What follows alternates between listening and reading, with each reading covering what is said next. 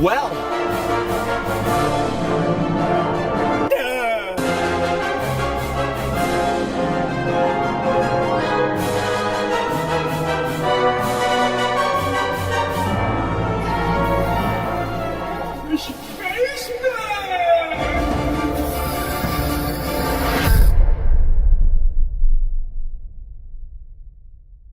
World-class veteran video game critic Michael does life.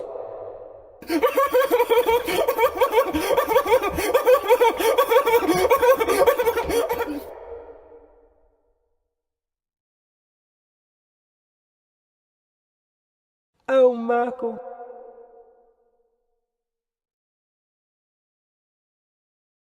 Folks at home, we are live and kicking off the cherry here. Weird Mike coming through. That's what we're talking about. Hell yeah, brother. We appreciate that. We are just 4 days away until Starfield. And holy shit. The floodgates have opened and it looks like a total disaster. I hate to say it, but it looks like a total disaster. But luckily, it's on Game Pass. We had this conversation months ago. We said, if it is a total disaster, does it really matter? Because it is free on Game Pass, and that's a fantastic service. Xbox needs to buy every publisher under the sun so that every game could be on Game Pass, because that's where, quite frankly, a lot of these games belong. If you have been following the latest leaks, well, the game just doesn't look too hot. I don't know what Bethesda was thinking. And quite frankly, I don't think this game... It's over! Here we go. The shills are already starting. Snurf super chatted $10. We love Michael and all of his sweet little lies. Wish we could be there to rub your big toe while you play the Gitty It's not about me, Magnum it's about Opus full Starfield. of We're no 4 bugs days and away space until the biggest sandwiches. disaster since Cyberpunk. They lied yet again. This one Todd Howard did lie with, I'll tell you that. Because we've seen some leaked footage of... there's invisible walls in the game. Now, I don't, know the context of that, but there are invisible walls in the game, seemingly, from the leaked footage. And what are we doing? I mean, it's just... It's over! It really is over, and it's so sad, I'll tell you what.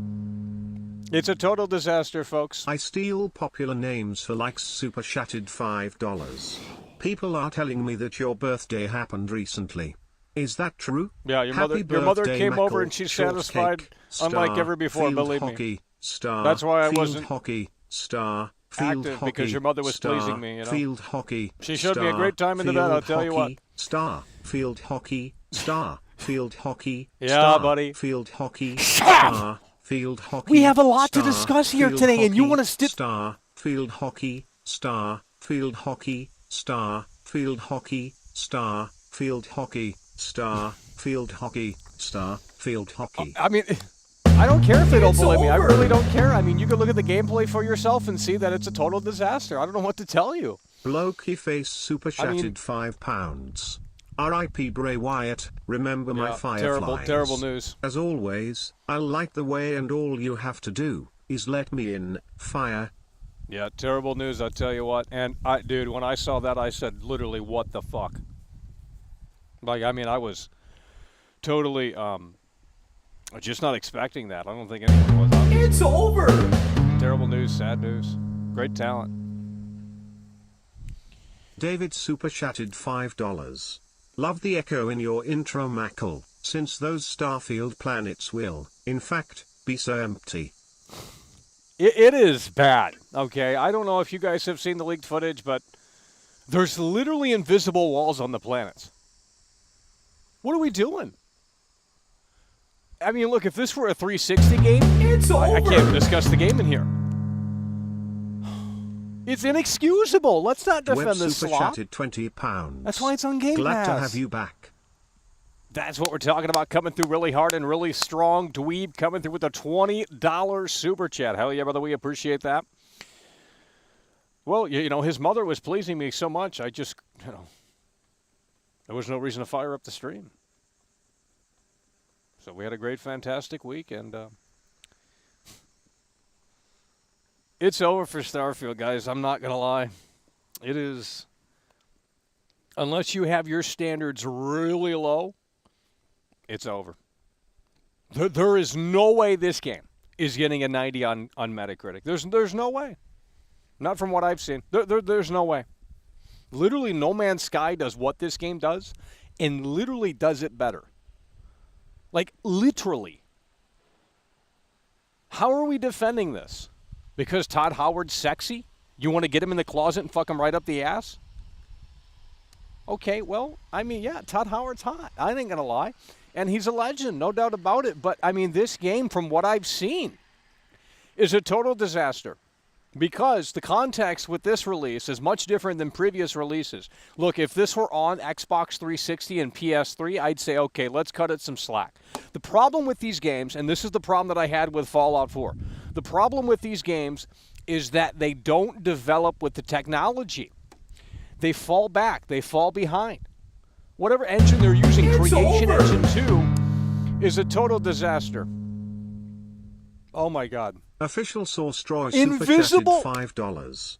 Thanks for covering the game of the year. Yeah, We truly appreciate look, your world if you class. have, We love world if class. you have your clinking beer mugs, clinking beer mugs, clinking how do you beer make mugs. a space game and say, well, you know, these invisible walls have to be here because the Creation Engine 2 just can't handle it? Then why make the space game? It's over. I just don't understand the philosophy behind these devs. It just doesn't. Snurf super How do you chatted $10. Starfield will be 89 to 93 Metacritic user Nope, reviews. it ain't going to get a 90. It's gutty and those If it leaks does, are they're fake. losers. Because quite Starfield frankly, 1 based off of rips what only I've seen, the losers. game can kiss my foot. It's a Game Pass game, and it's an above-average Game Pass game from what I've seen. There's tons of leaked gameplay out there now. But from what I've seen, it's an above-average Game Pass game. It's fantastic to be on Game Pass, but let's not beat around the bush. You don't get unprecedented freedom because there's invisible walls. And the shills are trying to defend this, and yet we've got screenshots. Weird Mike super What are we chatted $4.99. Screw Starfield. Happy birthday. Well, yeah, your mother, she lit the candles, and she had the balloons ready, and that red lingerie, and, you know, I'll tell you what, she had the, it was incredible. But getting back to Starfield here. It's over. You can't even discuss this game in here. Jesus Christ. Here we go with these shills. I'm Snurf tired of super hearing about it. chatted Guys, $10. just admit it. The game's slop. Michael out here looking like he got the best puss of his life this morning. Yeah, okay, buddy. W Starfield, W Taddy, let's scream in the corner. Okay, defend it because you're not making any sense. How do you make a game about space, 1,000 plus planets, all this slop, and then you have invisible walls because the Creation Engine 2 can't handle it? Well, you might as well just scrap the whole fucking game. They have had so much money since Skyrim. Where did all of the money go to? I just don't understand, bro. It's over. It doesn't make sense. But luckily it is on Game Pass. Ryan Curtis super chatted $9.99. The leaked footage was incredibly disappointing. Game looks dated. Invisible boundaries, and that's the lack problem. of seamless interstellar Yeah, travel, that's the problem. clunky combat, sloppy physics. Well, you got I regret buying loading the screens on controller top and of this. headset. Here's the thing. You got tons of loading screens. I literally don't understand this game. Why was it made, and what was the original intention? Because, quite frankly, something happened somewhere between inception all the way to final product. The Creation Engine 2 couldn't handle this kind of experience. Merkenium super chatted This is bullshit. $5. There should not be Your invisible coverage walls of on planets. Starfield I has don't been give a second shit. to none. I can't wait to be disappointed on September 1st. Well, hopefully you're playing it on Game Pass. Most people won't be disappointed because they have their standards so low. Bethesda gets the pass because, well, it's Todd Howard, it's this, it's that, Pete Hines, so on and so forth. You know, they've been at the studio since 1990, whatever. It's over! It really is over. If you guys don't believe me, look up the leaked gameplay footage, the screenshots, Super €5. Impressions. It's a Roll out slugfest. the red carpet. World Class is back, covering the reality of the situation as usual. Yeah, Did well, Todd fumble the football? We'll see. Like the stream. That's the problem with these games. They're so dated, and they haven't caught up with current. It's over! This is the first next-generation Bethesda title. It looks like it's steal Fallout popular 4. names That's for like inexcusable. Super Chatted $5. Starfield will be gutty, and it is so incredibly Yeah, huge. whatever, W dude. and the Okay, so defend the invisible walls. Field hockey. Defend the invisible walls field right hockey, now. Field hockey.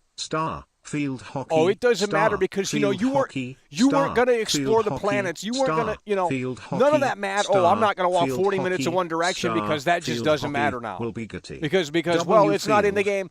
They literally said, Star, Todd Howard at the Direct hockey, literally said field hockey, that Chromecats come. Let me just tell you that. Let's just wait until that gets done. Field hockey, field hockey. Guys, I'm going to tell you this. I'm going to make a prediction right here, right now. Chromecast is coming back for this game. No doubt in my mind. Based off of what I've seen, this is inexcusable. I'm so sorry. Look, Chromecast is coming back for this. He's coming back to make a video on this game. Guarantee it. There's no question in my mind. Chromecast's coming back for this one. And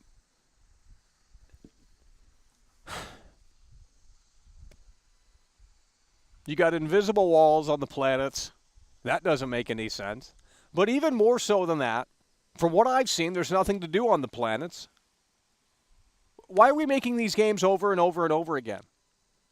You know, it's like, well, okay, No Man's Sky did this. It did it better. It had seamless transition. And people say they don't want that. They don't care. You would rather have loading screens? I can't with this game, bro. I can't. It's next gen only, and now they're saying the budget's like $100 million, $200 million. Okay, where did any of that go? To Todd Howard's pocket? I mean, you've got to be kidding me with this game. Invisible walls. Now, granted, yeah, sure, you don't want to explore the planets because there ain't a goddamn thing to do on them.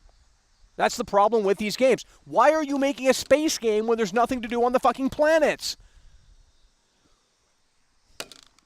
Oh, I'm going to have to make my own game, bro. I can't with these lazy millennial devs. I can't do it. Imagine setting out to make a space game and then like 90% of the planets are fucking... There's nothing to do on them. I don't understand, bro. They don't logically put thought into this shit. They just put ones and O's in the computer and press enter and say, you're going to love it.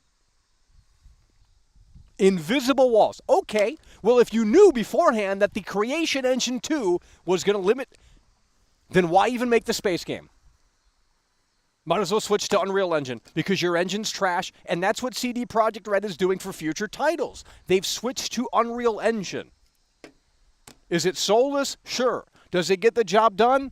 Probably better than their proprietary engines. The Creation Engine is going to be the game.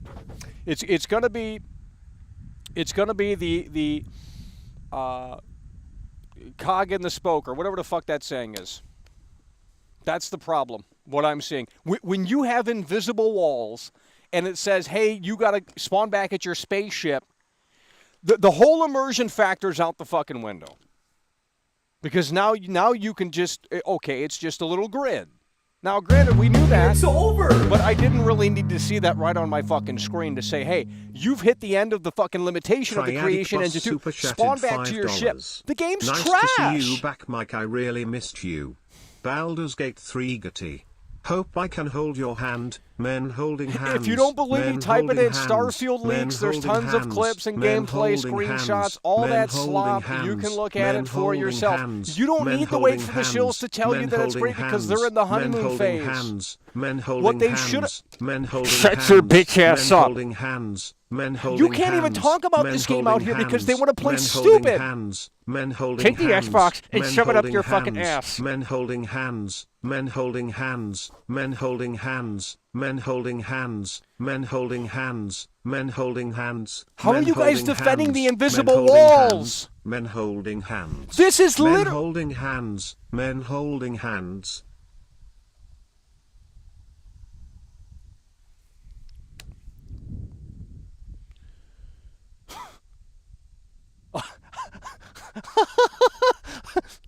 I can't with this game. I just cannot with this game, bro. I can't. I can't. You make an inferior version of No Man's Sky with a bigger budget, a more talented veteran studio, and it's worse. In No Man's Sky, you can walk around the whole fucking planet. You can get in your ship and just fucking blast off and go into the stratosphere, the atmosphere, and go to another fucking planet without any load screens. I'm telling you, the conversation surrounding this game in the upcoming fucking days and weeks is going to be insanity. And I think this time around they did lie. And I'm not trolling. I think this time around they actually did lie. It is not good. Unless there's something that you have to unlock within the game, or unless they're going to roll out an update that fucking eliminates the invisible walls, we have a problem here with this game. Next generation only, Creation Engine 2, $70 fucking game. We have more limitations than fucking Oblivion. Get it out of the system and tell the lazy millennial devs to go back to fucking Starbucks because that's what they enjoy doing. Serving soy lattes. It is literally over, folks. This game is not getting a 90 plus on Metacritic. They're in a damn way in hell. Unless you got these Xbox fanboys. And again, they only sent out codes to Xbox shills because they knew that was going to be the narrative.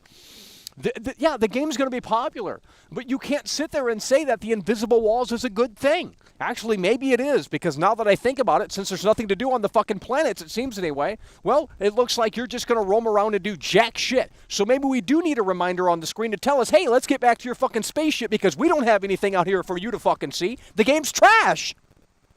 Why are you designing a game and putting nothing in it? Quality over quantity. Quality over quantity. Mission statement from the beginning. Quality over quantity. Who cares about 1,000 fucking planets when they're so fucking boring and there's nothing to fucking do on them? And they have invisible walls. What a slap in the face. A total insult to the gamer's intelligence, and we are literally going backwards. This is a next-gen only exclusive. Creation Engine 2, and this time Todd Howard did fucking lie. It is literally over. It's worse than Cyberpunk. Literally worse than Cyberpunk. You got invisible walls. And if you knew the Creation Engine 2 was going to be the limiting factor, then don't make a fucking space game, or at least condense the damn thing down. I can't, bro.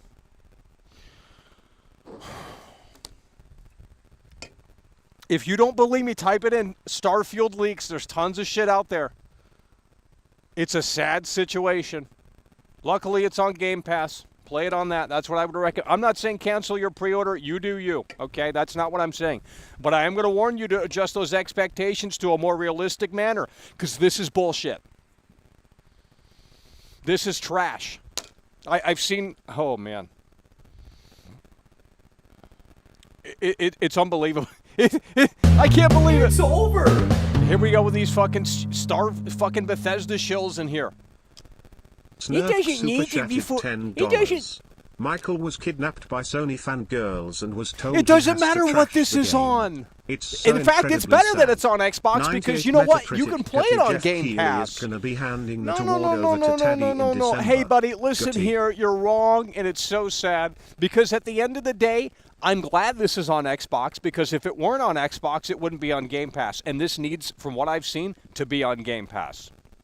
You guys are going to spend $70 on a Fallout 4 in space. And granted, that's what most of you want. But, you know, for those looking for that next generation Bethesda experience, you're not getting that here. And that's what was advertised. The next generation of, you know, from the makers of Skyrim and all of this and all of that, Creation Engine 2, over 1,000 planets, unprecedented freedom, yet we have invisible walls in the game. Just flush it down the toilet because it's over.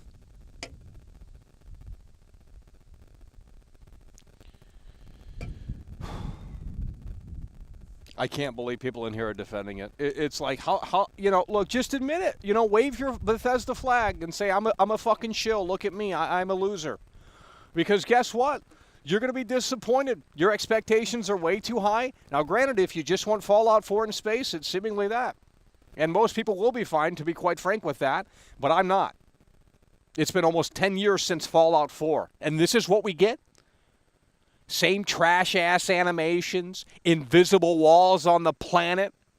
There's even been word that you can't even play the physical copy without connecting to the internet. The whole thing's a fucking shit show and you guys want to defend it. Whatever. That's fine with me. Defend what you want. I don't care. But this is a terrible release. Unless they can have that magical day one patch, this is abysmal. And it might very well be a total snooze fest. You got invisible walls. Literally, the Texas Chainsaw Massacre is a better game. I mean, I can't believe this. I can't believe it. You know, and I've said this a long time ago. I said Bethesda should have said, hey, let's start with one solar system, maybe put 5 planets in it max, and that's it. All curated content, none of that procedural slop that doesn't fucking offer the gamer anything. You have...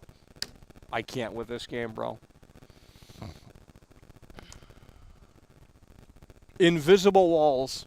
I can't imagine the callers, like, they're going to sit around and try and defend this, like, well, who wants to walk for fucking 4 hours in one direction? You know, they need to have them walls in there because, well, you know, it's supposed to be a realistic representation of space, and you know what, Michael, there's not much on them planets. Well, then why make the game? It's a fucking video game, not a simulation, clearly. You know, this... Oh, man. And it seems like the space exploration is gimped all the hell. Tons of loading screens, menus, like, dude, it is bad. I don't know what to tell you guys, but I'm telling you guys, like, this is not it. There's no... Crowcat's coming back for this one, I'll tell you that right now. There's not a goddamn way. There's not a goddamn way he skips over this fucking release. I'll tell you that right here and right now. Absolutely. He's coming back. And I'm going to tell you this, folks. This is not getting a 90+ on Metacritic. There ain't a damn way. If I see this get a 90 on Metacritic, all hope is gone. And the shills have officially taken over. When you have invisible walls on your planets in a game that's...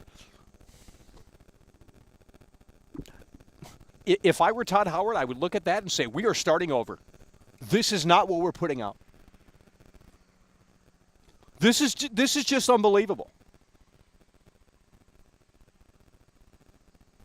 You know, you guys want Fallout New Vegas. Fallout New Vegas. Guess what? That's not what this is. You can tell that right off the bat. You want the unprecedented freedom of Fallout New Vegas. It's never coming back. It's never coming back. Period. End of story.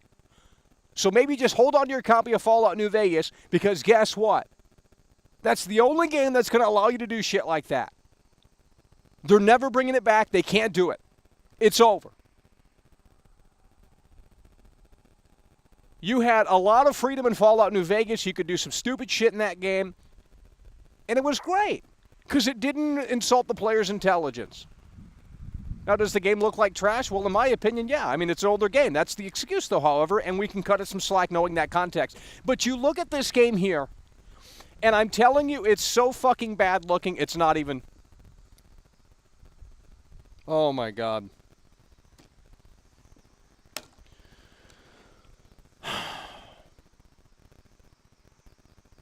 I can't.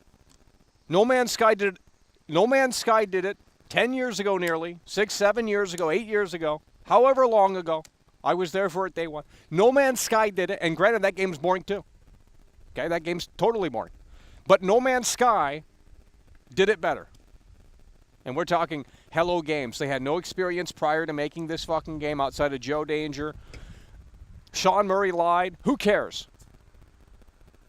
Because at the end of the day, guess what Sean Murray did? He fixed it.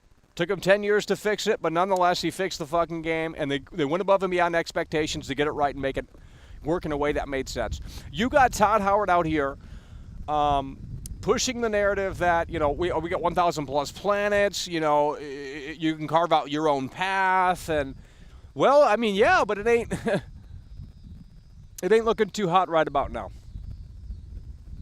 Unprecedented freedom, unparalleled. What was the marketing? What were they using in the marketing? Oh, it's over, bro. You have invisible walls.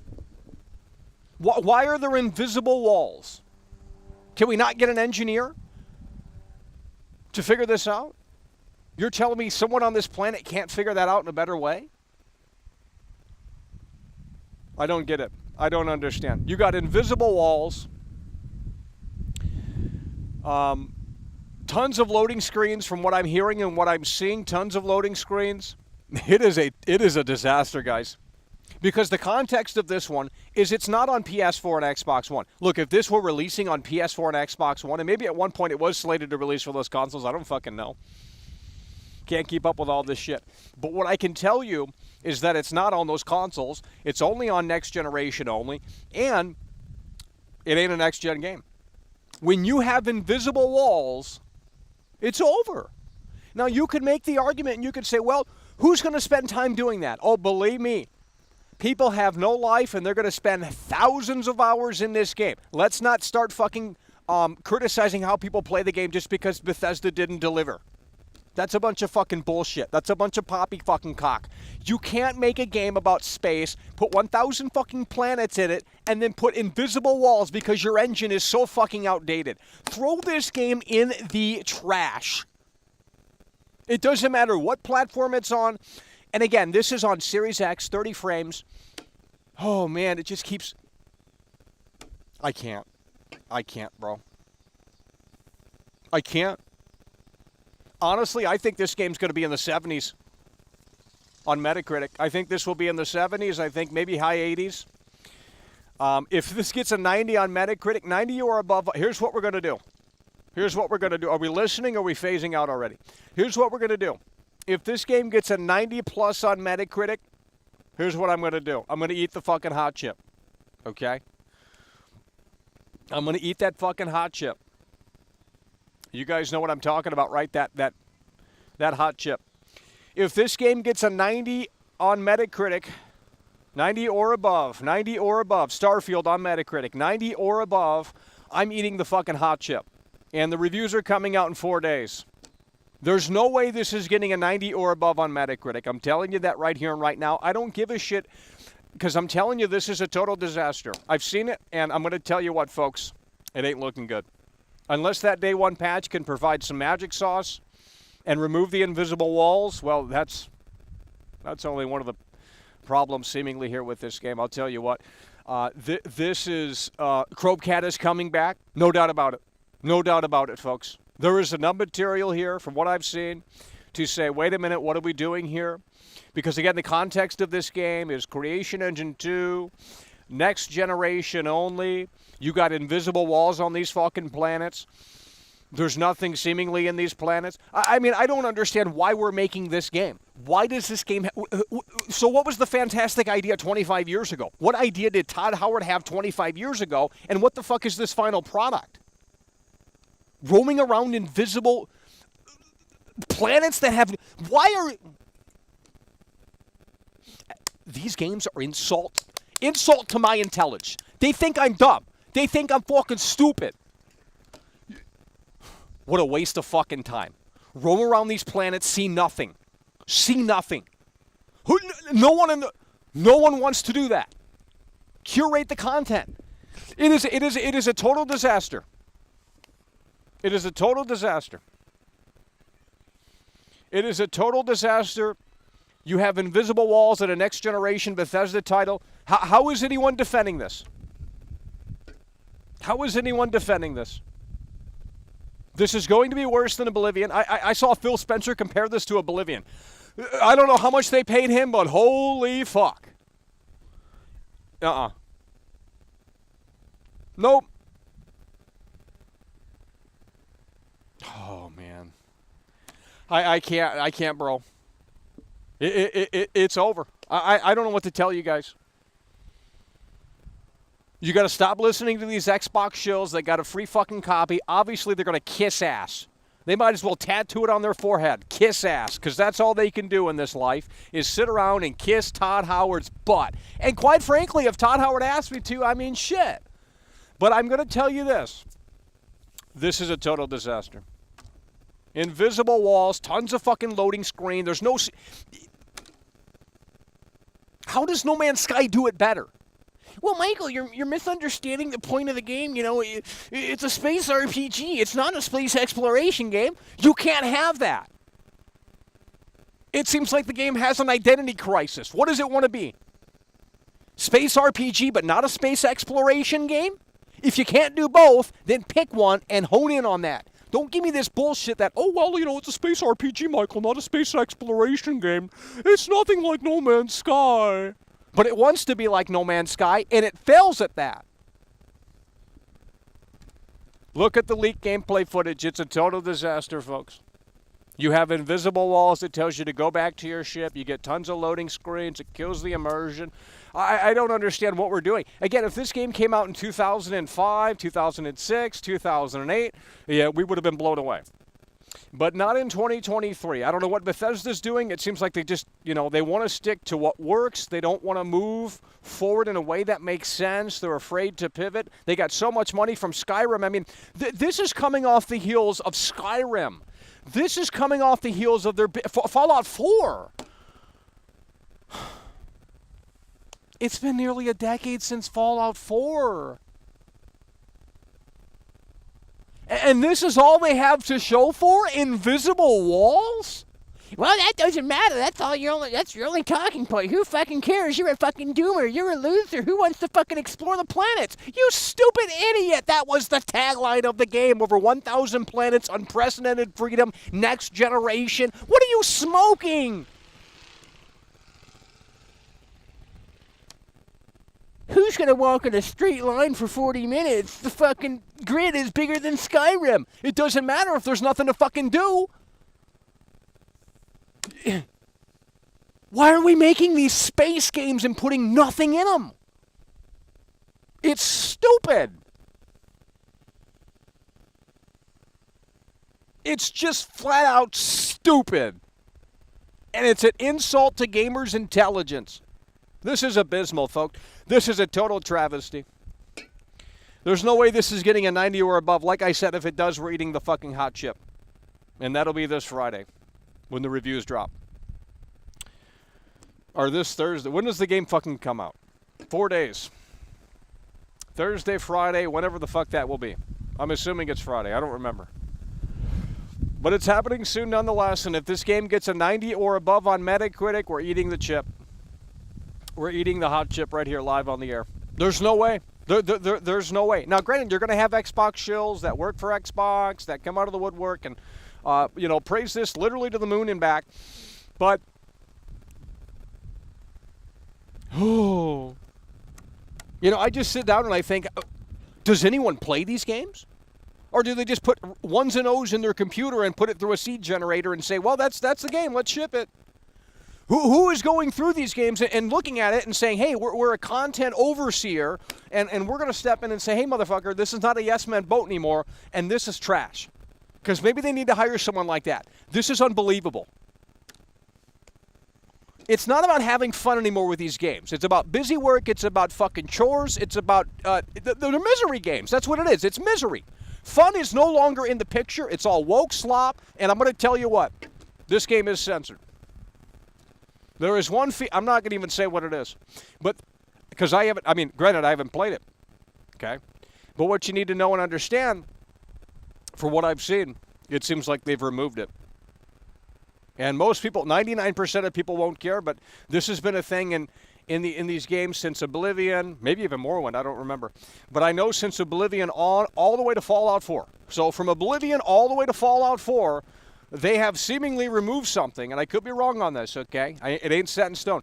But they have seemingly removed something in Starfield here. And everyone's going to get mad at me if I tell you what it is. Because they're going to say it doesn't matter and that you're weird and, you know, this, that, and the third. So, guys, I'm not saying cancel your pre-order, but I'm going to tell you what. When those reviews drop in 4 days, if they're giving it a 10 or a 9, I would be cautious of it. When you have invisible walls on your planets, it's over. It's as simple as that. You couldn't find a better solution. Literally, they said you can walk all over the planet, but you can't do it in a way that makes sense. Okay, well, Pete Hines says you can walk all over the planet. Great. You can't do it in a way that makes sense, though. I mean, this is a next generation. I can't. I just can't. I can't defend this game at all.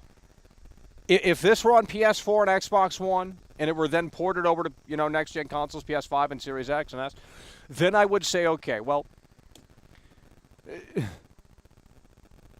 it's going to score a lot lower than you think.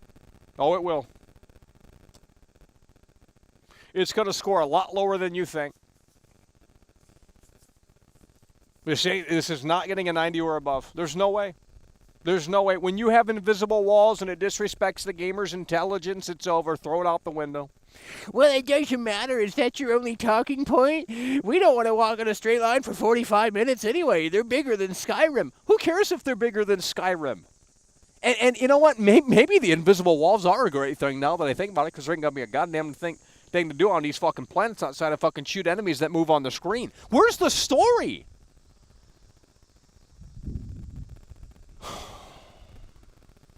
Why would you make a space game and not do it in a way that makes sense? I don't understand. It literally makes zero sense. And I don't remember the Outer Worlds from Obsidian, but I think in that game you could walk around the entire planet. Now, don't quote me on that, because I don't fucking know. That game was trash as well. You know, a lot of the times, that's the problem with these space games, is that they just can't make it work in a way that makes sense. If you were to take the No Man's Sky mechanics and implement them into this, it might have been a lot better. But you got invisible walls. Glad you're back, world class. You've been playing Starfield, haven't you? Or partying with the gamer girls? Yeah, well, Happy with your mother, birthday, I mean, yeah. Your mother, I mean, she's delivering the goods, I'll tell you what. Well, she called me and I said, you know, we'll go to the sushi restaurant. And It's over. She just couldn't. She couldn't help herself, you know. Snurf super chatted $10. Starfield is great. I was playing it with Taddy a few days ago. I bet you were. It was amazing. It has that random encounters greatness we loved from Envion 3. Yeah, I bet. No invisible walls. That leak was faked by a Sony shill. Well, I mean, maybe it is fake. Maybe it is fake. I don't know what to tell you.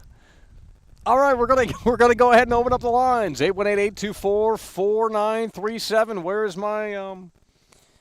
Where is my text on the screen?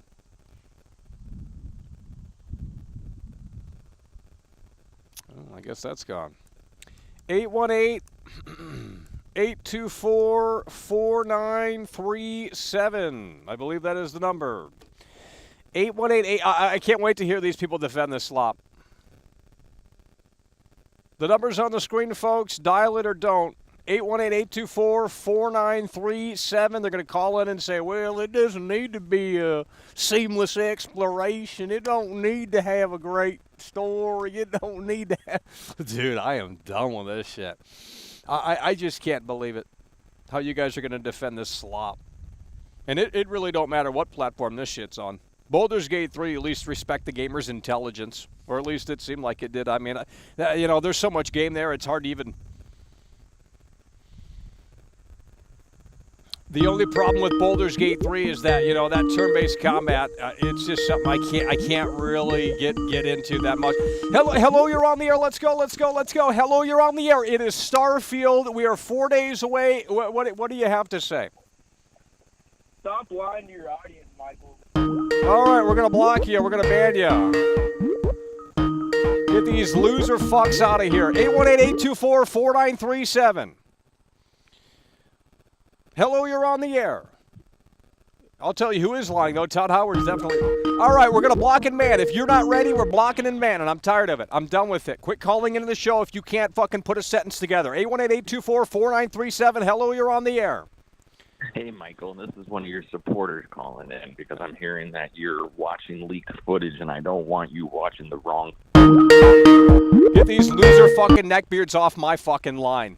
818-824-4937. You calling with a voice like that, we're moving on to the next caller. That's weirdo. Hello, you're on the air. Hey, Michael. No, we're not doing that. Hello, you're on the air. Let's go. I want one conversation going right here and right now about these invisible walls, and apparently they're fake, and apparently they're Photoshopped from the fucking Snowy fanboys and all this shit.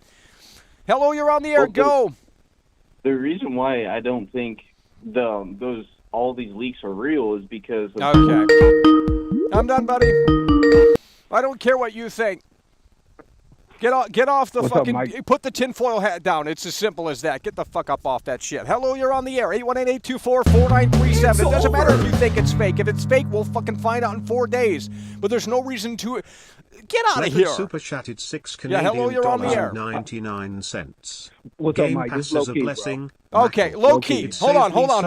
You're the only guy that can actually talk. Now, a lot has unfolded here since we've last gone live, and that's why we had to come live because this is a total disaster in my opinion. Now, have you seen any of the leaks, and have you seen the invisible walls, and what do you think about that? This is next generation only, Creation Engine 2. The budget for this was apparently $200 million. Why are we doing invisible walls in Starfield, and how can you defend this? Okay, now I'm seeing a lot of conflicting things, though. I'm seeing statements from Pete Hines. I'm seeing statements Pete from Hines Pete Hines is a shill. Todd is a liar. Oh, okay, but what? And then I'm seeing statements from reviewers that are currently playing the game. You can't trust reviewers; they're shills. Well, let me explain. How are you going to explain? You got the copy in front of you? Shit. Okay, but let's run with the idea. I don't care if it's fake or not, because we're going to find that out in 4 days, and no one's going to even care about that shit anymore because, they're consumers. They're losers. Right. But at the end of the day, right now, for the sake of entertainment, let's just assume that's real. And it's not Photoshopped, it's not fake. I know there has been some conversation surrounding this idea, this notion that, okay, maybe you have to unlock certain fucking specs or skills or get farther into the story to unlock parts of the fucking grid or some shit. I've heard that That's a bunch of baloney. The Creation Engine 2 is total slop, and there's not a goddamn way that that's the reality of the situation. Now, of course, the shills are going to be pro fucking, Xbox and pro fucking Bethesda because they got a fucking free code 2 weeks ago. Hell, you bet your ass you best shill that shit. No Man's Sky did this better. Well, Michael, what I'm hearing, even from the reviewers, is that this is being taken out of proportion. This is not indicative of what you'll experience in the game. That was the tutorial section. They were trying to stray too far away from a mission. Oh my God! That was during a tutorial mission. I don't believe it. Okay, this is what I'm hearing, man. This is what they said about Cyberpunk. This is what they defended Cyberpunk, and they said, well, wait for the day one patch, and all of these excuses, all of these rebuttals. And it's like, look, I understand people, right now, there's so many question marks still surrounding this game, despite, there being screenshots and gameplay leaks and all this stuff. And it's like, well, people don't want to believe that shit. And it's like, well, I wouldn't want to believe it either if I put $300 down on this slop. You know what I mean? But at the end of the day, I mean, unless there is something in the story where it says, hey, now you have more fuel for your fucking whatever, it's just ridiculous. I mean, No Man's Sky did this better. And you have a game that's $200 million budget, and there's seemingly invisible walls. Now, whether or not it's the tutorial, who cares? It's still stupid. Well, but No Man's Sky doesn't put ambient quest within that area of that you can explore. They actually populate it with actual narrative things. So that's the difference between that and No Man's Sky. Yeah, I mean, I it's don't know, just, man. I'm hearing a lot of different things. Mike. well, I'm hearing you a lot of can't. Well, different the things. reviewers are going to shill. I mean, that's what that's what they do best, and I can't blame them. I respect the hustle. And I am I'm not concerned. trying to be a doomer. I mean, I'm just going off of what I've seen now. If there's something else to unlock, No. right? Michael, I completely understand, and I'm concerned too. Yeah. I'm concerned as well. That is concerning because that is not what Todd Howard said. Well, then that would be his first big lie. I mean, they literally came out and said That would be a lie. I can't remember the exact wording, but like unprecedented freedom or something to that extent. Right. You know, next generation experience No. from Bethesda. Right. Todd Howard specifically said you could land anywhere and travel anywhere. He said this out of his own mouth. So if that is Pete not Hines true, just came out it's a lie. and basically reassured people that, you know, yeah, you can walk around the whole planet Right. if you want. But, you He know, doubled and down. maybe He there doubled is down. maybe there is some truth to that, but you're still going to, I mean, the invisible wall thing is seemingly there based off of what we know right now. That's okay. a problem. That's a problem. So maybe technically, That's a yeah, you problem. can walk around the whole fucking planet, but you're going to have to jump around some hurdles to fucking do it. And it's not going to be worth your time because, well, if you have to work around invisible walls and load back into the ship and load back out, and it's just like, well, fuck this. Like, we're just going to do something else, you know? So it's like, well, yeah, technically, I guess you could, but not in a seamless fashion. And it's like, well, No Man's Sky, you can literally walk around the planet. And I think someone did, and it took them like 25 Right. hours in real life to do it, Right. which is crazy. Right. I don't know. Like I said, Michael, this is a problem. I can't even lie. This is a huge problem. Well, that's just only one of the problems. Have you heard about all the loading screens Well, I mean, the SSD I thought should take care of that. That's the problem with this game. If this game came out during the 360, PS3, or even if it were a cross-gen title, PS4 and Xbox One, I would have said, okay, let's cut the game some fucking slack. It's on those old consoles. It's holding the game back. Right. Dude, I'm telling you, bro. They got to switch over to a different engine or something, bro. This is getting ridiculous. I mean, because imagine having this idea to make this like ultimate, like this is supposedly Todd Howard's magnum opus, been in the brain for fucking 25 years, and they do it, but they can't do it maybe how they really wanted to because of the fucking engine. Like, that's sad. And it's like you come And off then the not heels only of that, Skyrim and Fallout 4, and they got, you know, they're bigger studio now than ever before, bigger Right. budgets presumably, and it's just like. This is, And then not even that, Michael. Do you see how the whole of Xbox is pushing this? This is literally their flagship. Are you seeing this?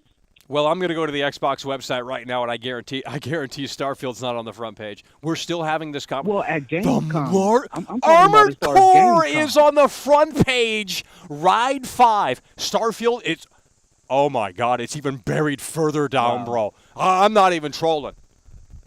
Go to the Xbox Hey, Michael, website hey, right hey. now. There's still no marketing for this game, and now we know why, because there's invisible walls on the planet. Hey, Michael. Hey, did you hear about the Starfield leaker went to jail? It's over.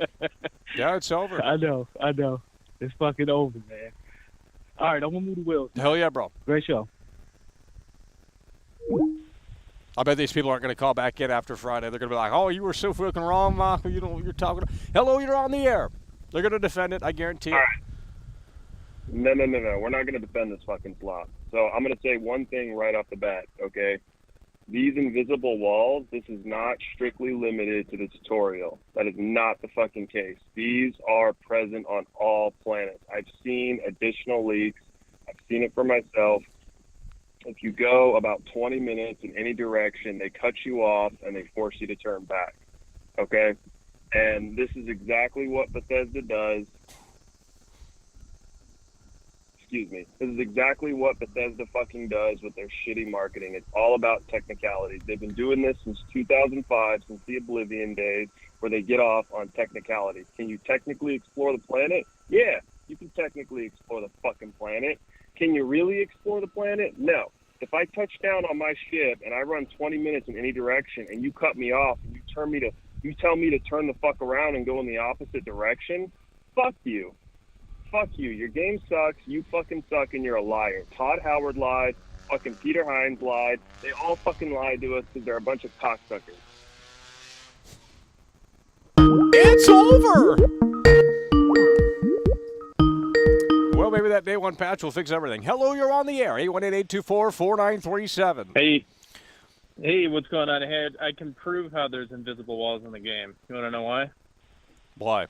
Because Todd Howard, or whatever his name is, has already indicated that there's no land vehicles in the game, so they don't want you traveling too fast. Well, exactly. If there were land vehicles, you'd be bumping into those invisible walls within, a few seconds. I mean, Jesus. So, that's how you know right there, right? If there's not, that's kind of disappointing. Well, people are saying, now we know why.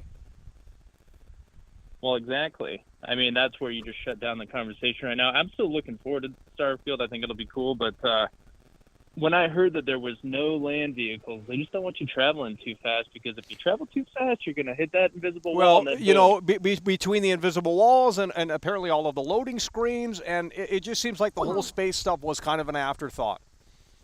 Or it just, something got in the way, and it's just like, well, yeah, you can get in your ship, but it's going to be a cutscene, or it's going to fade to black, and I'm sure the loading screens aren't that long, but it's just like, what are we doing here? It's like you wanted to make this like massive space game, 1,000 planets, and it's like it seems like it's all jumbled together in a discombobulated way.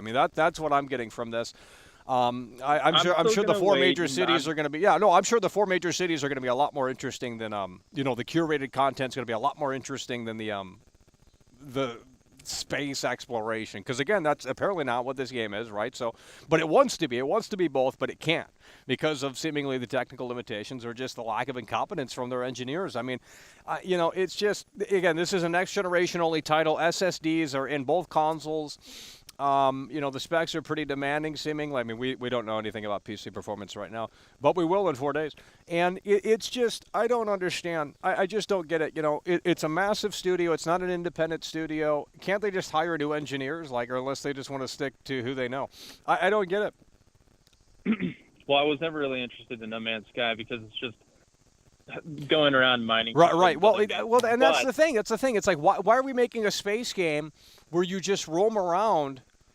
And it's like, well, if it doesn't have that Bethesda, signature, hey, we got storylines and quests, I don't think it's a great mix.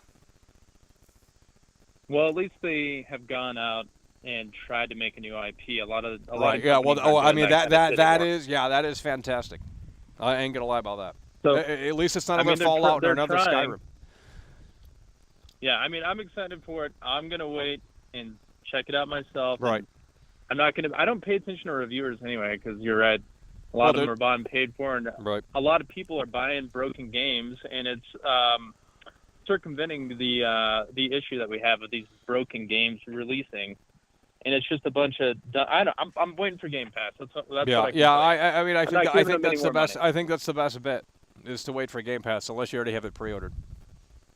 Exactly. Oh, yeah. Anyway. Yeah, thanks for calling in. 818-824-4937. Hello, you're on the air. So let me explain something to you, Michael. Let me explain something to you very simply. Okay, I've actually seen some gameplay of Starfield. Who is this? I've seen it. Doesn't matter who it is. You can figure that out for yourself. Don't worry about it. Okay, listen. You do a lot of talk. And you try to get away with a lot of stuff. All right, you try to get away with a lot of stuff on your channel. Let me tell you something. Most of the time, you're actually not wrong. Okay, I still don't believe you're that much of a smart guy. Clearly, you're not a smart guy. But anyway, I'll get to the point. We'll talk about that another time. When it comes to Starfield, I happen to know somebody who has a review copy of the game. Okay, I was very lucky. Okay. I was very fortunate to see some gameplay. All right. I will say this: it is what you expect from a new Bethesda IP, with the quest line is actually quite impressive. I compare a lot of the side quests to things. I'm not going to give any spoilers here. A lot of the side quests to like a Witcher 3 feeling. You could just be walking down the street, and all of a sudden this guy just comes up to you and he's like, "Hey, I need this thing done."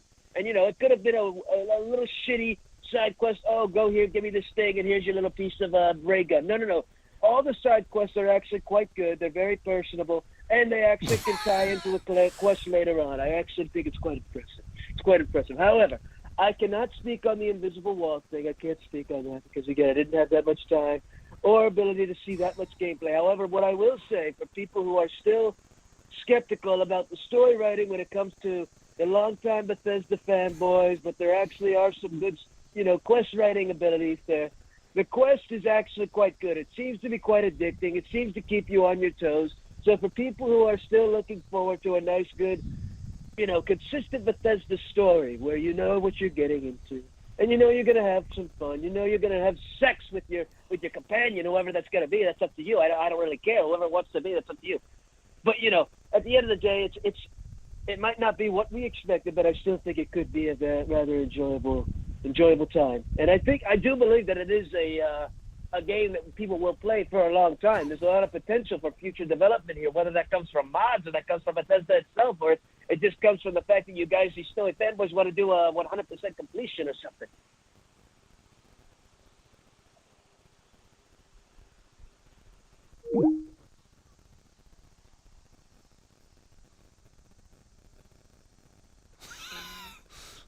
Hello? 818-824-4937. Just call in and say it doesn't matter. I'd rather hear that, okay? Just call in and say it doesn't matter. Let's not pretend like they're going to magically fix something that's integrated into the architecture of the game. It's ridiculous. Hello, you're on the air. 818-824-4937. Hello, you're on the air. You fucking idiot, bitch. I'm blocking these losers. Get these creeps out of here. 818-824-4937.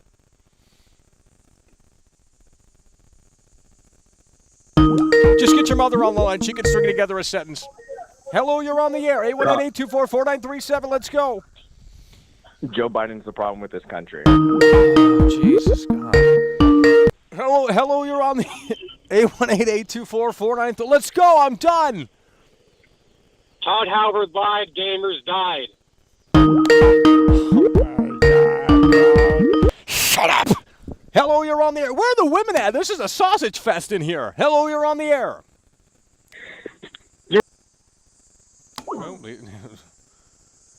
Who are these people calling in? Hello, you're on the air. 818-824-4937. This is sad, man. I'm just sad, man. I thought we could go in any direction. Okay, hold on. What do you think about the invisible walls? What was that? Oh man, that's terrible. Oh, are you just playing along, or does that really matter to you? It does matter. No, you're trolling. You're trolling, buddy. You're trolling, buddy. No, I'm not trolling, Michael. Okay, but they are saying that it doesn't matter because, well, who would walk in that direction for 40 minutes or whatever the time is? Well, that's what a planet is. That's what I'm saying. It's like the idea of this game was exploration. Sure, it's not a space RPG exploration game. It's just a space RPG, I guess, whatever the fuck that even means.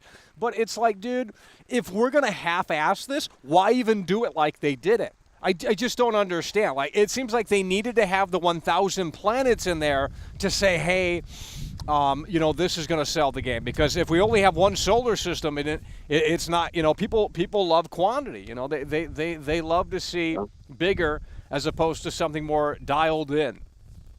I would have took one solar system, all the planets are fully explorable, or they could have made the planets smaller so they could have handcrafted and curated that content. Yeah, man, 1,000 little maps instead of, 200.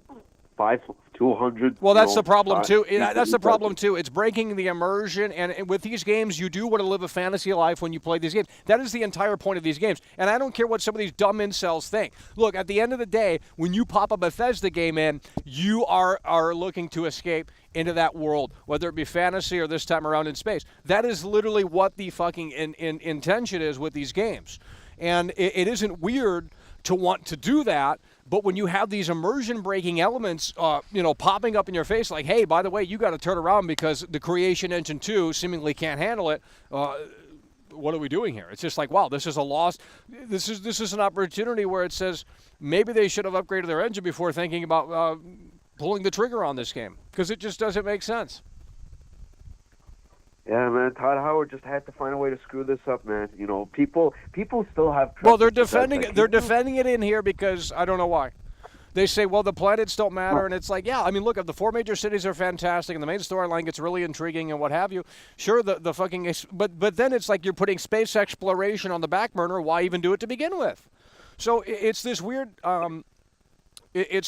balance. And I don't know if the game's going to figure it out in a way that makes sense, because it seems like there's a lot of interruption with the space exploration, with all the loading screens, the fades to black, the invisible walls on the planets, and it's like, well, maybe we'll have a different opinion on that in the coming days and weeks, because maybe it is a blessing in disguise, and maybe it's there to say, hey, yeah, we don't have anything else for you left here, so please turn around or go back to your spaceship. Because, I mean, look, to be quite frank, if there's nothing else to see on the planet, I mean, do I really want to keep exploring? No. If there's nothing, because you can explore Earth on this game. And it's like, well, yeah, you can go to our planet here on this game. And it's like, okay. And apparently everyone died on it, or whatever the fucking story is. And I guess it's all a desert now. I think we've seen this in the trailers.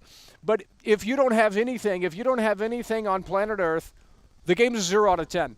Because it's an insult to the intelligence of the gamer. You put planet Earth in the game, and you're telling me there's nothing to see or do on planet Earth? Why? Because everyone died on planet Earth? Okay.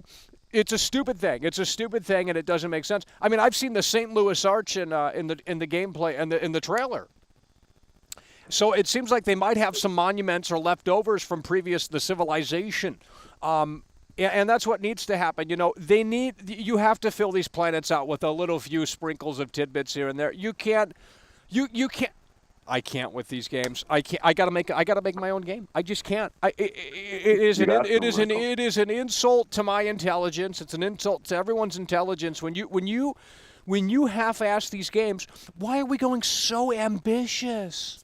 I would rather see a Bethesda Game Studios fucking game where they just hone in on one fucking town or some shit like that.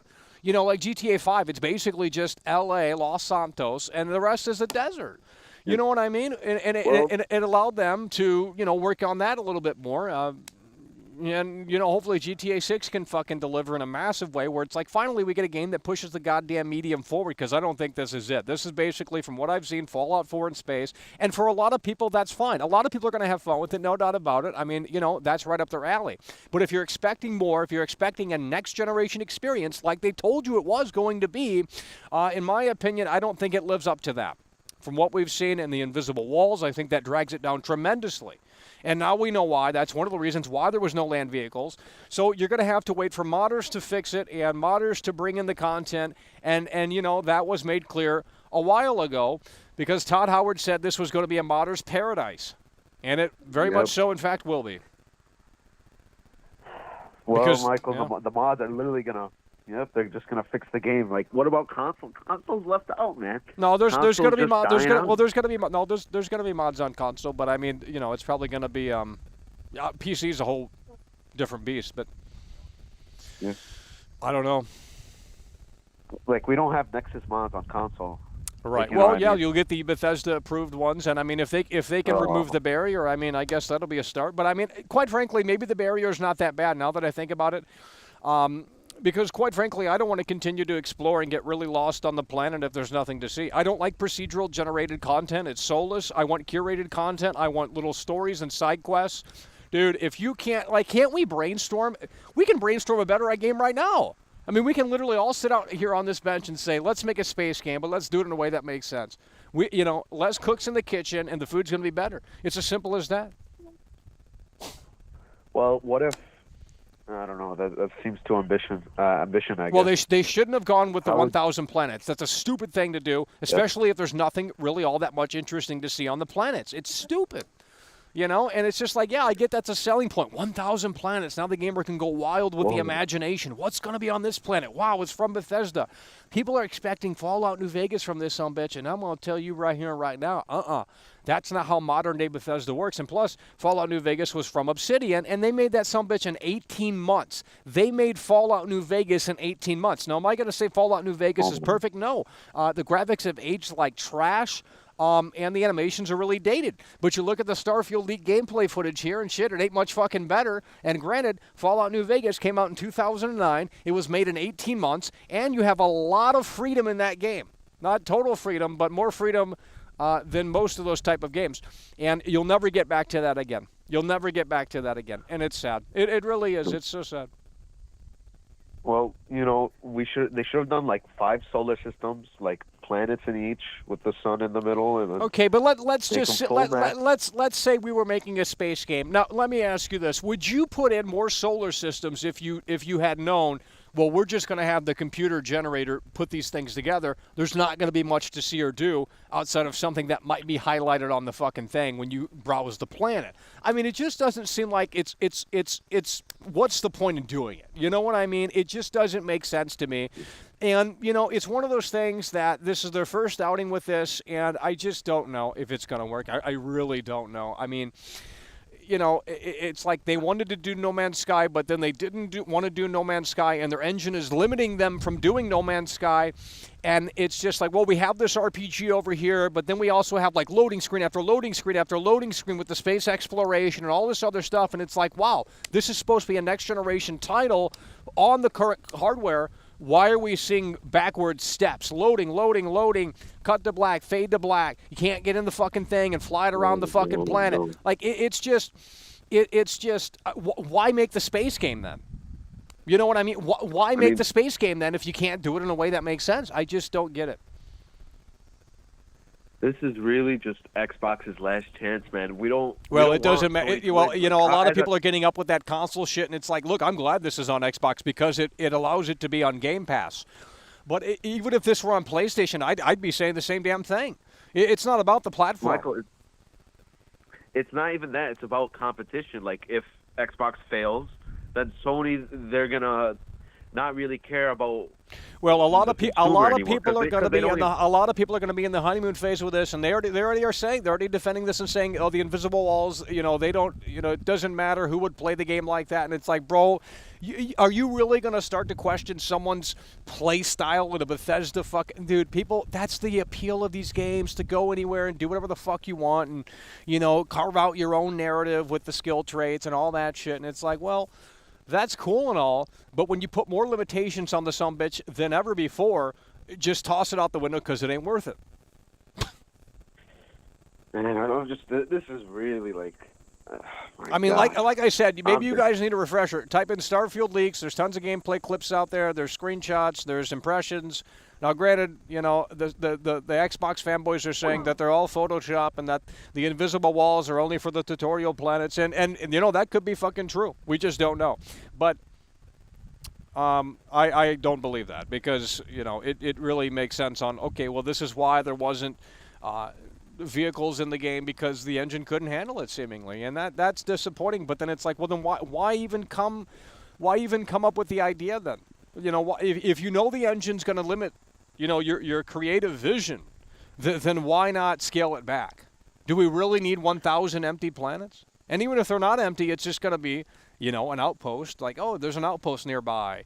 Clear it. Cool. That's not a story. There's no story there. You're just putting random garbage in a procedural generated planet. There's no story there. Now, I'm not saying everything's going to be like that, but I mean, why make the game? It's already been made before. You got tons of other space games out there. I mean, you know, Mass Effect had this problem too, but at least in Mass Effect, it was obvious on where you could go and where you couldn't.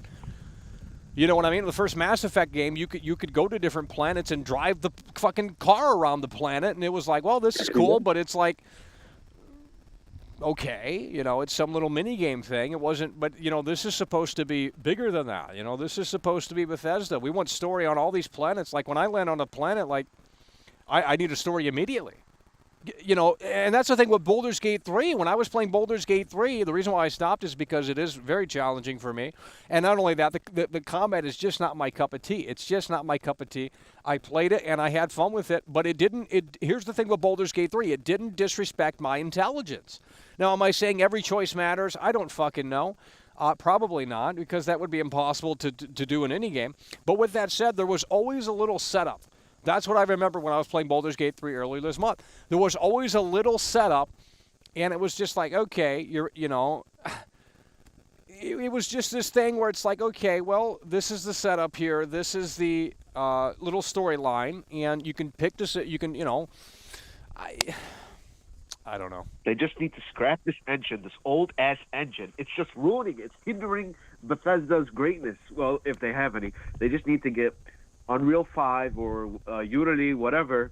You know, it's okay if if they don't want to, like, don't use your engine. Your engine sucks. It's outdated. Freaking. Well, I guess their 2.0 their mentality is if it's not broke, don't fix it, and they still sell millions every time. So I don't know. I mean, there is something to that. You know, you look at Madden, and it's like Madden's been on the same engine for probably over a decade, 2 decades now. But I mean, they got to put that game out yearly, so it's a sad situation. I'll tell you what. They just need to stop using creation engine because it's just did Fallout 3 use creation engine? Michael? Whoa. What? No, they didn't. Fallout 4 is on Creation Engine 1, but this is supposed to be an updated version of it, and it most certainly is. I mean, you know. Well, there was this thing in Fallout 4 because I just played it a few weeks ago, and I can't remember it that much because it's a terrible game. But you look at Fallout 4, and I remember the game does have to load. Now, it's a brief load, and it doesn't cut to black or fade, but the game does have to load, I believe, unless I'm thinking of Fallout 3. But I think okay, so yeah, but it's a little. It doesn't totally disrupt the immersion because it just kind of pauses for like a few split seconds, and then so that's basically the grid system. I don't know. I just wish there was a better way they could have handled it. And it's like, well, if you knew, you know, I just don't understand why they made the game. I mean, I really don't. I really don't understand why you would go crazy with this ambitious space title and then put it in this gimped engine that's just going to limit the shit out of your vision. Well, I'm just excited to see Cropecat's video because... Oh, he's coming back. Cropecat's coming back for this one because you know, with the context surrounding this one, apparently it's a $200 million budget, next-gen only, and you're seeing animations straight out of 2013. I mean, these animations are just... I'm sorry, they're just so dated. It's like, I can't... It's hard to believe into any of it when the animations are... oh, man... How do you not? How hard is it to keyframe animations? I mean, dude, I'll put on a fucking mocap suit and mocap the some bitch to hell. I mean, dude, you can do that at home for free.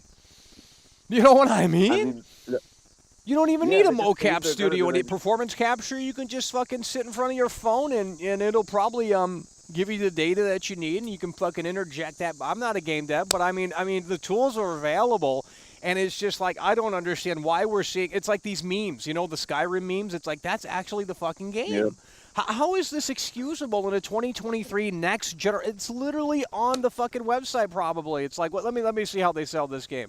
This is ridiculous. I just can't believe people are defending this game. And I'm not trying to, you know, ruin anyone's, people are going to have fun with it, no doubt about it. But when you defend the limitations, the loading screens, all of this and all of that, I don't understand. It just makes no sense. Yeah, man, this is what modern gaming has become, you know, failed promises. We've seen it time and time again. Failed promises. Well, it's because everyone loves to consume. Everyone's down bad and they love to consume. Yeah, okay, here we go. This is what it says right on the website. Starfield is the first new universe in over 25 years from Bethesda Game Studios, the award-winning creators of Elder Scrolls Skyrim and Fallout 4. Here's the big part. In this next generation role-playing game set amongst the stars, create any character you want and explore with unparalleled freedom. Okay, now holy fuck, it literally says that on the website. Explore with unparalleled freedom, and you have invisible walls when you go 40 minutes from your spaceship. That is an unparalleled freedom. So this is unbelievable. What does that mean? Well, I'll tell you what it means. It doesn't mean anything. That's what it... You don't have unparalleled freedom if you're running into invisible walls. I'm sorry, but that just doesn't make much fucking sense. That's literally what it says on the website. And again, it says next generation as well to, you know, beef up this idea that, yeah, we made improvements and we've done this, that, and the third. And it's like, well... You know, a lot of people are saying this is just Fallout 4 in space. And if that's what you're looking for, yeah, you're going to have your fun with this game, and you're going to probably say it's the best thing since sliced bread. If you don't have your standards up a little higher for this one, then you might sit there and say, wow, you know, this is Game of the Year. But, you know, for those wanting a little bit more, well, I don't think you're going to get it here. You're getting invisible walls. So I guess if it just doesn't make sense. Michael, let me ask you this. Yeah. Should I be more, I guess, I haven't seen any leaks, but should I be more hyped for Starfield or Spider-Man 2? Like, I'm being dead serious. Like, which one would you be more hyped for after finding out this news? Because in Spider-Man 2, like, it's a pretty big map. They're not pulling chain or anything like that. Well, it's big. But, It's bigger than the previous game. I would say they're going to say I'm a PlayStation fanboy here, but I would say Spider-Man 2 because you know what you're getting. Starfield is you know, there's still questions despite there being videos out there and screenshots, and people are just, you know, it's either they don't want to believe or they just think that there's somebody, you know, I don't know. It's a weird thing. But I would say Spider-Man 2 because you know what you're getting. It's from Insomniac. They did great with Spider-Man PS4 despite my problems with it. And, you know, you are getting a bigger map. They've expanded the map and more playable characters and stuff like that. It is going to be more of the same, sure, but it is going to be beautiful, and it's going to be, it's just going to work day one. Not that this won't, but you got invisible walls in this one. So, Michael, I mean, frankly, yeah. I've been playing my series. I just been playing 360 games. Like, I haven't played. Well, that's anything okay. new. Because, well, I mean, well, you'll feel right at home with Starfield here. You've been playing the 360 era games, probably Skyrim and Oblivion. I mean, you'll feel right at home with this. Same thing. No. Except worse. I've been playing right now. I'm on Batman Arkham Origins. Oh, Lord. It's a pretty. Those games are so repetitive. I mean, you roam around and you just press one button and then you dodge all the attacks. I mean, these developers just don't know how to make games anymore. It's a total insult to the gamer's intelligence, and I'm going to have to step in and show them how it's done. I mean, this is ridiculous. I'll tell you what, it's so sad. I have a game idea. I do have a game idea. I'm not even trolling. It's going to be very unique and very different. What, you have the game? No. I said I have a game idea. I said I'm going to make my own game. I mean, I've been wanting to do it for a long time. I mean, I don't know anything about any game development stuff, but I got ideas, and you know, we can you know, maybe one day we'll see if we can make it work. What idea would you have? Like, what genre are you thinking? Well, whatever, you know, nothing too ambitious. I think that's the problem with these developers is they come up with these crazy ideas and they have too many cooks in the kitchen, and everyone's trying to get through it, and they have all these deadlines, and it's just like, I don't think it's coming together. So you got to start really small. You got to start small, because if you don't start small, it's not going to end well. If you have these grand ideas of having this crazy universe, these crazy, you know, it's just, why are we, you got to start small, and then if that works, you expand it. And maybe that's what they tried to do here with Starfield. Maybe they thought, okay, we have these 4 major cities. Maybe they started work on the 4 major cities, and then they came out of the woodwork and said, well, let's just add more planets and see how that goes. Put the ones and O's in the fucking generator, and it exploded out 1,000+ planets, and now they, you know, found some algorithmic fucking way to put, like, some curated content mixed with procedural slop, and then, you know, the limitation comes in with the creation engine too. It's a total disaster. It really is. It seems like it's going to be a mixed bag. I mean, obviously, if you're a Bethesda hardcore fanboy, this, you know, you don't give two shits. You're going to eat this fucking game up. And I'm not going to say people are going to spend hundreds of hours with this game, no doubt about it. I mean, it's a Bethesda title. That's what's happened for a long time. But let me just say this. Is this going to have the longevity of Skyrim? Absolutely not. There ain't a damn way. I mean, obviously, modders will carry it very much so. And they'll, you know, the modders are going to do great work with this game. And I'm not a big fan of modding. But the modders are going to look at these planets, and, you know, if they all are barren or whatever, it's basically going to be their own landscape. So they'll be putting their own. I mean, you'll see some insane stuff with the modding community here with this game. I'm not kidding. You're going to be seeing insane stuff. But it shouldn't come down to the modders, because Bethesda should come out of the woodwork, and you know, they should be delivering the first and foremost. I mean, that should be the main goal. It shouldn't come down to the modders, because the modders shouldn't have to come in and say, hey, oh, you got an unfinished game here, we can do it better, and we're going to put that to the test. It's just, Michael. It's just laziness at a well. I'm just done getting disrespected by these developers. I'm done. You put all of this stuff in this game, and then you don't go all the way with it. What are we doing? Why put it in? You know, my philosophy is if it can't be utilized, it's not in our game. That's going to be my philosophy when I make my game.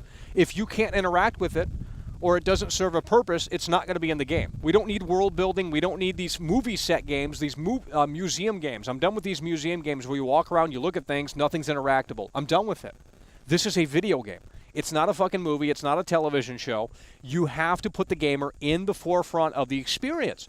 And it's so sad how so many developers have forgotten about that. And they don't make fun games anymore. They make chore games. They feel like busy work. Well, if that's the case, let me get a job in the game. Literally, let me, and maybe you can do that. Because I know in Skyrim you could chop wood. Now, did it feel official? Did it feel like you were actually... I mean, you have to kind of bring your imagination to these games because the developers can't fully make it work in a way that makes sense. You know what I mean? So you have to kind of start imagining things because that's the only way that you're going to sell this idea, that you're going to enjoy it. And it shouldn't be that way. It really shouldn't. If you're going to implement this half-assed idea of like, well, you can get a job, but it doesn't really feel that real, then there's no point in doing it, you know. And it's just sad. Because when I was chopping wood in Skyrim, I thought, well, this is a cool little mini game, but it's not like, you know, it's not like the boss is going to come out and argue with me if I'm late or I didn't chop enough wood in a certain amount of time. You know what I mean? It never felt like a real job. It just felt like some little mini game. And it's like, well, then I'm not putting it in my game. You know, if someone came at me and they said, wait, you're working on Starfield and we're going to put this job into the game, but we're going to half-ass it, I'd say, let's not put it in at all. Because I'm not interested in disrespecting the gamer's intelligence.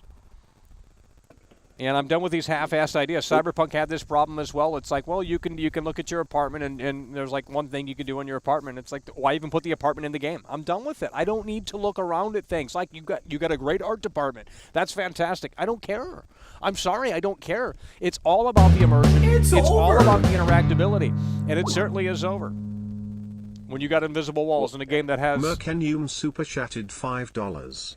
You deserved a code for Starfield World Class. I don't know how to code. I don't know how to code, but I can relay what I think, and hopefully they can put it together. If not, then we don't do it. I mean, it's as simple as that, you know. But when you have the context of this game is more important than ever before. This is Starfield. It literally says right here on the website from the makers of Skyrim and Fallout 4. They're building it up. Next generation role-playing game. And you have unparalleled freedom, which it just isn't true. I mean, when you have invisible walls, quite frankly, that's not unparalleled freedom in my opinion.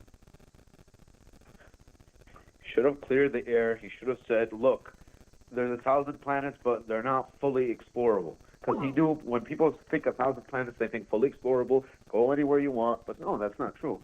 So he knew what he was doing. He was trying to pre-order bait, basically. Not telling you. Well, I mean, yeah, you got to sell the sizzle. I understand that, but I mean, at the end of the day, it's just I just don't understand why they made this game when they presumably knew that the Creation Engine 2 was going to cause them some hurdles and roadblocks, and I guess they wanted that challenge. But it just seems like from what we've seen and what we know and what we, it just seems like this game is it's trying to be too many things at once, and it just can't succeed at all of them. But I think if you stick to the main story, I think if you stick to the 4 major cities and the curated content, I think you're going to have a much more enjoyable time. I think when you start getting out to those planets, it'll start to feel mind-numbingly just, why are we roaming this planet? There's nothing, you know, it's going to be like No Man's Sky, where it's like, well, there's a bazillion, trillion planets in No Man's Sky, and that's cool and all, but it starts to lose its appeal because there's nothing to do on them outside of like, you can dig a hole in No Man's Sky, and maybe you can get to the other side, I don't fucking know. And you can mine, you can do all this other stuff, and it's like, yeah, but that shit's fucking tedious, busy work, you know? You got to start putting stories, like, you know, it's just, I don't know. I don't know. All right, well, listen, we're gonna move to the next call. We appreciate you calling in, man. 818-824-4937. Hello, you're on the air. Hi, Michael. How are you? Yeah, I'm here. Hey, so I wanted to let you know there's in regards to Starfield, there's and I'm not doing spoilers here, really, but there's a lot of leaks that I've seen. It's all over social media that it is not 40 minutes. It varies, and some of it is 10 minutes in any direction. I won't name planets in particular, but so you've seen that you can only travel 10 minutes. Well, some people say, well, even 10 minutes is too far, but when you have the exact saying, you can walk these worlds, travel on, explore, or whatever, and you can only go 10 minutes in one direction. That's not exploring a planet. That's extremely limited. Before you hit a wall, 10 minutes. That's not what they promised. Well, I don't even know what that. What? Why does this get? My question is, if that's really true, my question is now, why does this game exist? I mean, why even go to that length of doing all of this and then half-assing it to that? I mean, if you can really hit the boundary within that short amount of time, I mean, that is even more ridiculous. You know, they were saying 40 minutes, and you know, look, I mean, to be fair, I mean, if there isn't really anything to do on the planet and it pops up on the screen, I mean, maybe that is sort of a blessing in disguise, because I don't want to roam around and play. You know, it's just like, I don't know why you would make a game like this if you can't pull it off in a way that makes sense. It's just like no one's allowed to have fun anymore. Put the fucking Easter Bunny, like a giant pink Easter Bunny, in the middle of fucking nowhere on a planet and have a gamer discover it. That's the shit I'm looking for. And that's going to be the incentive for a lot of gamers. It's like, okay, they spent how many years working on this game from inception to final product? 25 years in the making, right? Obviously not in development time, but from the initial concept of them wanting to do it, Todd Howard and so on and so forth. And it's like, okay, you make this space game and you don't sprinkle those things throughout it? Well, if that's the case, because we're putting up these barriers, what is the point in this game? Yeah. Well, you know, for me, I play Star Citizen, No Man's Sky, Elite Dangerous, and all that. And for me, I love to explore. I know a lot of people don't, but it's not about can we walk around a planet mindlessly for hours and hours. Yeah. What it's about is it's about lies is what it's about. They said we could, and so if they say we could, we should be able to. But also, it's about just having this open world, open planet. And if they say it's there, it should be there, but it's not. Well, that's the whole intriguing thing about space to begin with. It's like, what's in space? We're not alone. You know, that whole narrative, like, I think, and again, I mean, obviously, I mean, you know, the game isn't out, but I just don't understand. I just don't get it. I just genuinely don't get it. Like, if the creation engine 2 is the limiting factor, why was this the idea to begin with? Like, just to sell copies and say, hey, we have 1,000 planets? Because quantity does sell over, you know, if they only had one solar system, people would have bitched and said, oh, that's not next generation, that's trash. I disagree. I think they could have really sold it of, you know, this idea of like, hey, we have 8 planets, they're fully curated, this is bigger than anything we've ever done before. You know, you're going to love it. But now you say, well, you got 1,000+ planets, and you got barriers, hidden invisible walls, loading screens on top of that. You know, I'm sure. You know, it's just I don't get it. I don't get it. Well, the other thing is that the loading screens are excessive. To get in your ship, loading screen. To climb up a ladder, loading screen. To go into caves, loading screen. To do anything is a loading screen. 12 years ago, Skyrim came out. It was okay back then. This is that's the problem. Yeah, I mean, these games, it's like they're just sealed in time from a previous era, from a bygone era, and it's like, you know, the animations, from what I've seen, it looks just like Fallout 4, and it's like, well, that game came out 8 years ago. There's no improvement. Like, I just don't get it. It's like, well, I understand if it's not broke, don't try and fix it, but I mean, we're not seeing seemingly any improvement on those fronts, and it's just like, I think that's so disappointing. Yeah. Well, Michael, thanks for having me on. Hell yeah, bro. Take care. Hello, you're on the air. Hey, Michael, how's it going, man? It's Matt. Holy shit. How you doing? Well, we're here, and I'll tell you what, it is. The game has leaked. It's been, oh, man. Yep. I have been following the leaks since the Tyrone leaked it. That guy, which, by the way, I don't know if your viewers know, but he got arrested. So that was mostly because of his stupidity. But now that these leaks are getting out into the wild now, I mean, remember what I told you? I said I wanted to see leaked footage. Now, granted, I have still not seen uninterrupted gameplay. Now, Tyrone uploaded 45 minutes, but that guy looked like he never even picked up a controller. So I can't judge it, but from what I've seen, I'm hearing a whole nother updated of Todd Howard's Little Lies. I think we're going to have that happen again. The boundary thing, Now, here's what I've been studying on, and if people want to know, go to r/gaming leaks and news.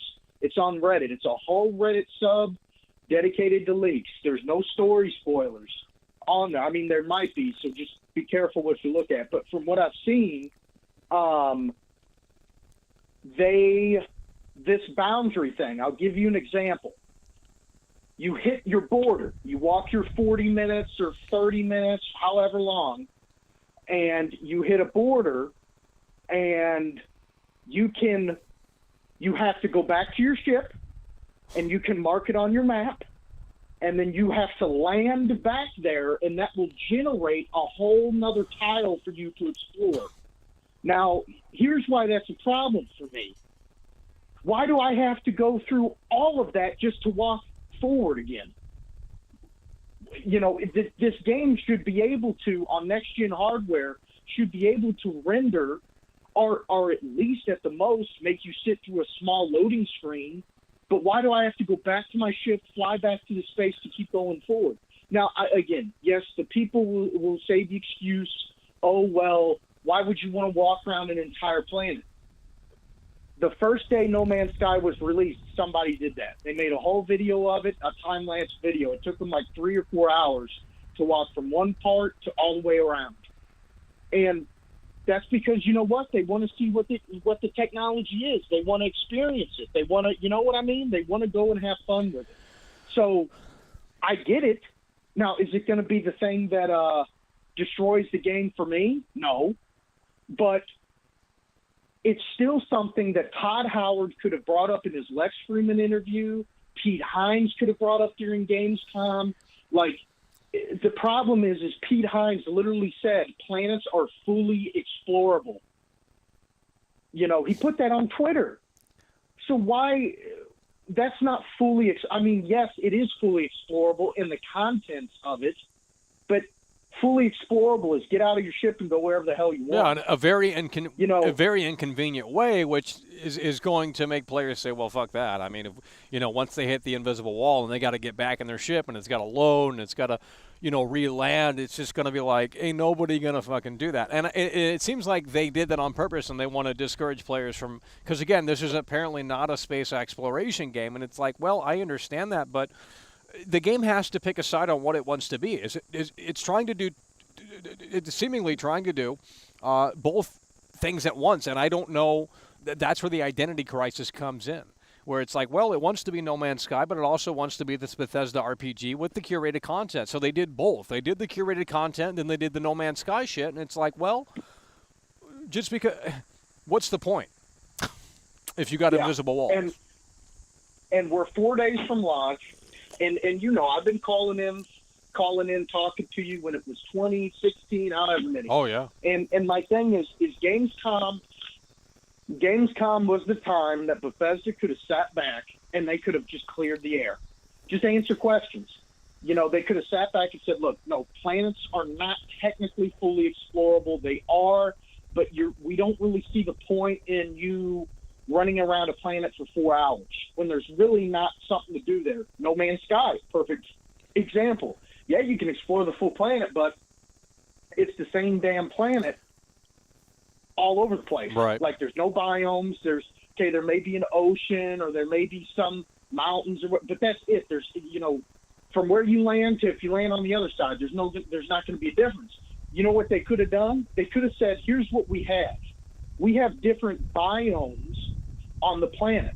Now, you can land anywhere on the planet on that specific biome, and then once you're done exploring that area, doing what you want, you can take off and maybe go to the North Pole of that planet and explore an ice part of it. See something you don't normally see. And find Santa Claus's hat or something. I mean, I would have threw that in there. I mean, that would have been dumb, but it's like, that's the fun stuff that all these games feel so cold and sterile, and it's like devoid of funny, quirky things. And again, obviously we don't have the game. It's not in front of us. We have to wait until it releases in 4 days. But I just have a feeling it's, like if I go to the moon on this game and I don't see the American flag, what's the point? You know what I mean? Yeah. I want to see Neil Armstrong's fucking footprint. That would have been so cool. You know, but I mean, it could be there. But you know, if you and you can explore the Earth, and it's like, well, you know, there should be remnants of the past civilization. I mean, I don't know the full context of why the Earth got destroyed, and it's like a fucking, you know, it's like pure sand now or some shit, I guess. But in the trailer, they did, I guess, you know, it looks like the St. Louis Arch is in the game. So, you know, and that's the stuff that I think would make it special. It's like, give me a reason. It's like, okay, we can explore the planet, but is there a reason to? And it's like, well, maybe, you know, you have to reward the player. If the player's going to reach out and spend time roaming around this fucking globe and there's nothing on it, then, you know, you're just wasting everyone's time.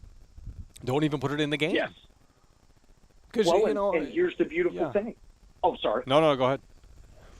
I was just going to say, here's the problem with no seamless space travel. Guess what you're going to get tired of real quick? The landing and taking off animation. That whole sequence.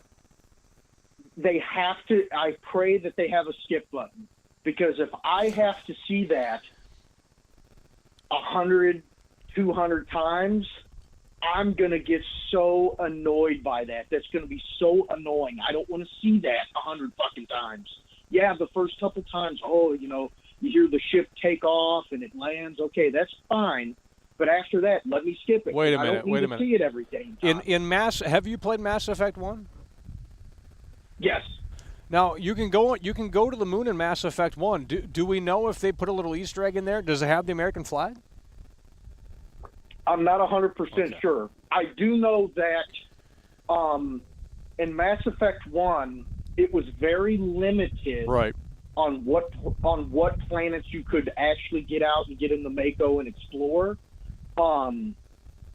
But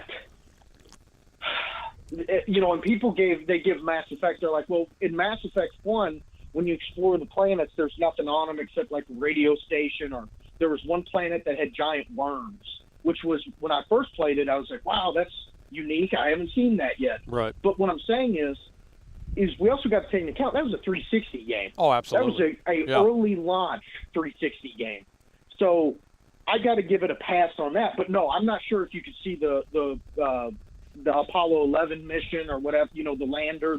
And here's the thing, Starfield better have stuff like that. And what we do know from one of the trailers, the Mars rover is on Mars because it shows you walking by it. So we do know that's there. So I would imagine the Apollo 11 stuff, their rover, that stuff would be there. That would be really fucking cool. And again, it's like, well, if the player goes to the planet, let's reward the player. Throw a little Easter egg in there or something like really relevant to that actual planet. Like, again, if you go to Earth, I do want to, you know, I'd like to see remnants of the previous civilization, some old skyscrapers that are still standing for whatever reason, like the St. Louis Arch that is seemingly in the game that we've seen in the trailers. And you know, more of that stuff where it's like, it's not obvious it's there, but if you go and explore and you spend time exploring, you know, basically reward the player. It's like, hey, you spent 8 hours exploring, you know, maybe with this procedural generation system, let's pop up something really cool that you would only get with that amount of time being on the planet or something like that. I don't know. It's just like, because you can't just have an endless fucking thing of nothingness. It's like endless, just nameless. What are we doing on the planet? There's no point. Why even? It's just. Yeah, and this is what I've been saying. Like, this is what I would like to see. I would like to see you go into you know, you go to the moon, you see the lander, and maybe as not only do you get to see that, but as a cool Easter egg, you find a chest that has one of their spacesuits in it, you know, and you can wear like the original Apollo 11 spacesuit. Exactly. Now you're on the same wavelength as I am, and I mean, I'm not saying it's in the game or not. I mean but that's the sort of thinking that, you know, I mean, you know, if you're going to go out of your way to find that exact spot on the fucking moon, you should be rewarded. Yes. And not just that, we should be rewarded. Like, and they have a lot of like surveying and scanning of like animals and shit. And I'm like, okay, that's ripped straight from No Man's Sky. They can say what they want. That whole system is. And I'm going to tell you something. I never did any of that unless like a quest made me do it in No Man's Sky, but it's the thing that I'm worried about, and I'm really worried about, is the gameplay loop. is this going, and so far from what I've read in the leaks, and these leaks have no story spoilers, but what I've read is that the main quest line's kind of go here, do that, go here, kill this guy, that's in return type shit. And I'm like, man, come on. You know, now people say, well, Skyrim's quest line wasn't the best. Okay, well, there were so many memorable missions in that game, from you sneaking into the Thalmor embassy, to you fighting dragons, to you learning about the blades. Like, they had all, and I haven't played Skyrim in years, and I still remember all that. But if I get on Starfield, man, and the gameplay loop is go here, collect this, go here, and I know there's going to be some of that. I'm not saying that. I'm not expecting that. But if that's 90% of the content, I'm done. I'm not going to play this fucking game. And I'm waiting. I still haven't pre-ordered. You had a caller or somebody come in. They said, yeah, I can't wait to be disappointed on September 1st. Don't buy it. Do not buy it. Wait till reviews. Reviews will drop 8 hours before Starfield comes out. And if the reviews are favorable, you know, obviously watch who you're watching. Make sure they're not a fucking Bethesda shill. But if the reviews are favorable, buy it and download it. You won't be able to play it for 8 hours, so you have plenty of time to download it. And you know what? If you have people, they're like, oh, well, my game won't be done in 4 days. Well, maybe you shouldn't be downloading games then. Buy the fucking thing physically. I don't know what to tell you at that point. But well, and I don't know if this is true, but there's word, because people got the game early, that they weren't even able to play it because you have to download because they didn't include 2 discs, and it doesn't fit all on 1 disc, and you have to go on the internet to download the rest of the game. So, and that's actually, I believe, a first for Bethesda outside of Fallout 76. So, I don't know. It's just modern day gaming is just I don't know what happens at the dev studio. It's just like sometimes you wonder. It's like, man, wouldn't you want?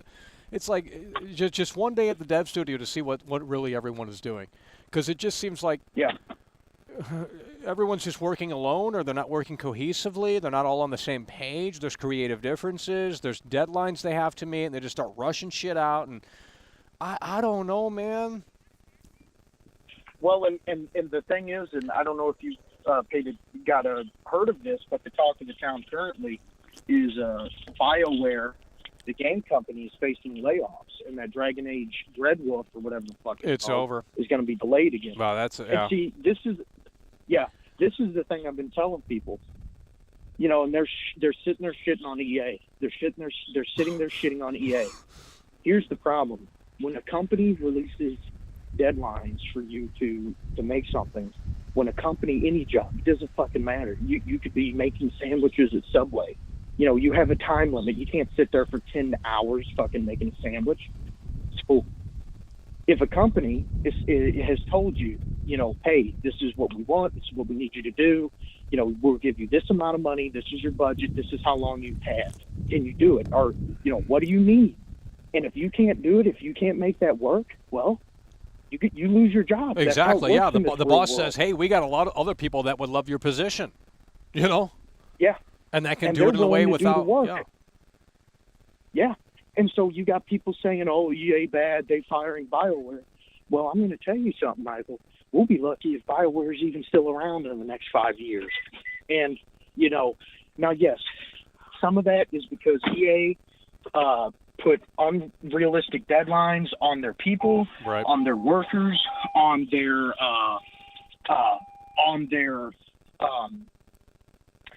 hold on just a sec. On their, I get that, but at the end of the day, you got to make the game, you know. And I've noticed that these games are coming out more buggier. They're coming out, and you know, when you have people shitting on Baldur's Gate 3, sitting here saying, oh, it's an anomaly, don't expect this. And it's like, no, they don't want you to expect it, because that's when you get developers who actually give a shit about their job. They come into work, you know. And with Starfield right now, I'm going to tell you guys something. All these people that have came in here and they shill the game and they say, oh, you don't want to do this, or why would you want to do that? You notice that every time there's a semi-disappointing aspect that comes out, it's immediately, well, why would you want to do that to begin with? You know, and the one leak I saw that actually kind of concerned me was somebody put how the fast travel system is, you could fast travel anywhere, basically. Now, let's say like New Atlantis. If you're on enough, you have to be in the same solar system, but if you're on Earth, you can fast travel back to New Atlantis from like on Earth, like on ground. So you don't have to get in your ship. You know, there's no like, the fast travel system is extremely liberal, you know. And when I saw that, when I heard that, that made me think, I'm like, okay, that tells me, you know what this game's going to be?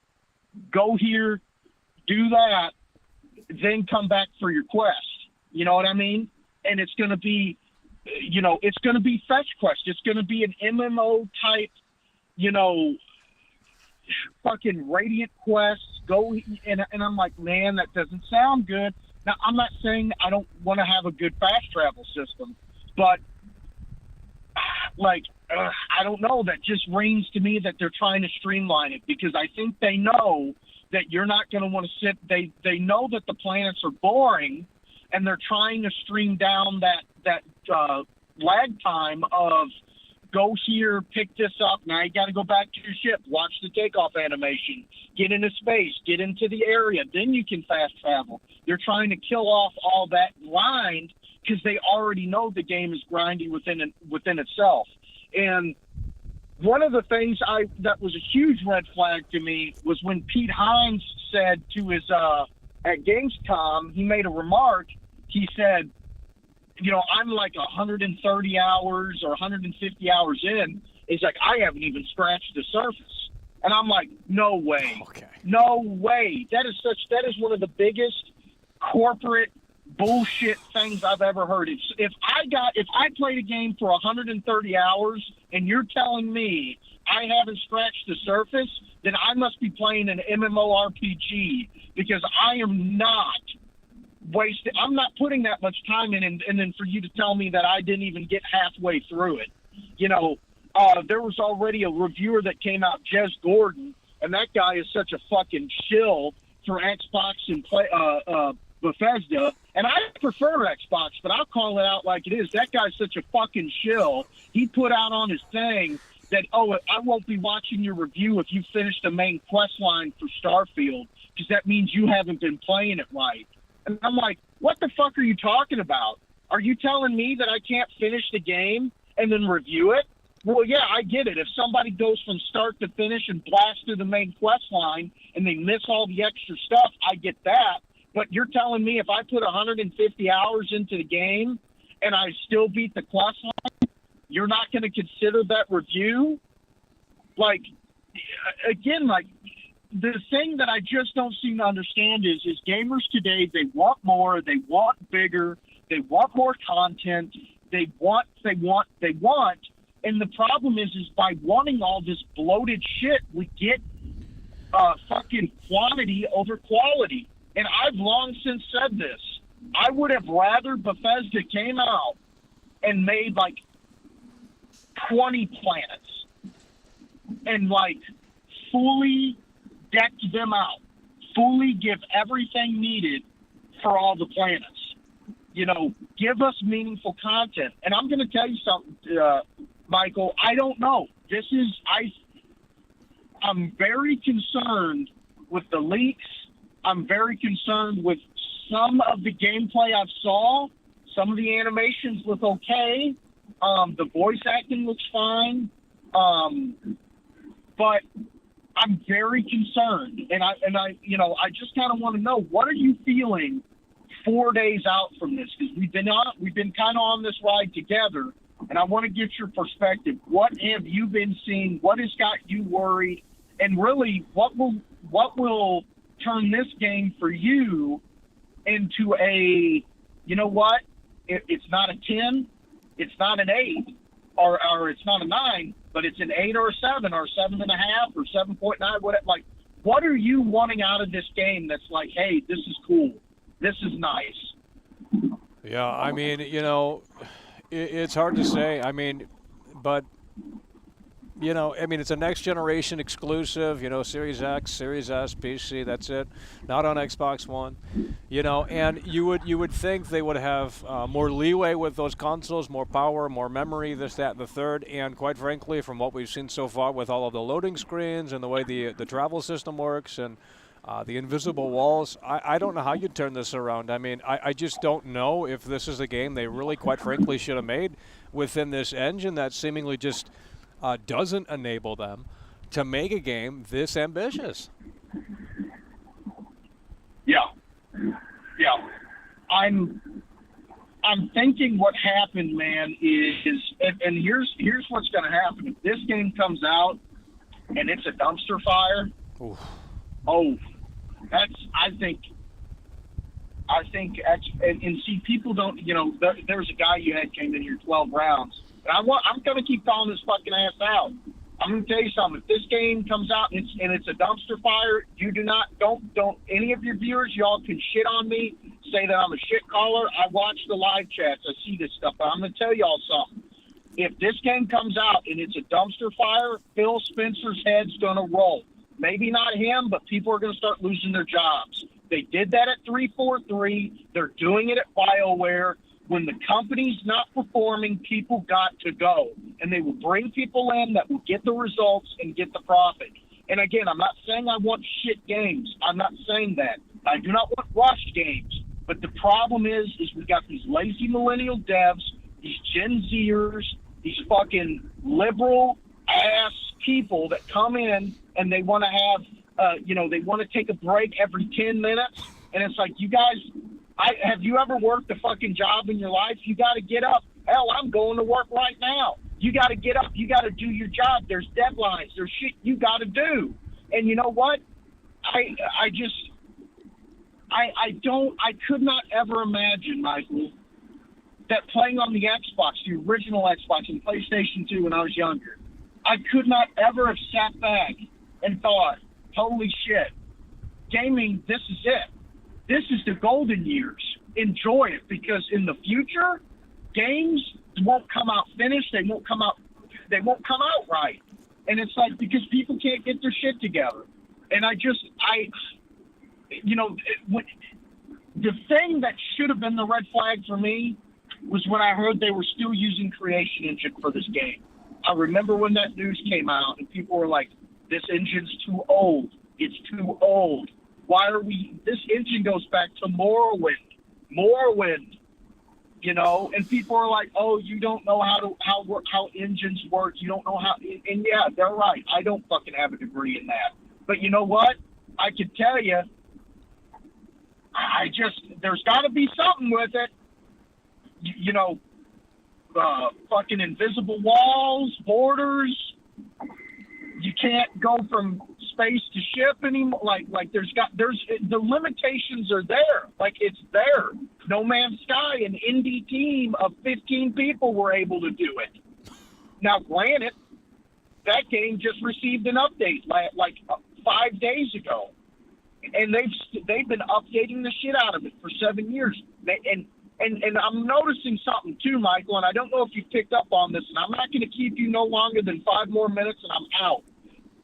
But have you noticed that Phil Spencer made a comment and said that he could see Starfield being a 10-year-long game like Skyrim? Yeah, I don't know about that. I mean, I guess he might be implying mods, because there ain't a damn way there's 10 years worth of native Bethesda content in here. I mean, unless he's implying the mods, because if the planets are empty, I mean, there's no point to explore them. Yeah.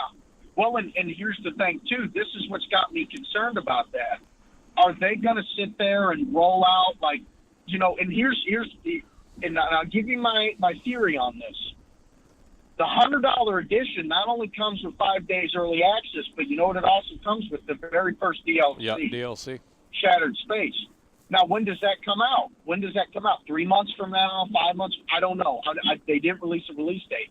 But the fact that they already got a DLC in the pipeline ready to go, that tells me it's like, okay, well, they're planning on adding more to this, because I think and I believe, Michael, what's going to happen, and it's already came out too by data mine files, that there's Creation Club content. There's going to be Creation Club points, paid mods. So I have a feeling what Phil Spencer meant by that was they're going to release DLCs, but also within updates and Creation Club content, that's going to be the filler. That's going to be the stuff that gives people something to do on planets. You know, that's going to pad out all the empty space. That's going to be the shit they do. And I just have a feeling that, I really do hope that they're not trying to turn this game into a live service. And you know what I mean? Kind of like a soft live service. Because, I don't know. But here's the thing, Michael. I don't know if you know. And you've been gone for a couple of days. The viewers said it was your birthday. Happy birthday to that.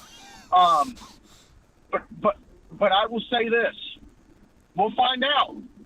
We're in the end game now. We got 4 days left. I don't know if you're planning on still streaming about this game. Obviously, I know when it comes out, you're going to stream it. But we're going to find out. We got 4 days. Thursday this week, where I'm at, 7 p.m. Yep. is when it drops. Boom. So, you know, and really, it's not just 7 p.m. Thursday's when the reviews come out. Yeah. And we're going to see. We're going to see. Are they favorable? Are they now let me ask you this. Who do you watch for on your reviews? Like, do you go to a website? Is there a certain YouTuber? Who's the person you watch? I don't really watch reviewers. I mean, I skim through what they say and what they score it, but I don't religiously watch many of these cats because they're just either not interesting or they're chills in disguise. Alistair X super chatted $9.99. Same way. You guys do realize that the first story expansion comes with the collector's edition, and they said there's going to be tons more story expansions in long years. So having these empty planets are the DLC. Your opinion on that. Last question, and then I'm out. Yeah. What do you think this game, with everything we've heard, what do you think the Metacritic score is going to be? I'm gonna say low to mid 80s, but it depends. I mean, if some of the Xbox reviewers give it a high 10 or a 9, then it might shoot up to I don't think it's going to get a 90 on Metacritic. I really don't. I think it's going to be at the very highest high 80s, but I don't believe it's going to get into the 90s. I got you. All righty. Well, thank you, Michael. I will try to join you in a later stream. If you do have them, if you do talk about it, I appreciate you, man. And you have a great day. Oh, yeah. Take care, bro. All right. The battery's getting low here. Hello, you're on the air. A few more callers. Hey, Michael, it's Decepticon. How you doing, man? Hell yeah. Yeah, so I want to just bust the door open where it needs to be busted open instead of the nitty-gritty we're talking about, like invisible walls and planet traversal and loading screens. It needs to be busted open at the first floor. And the first floor is the creation engine. It's the engine that's the problem, Michael. It's the core. It's the seed that makes a tree, a good tree. So let me talk about the creation engine. If you look here at Wikipedia, creation engine is a 3D video game engine created by Bethesda Game Studios based off the Gamebryo engine, the creation engine. Wait a second, just one sec. Yeah. The creation engine, role-playing video games such as The Elder Scrolls 5, Skyrim, Fallout 4, and Fallout 76. So that creation engine, this is creation engine 1, by the way. This creation engine is from like old games like Skyrim, Fallout 4, Fallout 76. That's like 14 years ago. 14 years ago, okay? But that's creation engine 1. And the reason why I point creation engine 1 to the table is because of this. Creation engine 2 is based off creation engine 1.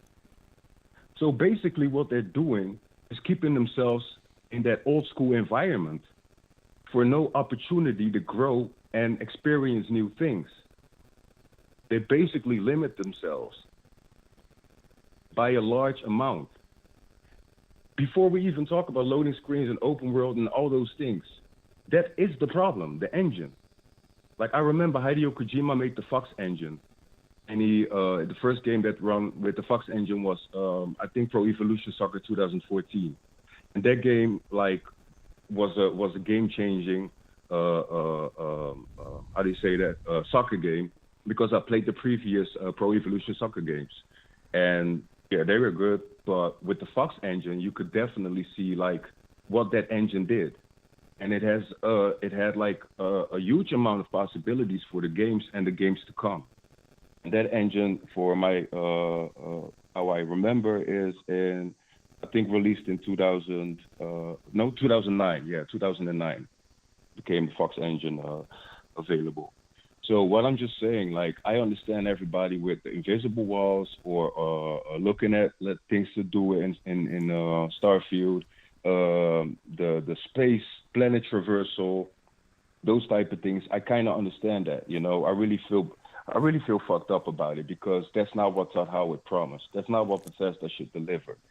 But I know why they can't deliver that, and I just go all the way back to where it all started, and that's the engine.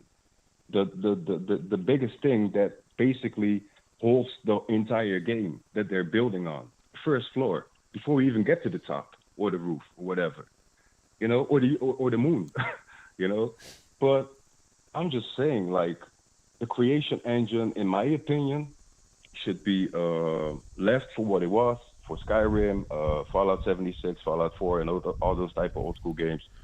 We're now in 2024 almost. I'm saying, they needed to make a new engine for this game, a new platform, a new game, a whole new entire game like Starfield.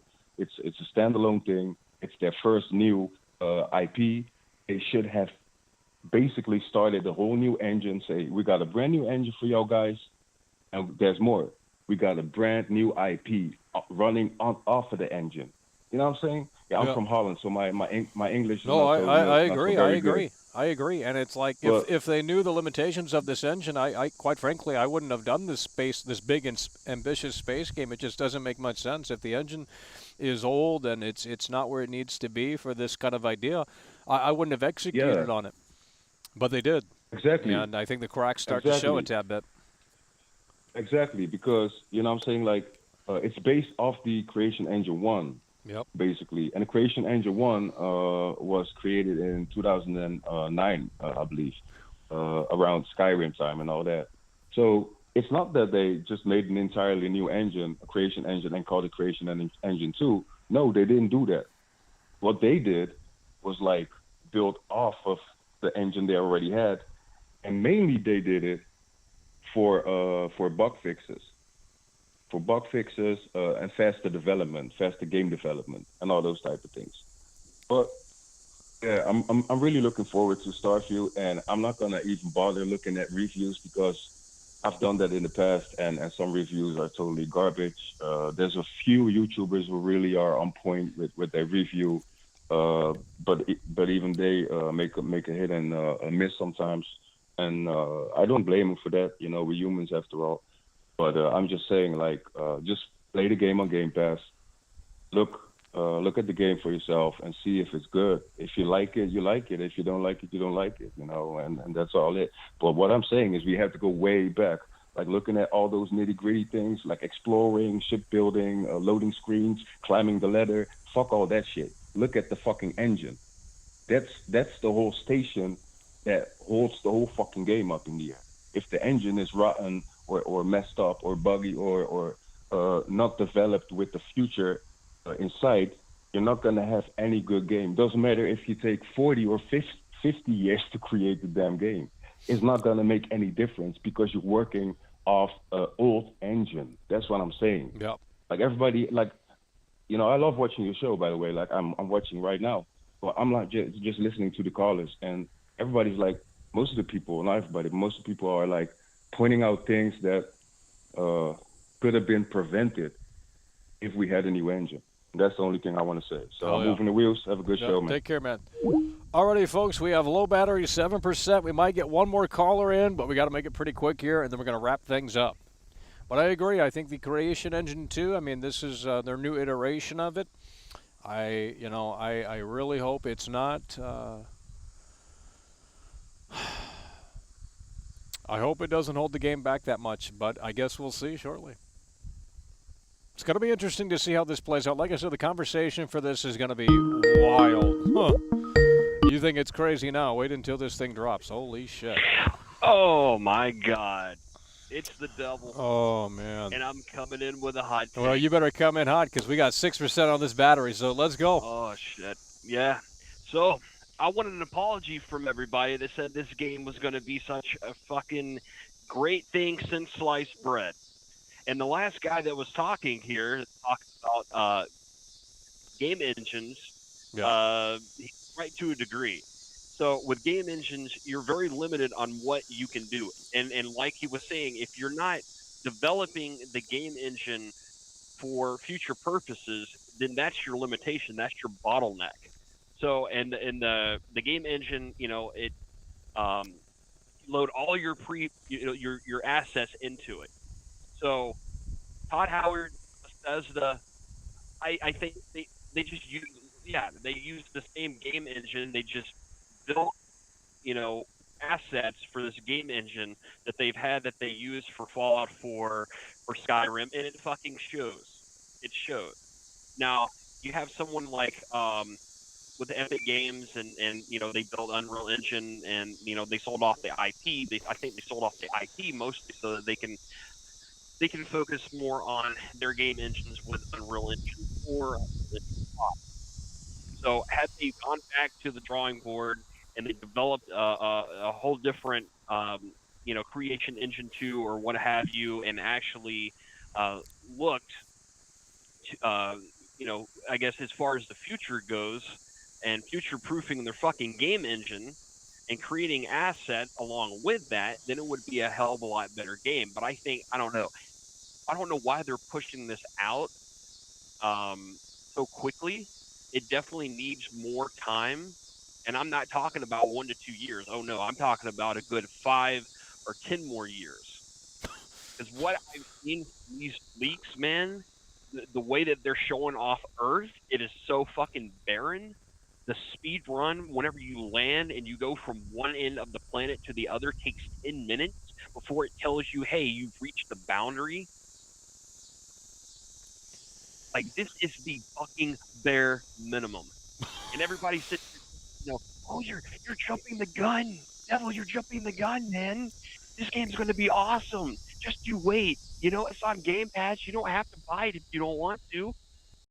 Okay, for me to buy a service for a game, and Pete Hines is so full of fucking shit to say, oh, it only takes 150 hours to put into the game before you actually open up the game and actually start enjoying Starfield. Fuck you, motherfucker.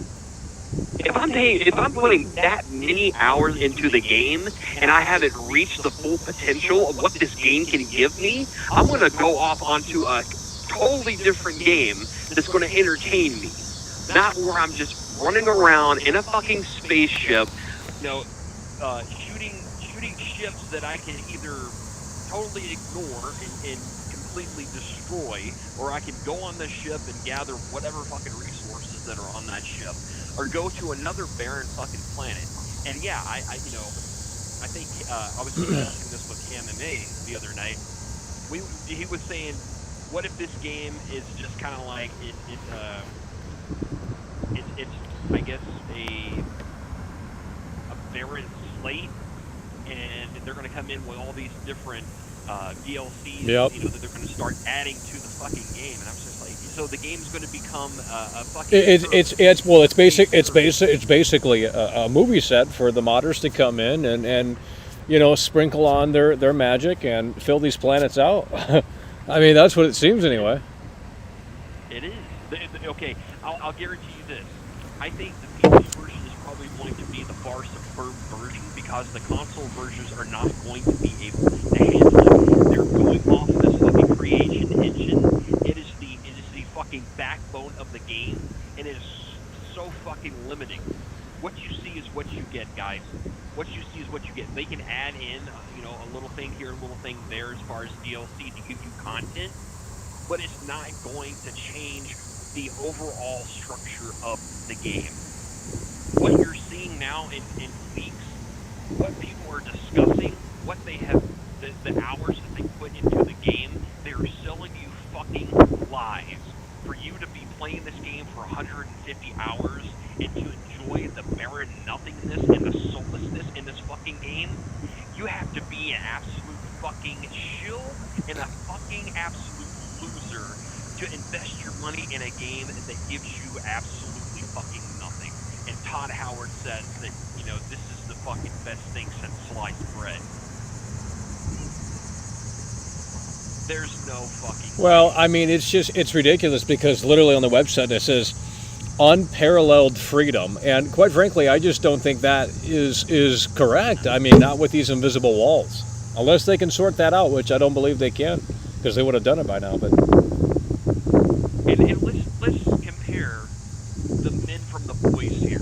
It took Obsidian to take the idea of creating a Fallout game to create something successful that sold well and everybody has just unsurmountable memories of, and compare that to something like freaking Fallout 3 or even Oblivion to that extent. Now those are great games, but if you look at Fallout New Vegas and Fallout 3 falls pretty short compared to New Vegas.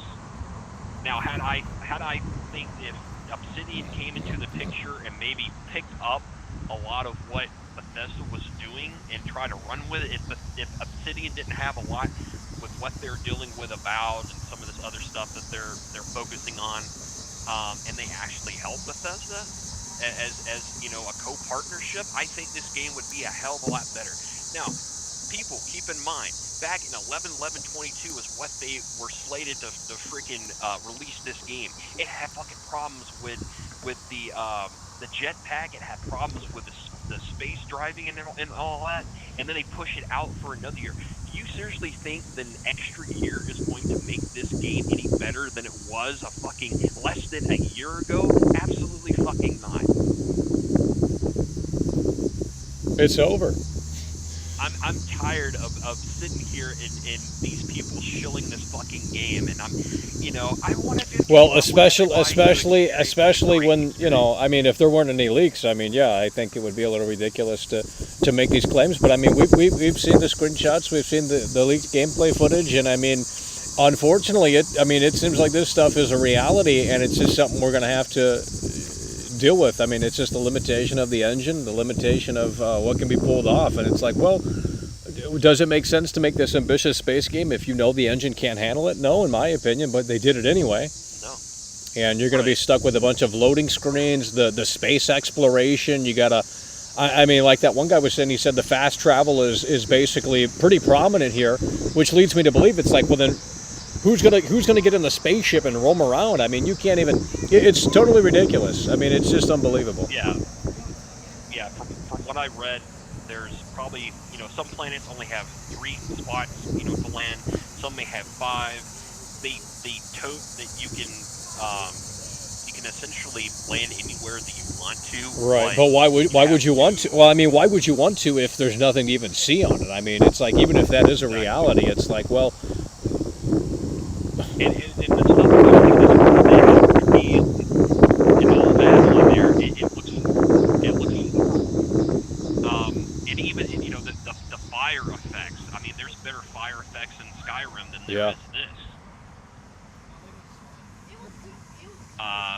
You have your customization for your ship and whatnot, but I mean, this whole main storyline. I've said this from the very beginning. Whenever they came out, all these leaks came out. I'm just like, this game is a one and done deal. It is a one and done deal. You get what you get. You go through the game. If you enjoy the storyline, good for you. If not, then you don't have to waste your time with it. Set it off to the side and move on. Right. I don't think this game is going to get any better than a 76 on Metacritic. Dude, oh my God, that is low. You really think it's? Oh my God, bro, that is going to be. Yeah, I think it might be lower for the the user score. For the critic score, I don't know. It might be in the high 80s because people are going to be shilling the shit out of this. But if they give their honest opinion about this game after they've sunk so many hours into it, I don't think it's going to. Well, you have to factor in the honeymoon phase, and this it's going to be a big one for this one. And I'm not saying they're shilling it, but I mean, obviously it's brand new, it's shiny, it's like wow. When they first get into the game, they're more than likely going to be just in awe, like they are with every game. But as the reality might start to settle in and marinate as they put more time into it, they might have a different take as they put more time into it, because it might start to become monotonous with all of that loading and just the feeling of, well, man, it would be nice if we can get into the spaceship and fly seamlessly, but you can't do that. The real Michael Myers super chatted $9.99. Hey, look who's live. What up, Michael? Took a much needed break this week. And I know you're probably Good to see you back. like me saying this. Go play the Outer Worlds. The Outer Worlds is going to be a much better game than this. It's been out for years as a PS4 game. It has DLC. That it will keep you within that same realm and that same fantasy world of playing Fallout in a space setting. This, no, it's very bare bones. The way that people walk is that whole fucking robotic, turn on a fucking pivot type of walking. Yeah, that's the stuff. That's the stuff. Yeah, that's the stuff. I just can't. I can't. It doesn't do much for me because it's like, wow, it's the meme that the Skyrim meme that people do. They make these videos where they walk like an NPC. It's still like that, from what I've seen. And it's just like, what are we doing? Like, how can you not ramp up the animation? Hire a new fucking animation team. They got tons of money. Xbox bought them out. I don't understand.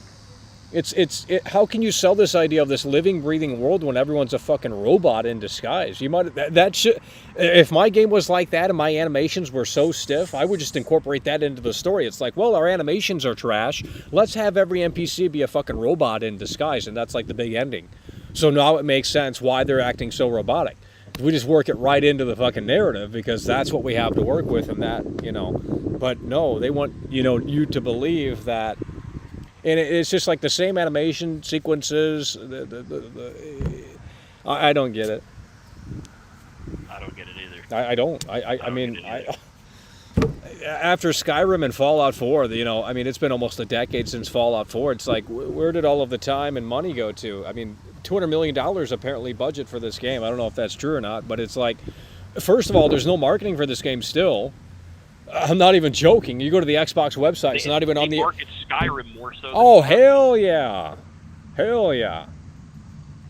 I mean, that's their problem. They're stuck in the past. They're stuck in the past. They think, oh, this game's going to do so well with Skyrim. Let's not do anything. No, it won't. Hell no. Skyrim is established. It's been around. I think this will do well initially.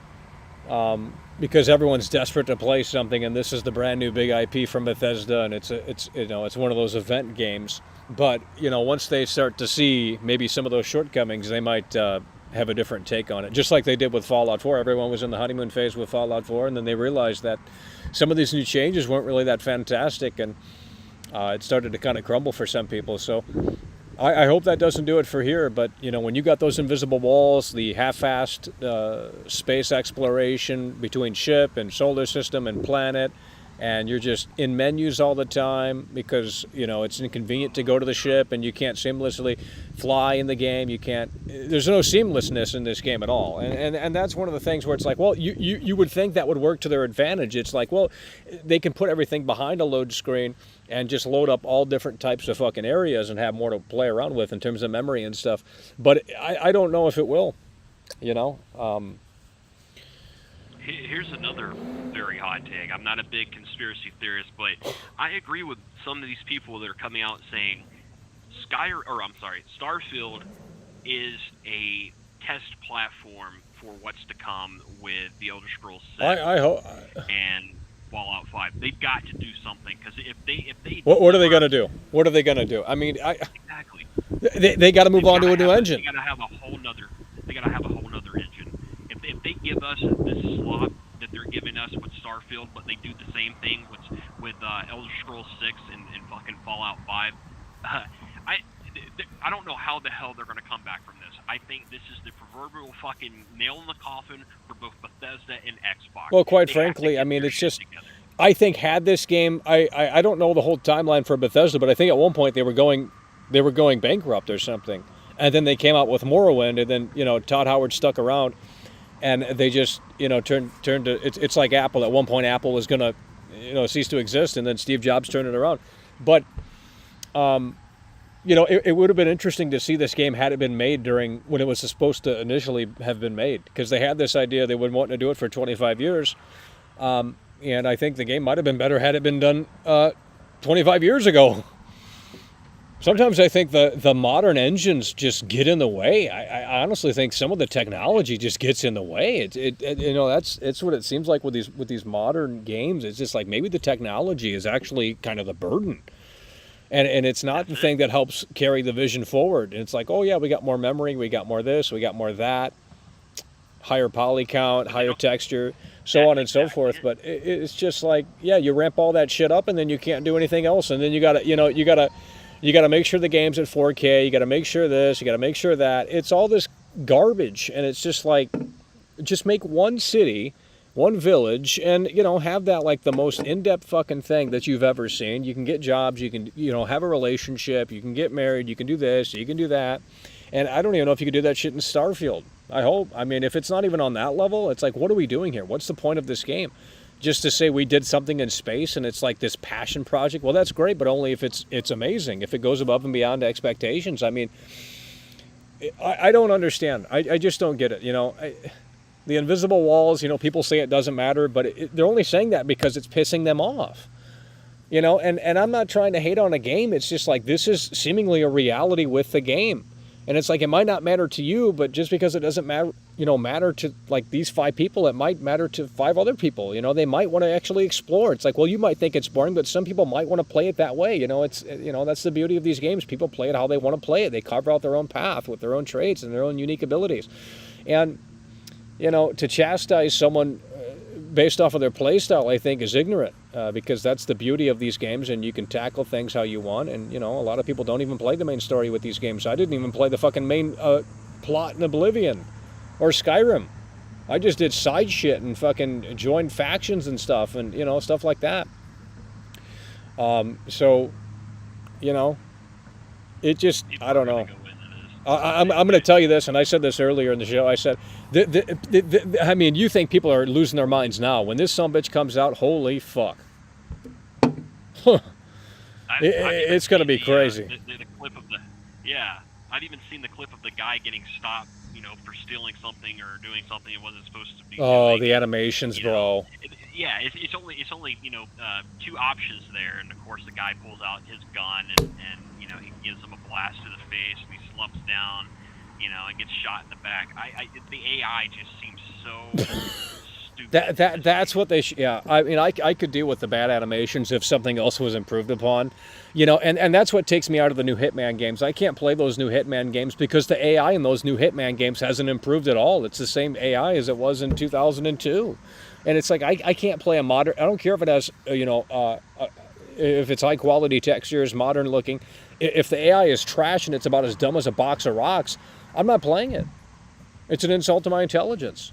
They couldn't invest the money into making that. So what did they do? Just put a new coat of paint on it and called it a day. Oh, that's an insult to my intelligence. I don't play slop like that.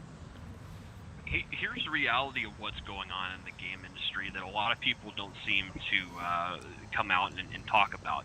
Now, I've heard a lot of developers, they are given the development kit for PS5 and Series X, and they don't know anything about the tech whatsoever.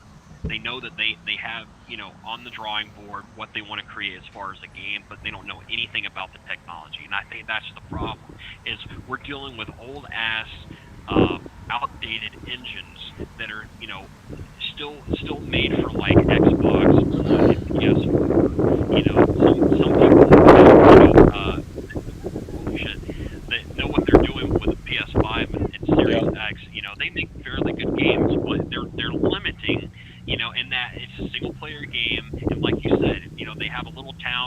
for, they build it around, just something small. Well, I mean, Shenmue has NPCs that, live their lives. I mean, for 1998, that shit was super impressive. I mean, it is unbelievable how we haven't gotten back to that. They literally all have destinations, they all have schedules, and it's like, there's no way that's, I mean, I don't there's just no way. And for people to, I don't know, that's the only thing I can think of is that, they're still on old game engines and they're trying their best to try and figure out all the technology and what they want to make work in their game on the console. And I don't know how long it's going to take for people to actually expand and build upon the PlayStation 5 and the Series X. Well, it's not going to happen. It's not going to happen. It would have happened already. We haven't got to that full potential yet. Exactly. We're already going to be putting out a PlayStation 5 Pro, and we're talking about the new Switch and everything.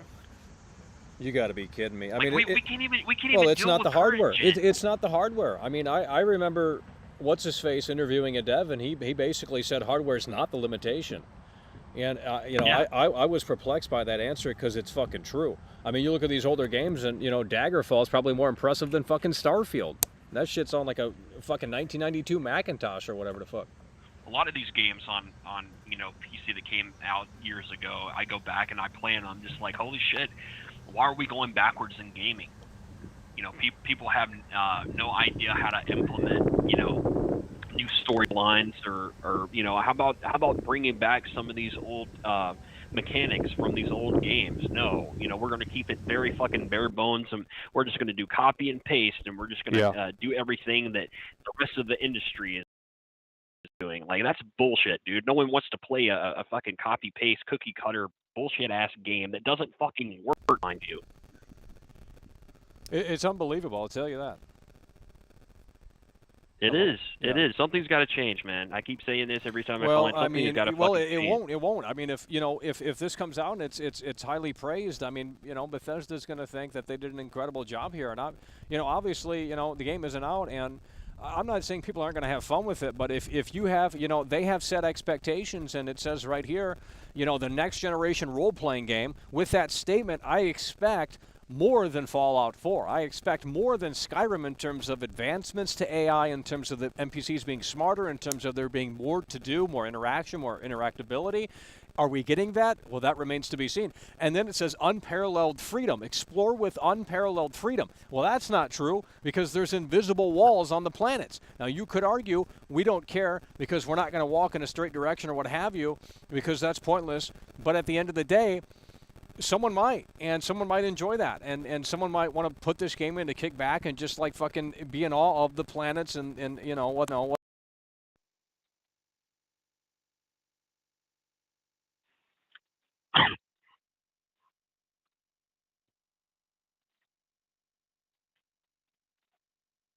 So right, and I don't know if you've seen the leak footage of the person opening up the map, but you only have that box that you can explore. If you try to go up a little bit higher to the left or to the right, no, you have one little box.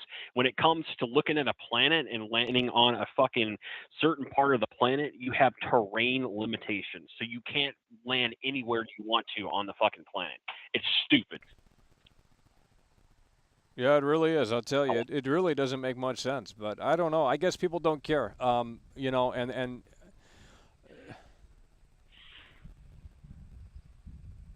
I just don't understand. I just don't. I really don't get it. I think I don't know.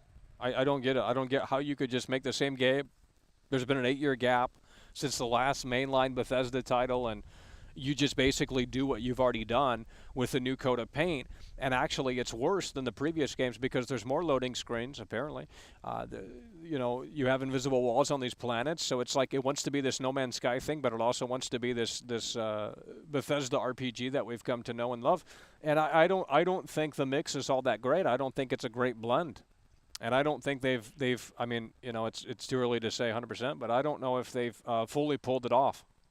I think they tried to throw too many things at the wall And as such, I think I think some things are going to have to be put on the back burner. I think trying to do all of this within the limitations of the engine and it just doesn't make sense why this was even thought of. Maybe, like I said, I think had the game came out 25 years ago, I think it would have been better.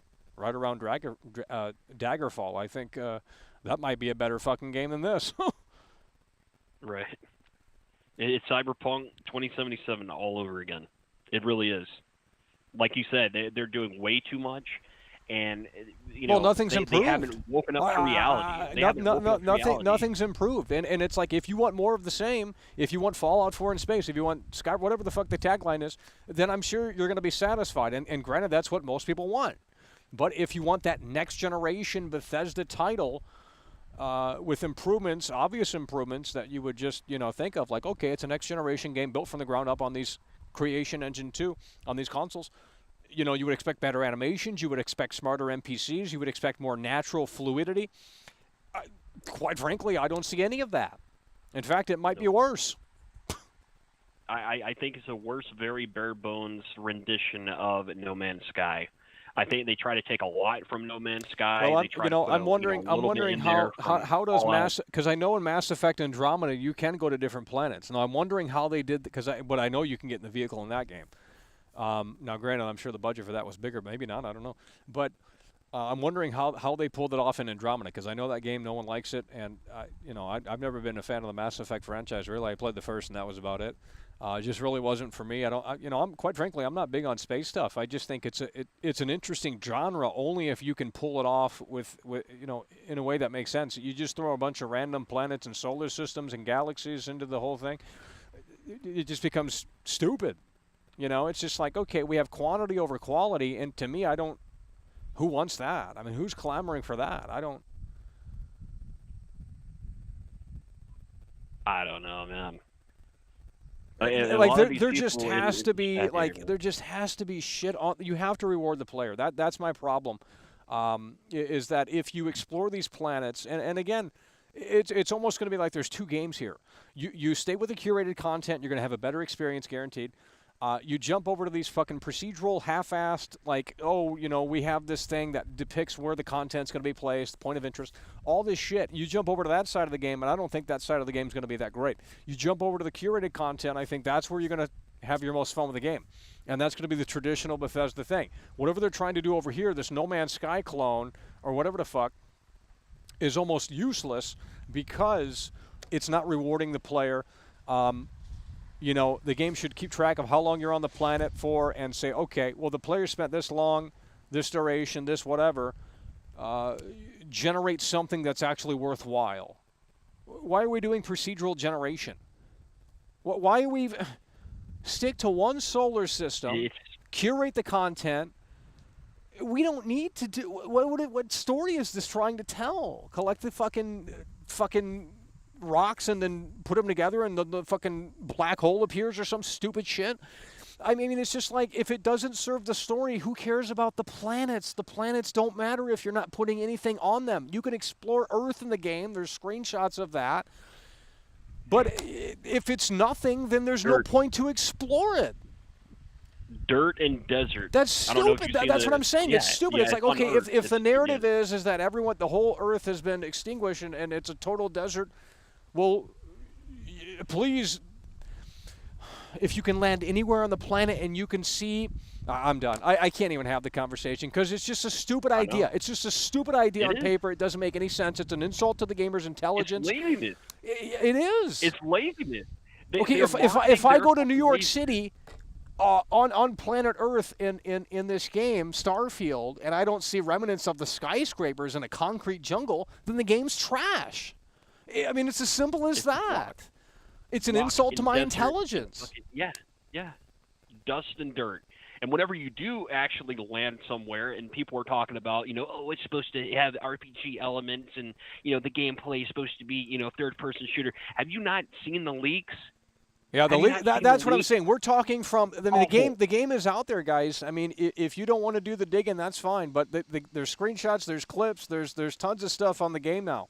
And you can look it up on how it plays and performs. Now, granted, we don't have the game; it's not out until 4 days. But at the end of the day, these are when I go to the moon and I go to the same spot as where they put the flag, we should see that. I mean, unless they have a narrative piece where it says, okay, this is what happened to the flag on the moon. Because, I'm assuming it's still up there in real life. Why would it be any different? You know what I mean? You have to reward the player. Like, if the player's going to go out to that extent, you can't just throw fucking random generated. That's such a stupid idea. I hate these games where they just say, well, we pressed a few buttons and the computer's generating ones and O's. It's the most soulless fucking lazy thing you could ever do. Now, if they hand sprinkle in curated content, which they might have, but who's going to bother to explore these planets? You're going to have someone go in and data mine and just figure out what's on what planet and what there is to see. Because if the game isn't just going to outrightly tell you, no one's going to explore these barren planets that they won't be able to. Because you can only go a certain radius from your ship before it says you have to reload back to your ship and then move to the next fucking tether point. It's ridiculous. What I thought would be a cool idea is, bring in some Star Wars, ideas to this, with Star Destroyers. If you don't, you're like, hey, fuck this planet. This planet seems, completely useless. Only thing, it might be high and rich in minerals or whatever for your ship and building up a space colony or whatever. Fuck it. Let's destroy it. You destroy that planet.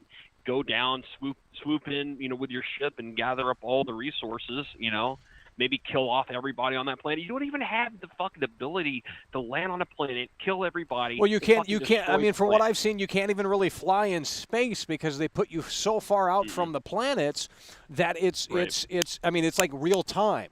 So unless you, and no one's going to test it, well, someone will, but unless you want to fucking hold the trigger down for hours and days and months on end, you ain't getting to that planet, and we don't even know if the game allows you to do that. So it's like, because it tells you how far the planet is. It's like these kilometers away or whatever. But nothing's gonna have you. You're gonna fucking bump into it, or I don't know why they made this game. Because it just doesn't. It seems like it's mended together with fucking glue, and there was at one point maybe a cohesive. I don't understand. I just don't get it. I hope the reviewers take into account that this whole system is seemingly, from what we've seen, just not, it's just jumping into menus and loading and fast travel. Now, why are we fast traveling? Because it's inconvenient to get back into the spaceship, and you got to go to these different fucking solar systems and all this shit, and it's like, well, then it's not fun. If it's more convenient to jump into the menu and do it that way, then I think you failed. And I think again, there's two games here. I think the curated content is where you want to stay, and I think the space exploration shit, all of it seems half-assed, very half-assed. Yeah, it is. So why put it in then? That's my question. Why do it? The bare minimum. But why even go down that road? Why not just have one fucking solar system and say this is it? We got 8 planets, but they're all Bethesda quality planets, and we've curated all the content. Because what's that new Star Wars game? You talked about Star Wars. There's a new Star Wars from Ubisoft in the next couple of years. Outlaws, Star Wars Outlaws. There's no procedural generation on those planets. They're all handcrafted. Now, granted, we don't know the extent of the length of them, but who cares? Handcrafted is better than procedural all the time because there's more soul. You know that a human being put it together. And I'm done with these games that just, it's like, oh, we got a great art department. Look at this stuff. But none of it's interactable. Stop putting shit in the game if you can't interact with it. I don't want to play a fucking museum game where you roam around and look at shit and you can't do anything. It just makes no sense. Like in Duke Nukem, you can fucking flush the toilet. I mean, does that really matter? No, but it's not an insult to the gamer's intelligence because it's like, wow, they went the extra mile and they said you can turn the toilet on and you can flush it. You can turn the shower on and you can flush it. You can turn the faucet on and fucking wash your hands. Does it matter? No, but it's there and it's an extra step that needs to be on these modern day games. And when you have all of this garbage in here and it's just a fucking painting, why are we putting it in then? If it's not interactable, in my opinion, don't put it in. I'm done with that crap. I'm so done with it. And I don't know if we're going to see in our lifetime. They can make money off of it. Well, that's it. They know that they can make money off of it. Yeah, but there's creatives that care about shit. I mean, You know, it's really not just about money. I'll tell you that. I know so many people are caught up with that shit, and it's just like creatively they are. I know there's people that are passionate about what they do, but at the same time, it's just like, in my opinion, you go all of this. I just don't understand. It just doesn't make sense. Why make this game if it's bogged down by loading screens and it's discombobulated and it's not held together with fucking glue? And you got all these ideas coming together, and it's like, oh yeah, you can get in the spaceship, but you don't really want to because there's nothing to do. You can explore the planets, but you know you can only go so far from your ship, and until you hit an invisible wall, and then you're done. What is the point? Why would I want to explore planet Earth? Why even put the damn thing in there? What's left of it? They should have deleted the what's planet. left of it? Exactly. Okay, so if that's the narrative, then don't let me explore it. If there's nothing on it, why would I want to fucking jump on it? That makes no sense. Exactly. There's no incentive for the player to jump onto these planets outside of saying, oh, that's cool. You know, we can explore all the planets. We can land anywhere we want. Okay, well, that's a cool little gimmick, but I mean, if there's nothing on the planet, and, you know, I mean, no one's going to explore all the planets, there's no way. You have to give the player an incentive. I'd rather play Skull and Bones. They're doing the beta for Skull and Bones right now. I didn't get invited to that. What the fuck, Ubisoft? I mean, Jesus. I did, actually. No! I got it. You got invited? Yeah. Send your code over. Let's go. Skull and Bones, baby. You got to see how that disaster is turning out. Well, the water looks good. I saw people. You can stream it, so it can't be that bad if you can show gameplay of it. Oh. Yeah, people were streaming it. The water looks fucking crazy. Looks actually pretty competent. I mean, it's another online game, but every game's online these days. And I heard rumor that Starfield, you know, people got early copies, and they said they couldn't even fucking get it working because you have to download the rest of the content. So it's like Star Wars Jedi Survivor. You buy the disc, and you can't even fucking play what's on the disc because it's not fully on the disc. And I know that's not really new, but, man, that's the first Bethesda game since Fallout 76. It's over. We are living in a terrible generation. It is terrible. It is so terrible. Yeah, Red Dead came with 2 discs. You could play it right off the disc. No internet content download required. Sad situation. I mean, it says a lot even about Todd Howard saying, "Oh, well, you know, Elder Scrolls 6." Oh, bro, that you know, unless they announce, that. There's no hope for that. I mean, that's going to be more slop. It's going to be the same. I mean, look at the gap here. 8 years from Fallout 4 to Starfield, and similar animations, nothing really improved upon, same robotic dialogue. Like, when you look at these games, it's like no one walks or talks like this. You got shit just looking like it's from the 2000s, and it's like, is this really, should we be giving them a pass? They're not an independent studio. They're funded by fucking Microsoft now. You know, they're bought out by Microsoft. You know, Skyrim was a massive success. How do they not have any money to hire more competent engineers? Like, you're telling me no one can help with this? I don't understand. It's all laziness. It's all laziness. Like I said, it goes back to. Well, I mean, when people consume, that's because of people. People consume. They just make new. Yep. They just make new assets for an old game engine, and they try to fucking profit. Well, you've seen the leaks, and you know what I'm talking about. It's just like, dude. Yeah. It's just like. And this is supposed to be for fucking Xbox Series X. That's what I'm saying. That's Windows. what I'm saying. This is next gen only. I mean. And you know, the fact, okay, I can understand if, you know, it's a bare bones game or whatever on Series X and it actually fucking looks good. But no, it looks like a fucking game that should be on PS4, and it's bare bones. Exactly. And they market it as if it's got all this shit in it. You've got all this fucking freedom in the game. Well, that's not true. That's not true. You've seen the invisible walls. I mean, this is the most blatant lie. You know, I think in the past it's like some of the shit was taken out of context, but when you say literally right here unparalleled freedom, that is literally a blatant lie.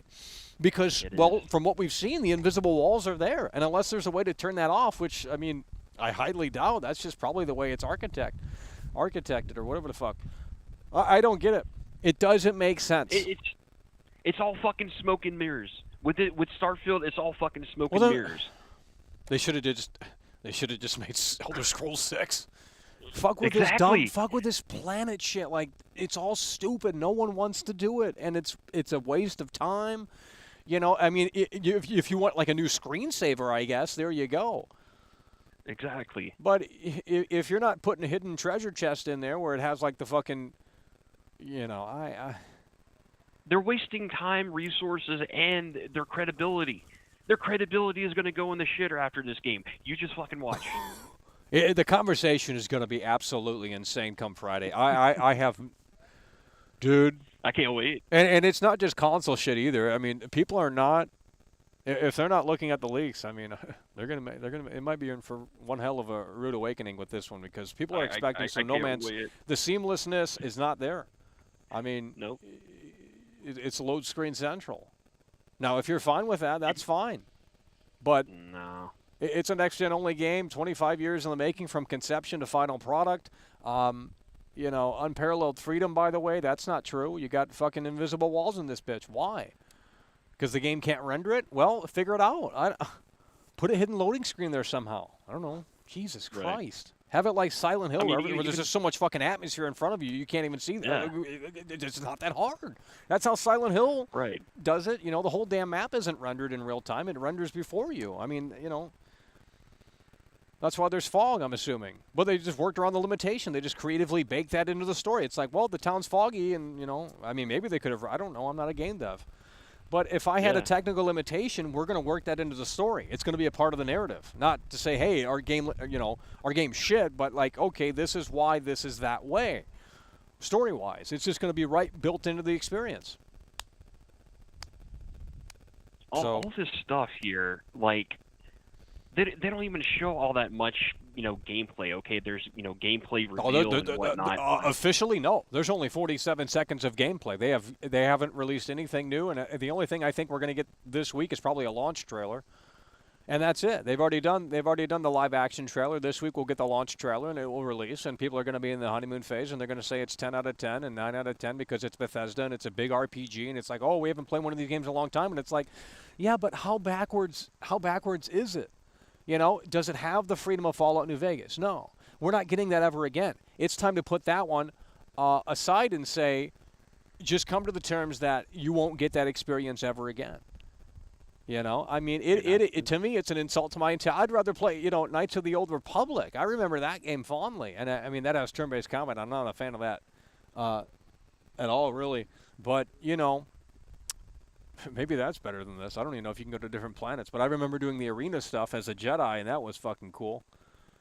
I don't know, man. It's just my point with their marketing. You go to their media gallery, and it's like they have one video here for official. Well, did you see the Stalker 2 shit? Oh man. Yeah, I did. Well, they delayed Stalker 2, and if you compare it from the previous images to what they have now, oh man. Oh yeah. It's fucking. I don't know. There are not many games. Well, like I said, the beauty of this is that it is on Game Pass. Quite frankly, it's best to be on Xbox because it's all on Game Pass. So if it's trash, you can just play it on Game Pass, get your fill that way, and move forward. You don't have to spend $60, $70, and that's the only way. Because on PlayStation, that's what it would be. You would have to spend $60, $70, but you would expect the quality. And you know, people bring up Spider-Man 2, and it's like, yeah, they're totally different games, but you know. Spider-Man 2, you know what to expect. Like, there's no way they can fuck that up. Literally, no way.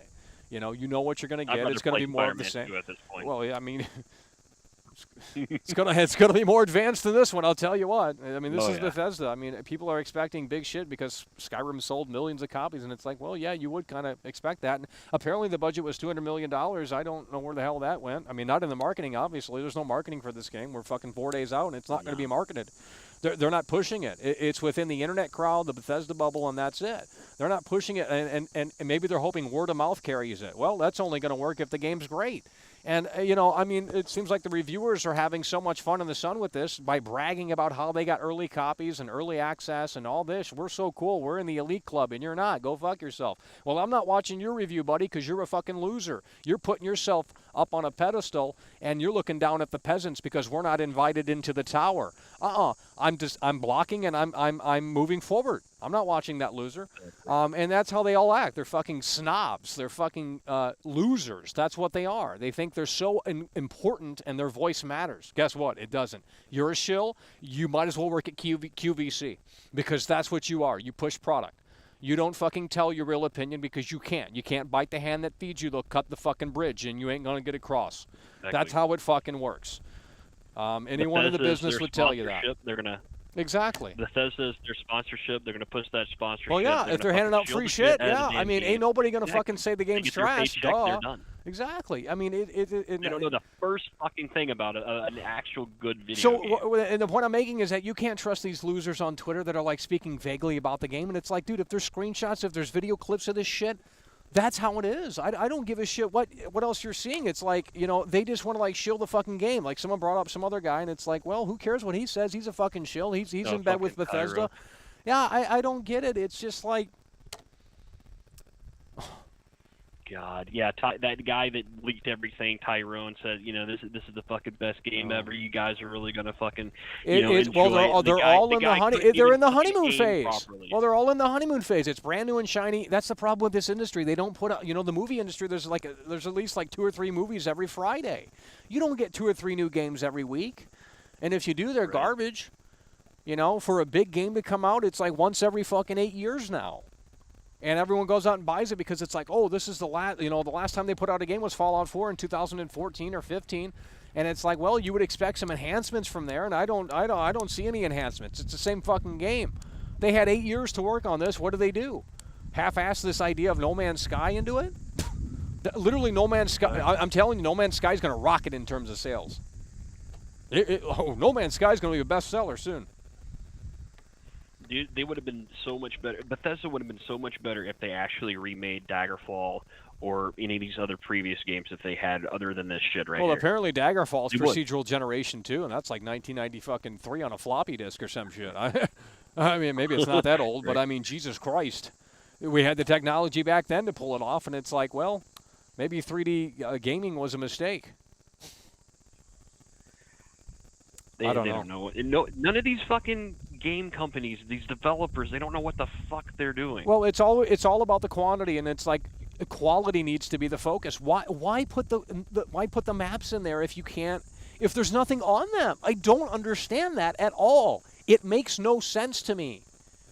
You know, I should be able to find a planet hidden in this game that has literal dinosaurs roaming around. I want a fucking T-Rex, a pterodactyl. Right. Give me that moment. And maybe there is, but that's the I want like fucking a planet where you like I don't know. It's space. You can do anything with that. And all of these games are so fucking boring. How do you fuck that up? You know, and it's like the new Saints Row, for example. That just got a brand new update. I haven't played it, but they said they added a bunch of content in there. It's probably trash. But, you know, from when I played the new Saints Row, it's like fun was not clearly the mission statement. They just sat around and said, this is what we're doing. You can fuck off if you don't agree with it. And it wasn't about fun. You look at Saints Row 2, and it's like the devs had fun making it. They put Easter eggs all throughout the game. If you went to, like, the end of the map, there was, like, some big fucking Loch Ness monster that came out. You know what I mean? Shit like that. That was goofy and it was fun. And it's like, well, the devs actually thought this through. And it's like, it was about fun. It was Chads coming together, making a game because they had the love for it. It wasn't about like, oh, God, we got to show up to work and, oh, you know, this is the deadline for this. And we got to go over to this fucking boardroom and talk about this. It's just like, Jesus Christ. You get too many cooks in the kitchen and it falls apart. It's as simple as that. There's committees now, creatively. You have to go through so much. It's not even funny. I don't understand. I just don't understand how you can make a game like this knowing that the engine was going to be a limitation, and you say, well, you got 1,000 planets. Yeah, that's going to sell copies, but who cares? People are going to spend 5 minutes on these planets if there's nothing on them. You can't just... Planet Earth needs to have remnants of the old... Tell the story. Fuck this bullshit and tell the story. It shouldn't just be a... I don't give a fuck what happened. I don't even know what the fuck happened. I don't know the story in the game. But, you know, clearly it's deserted and it's all sand and desert now. Okay, but there has to be artifacts of the old Earth on planet Earth. If I go to New York City, where that would be, because you can land anywhere, then put something that's relative to the fucking spot that I'm landing on. Don't insult my intelligence.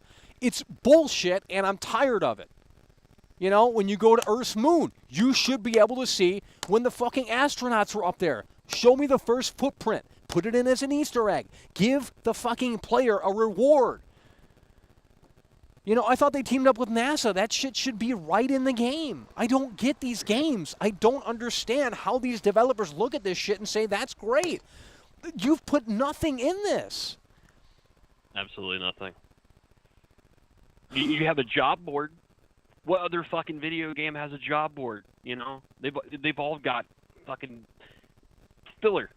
That's all it is filler. Yeah, and they do this dumb shit with these games and like, oh, you can get a job in this game. And it's like, well, they want you to fucking like live your life within this game, and that's the whole appeal. I get that, but then they don't go all the way through. It's always half-assed, like, oh, you can get a job in Skyrim, but it doesn't really feel like getting a job. I want the boss to come out and say, hey, you're not chopping logs fast enough. You know, I just don't understand.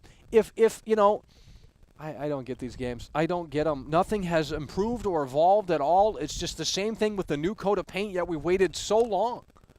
And it's just like invisible walls, loading screens, Jesus Christ, whatever else is in this game, this is going to disappoint us. I don't understand. What is the point in making something so ambitious and so out there and not even doing anything with it? Hell, I think at this point, Cyberpunk might be more advanced.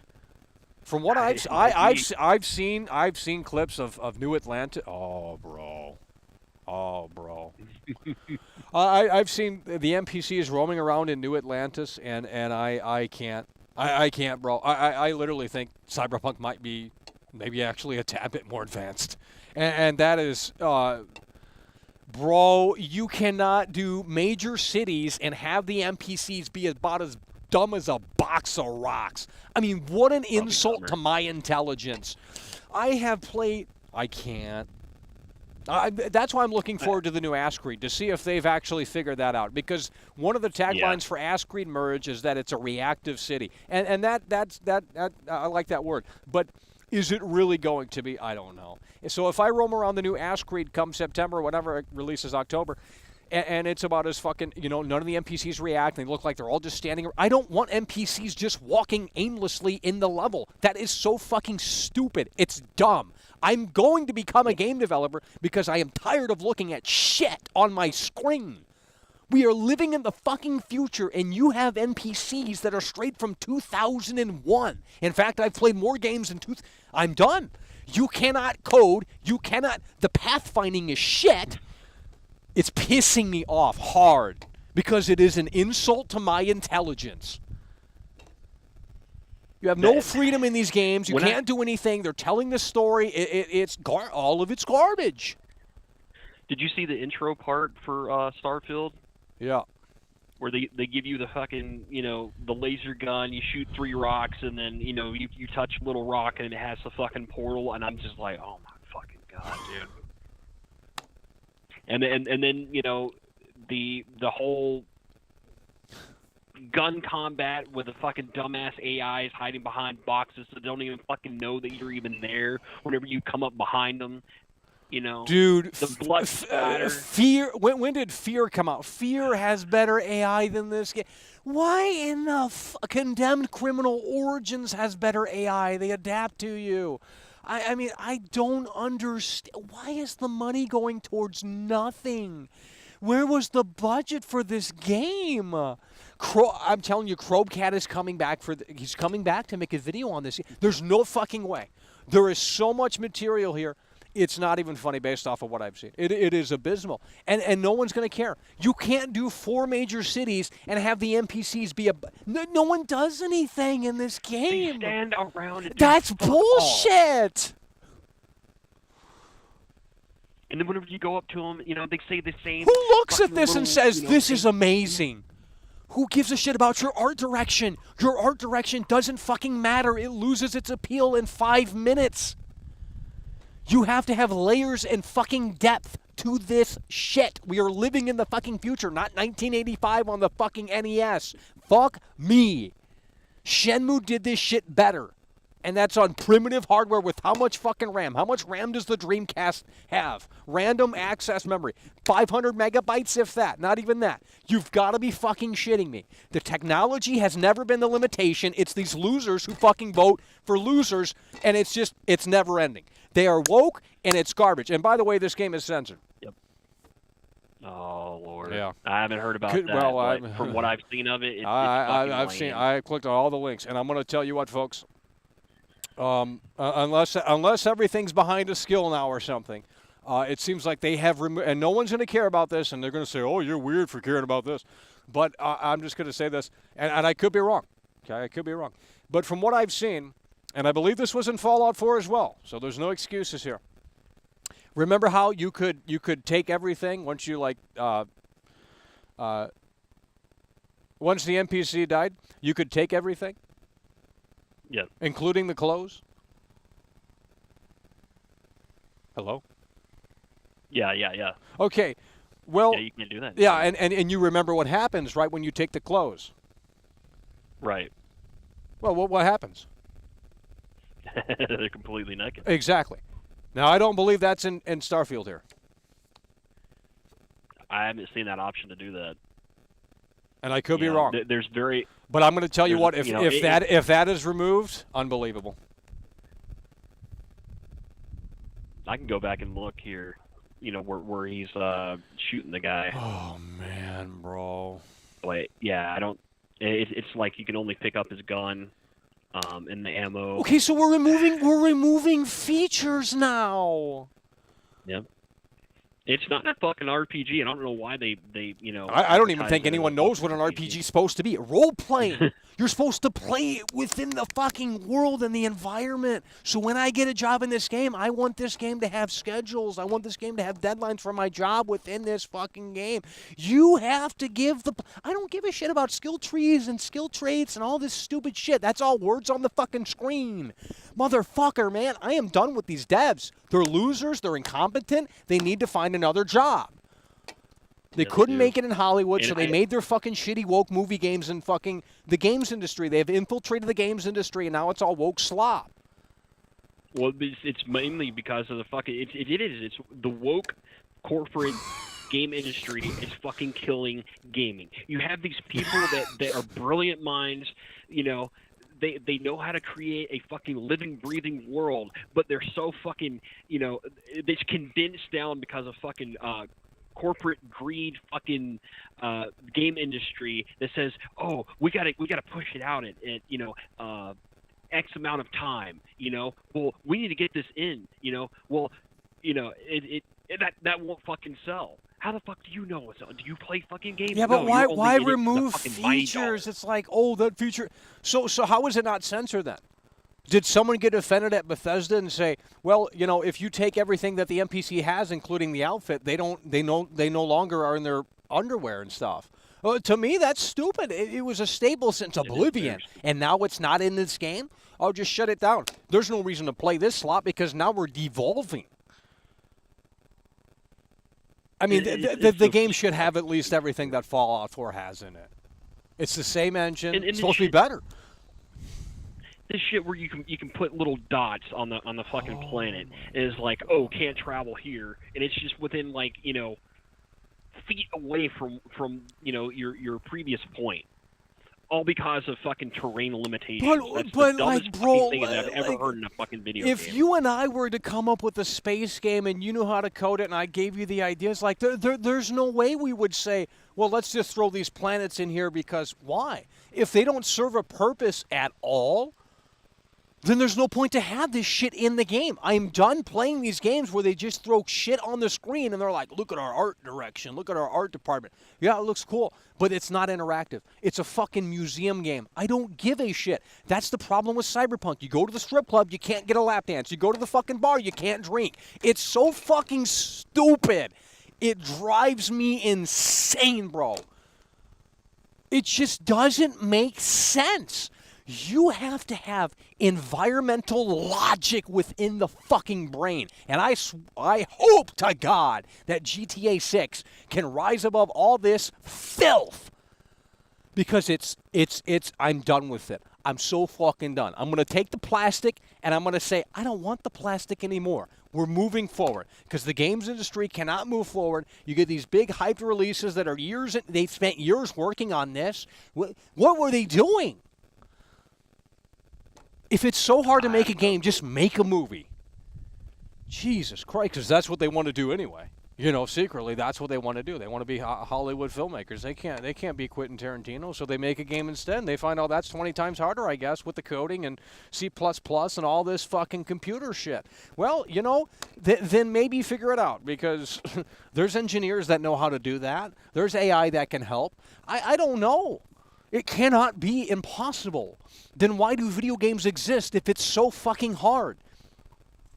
It doesn't make sense, man. How do you put this game out and you have invisible walls? How do you put this game out and the animations are akin to a game that came out 8 years ago? How do you put this game out and the space exploration is seemingly the most half-assed bullshit that we've seen in quite some time? Oh, you can't jump in the ship and just take off when you fucking desire.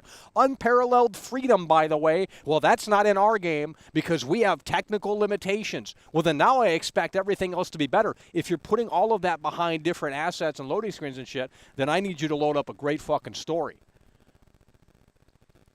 Oh my god. Okay, so there is a talk feature, but it'd probably just say that's the same dumb shit. Yeah, and just like NPCs, they do that I can't with the repeat dialogue shit too. And interact with shit. Dude, if I'm gonna make a game where the NPC has so much dialogue, you're never gonna hear the repeated lines.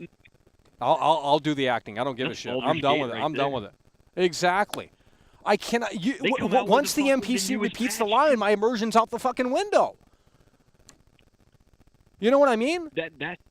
I haven't played Baldur's Gate that much because I know how fucking long it is. Oh yeah, it's one of those games you gotta have no life to play that fucking game.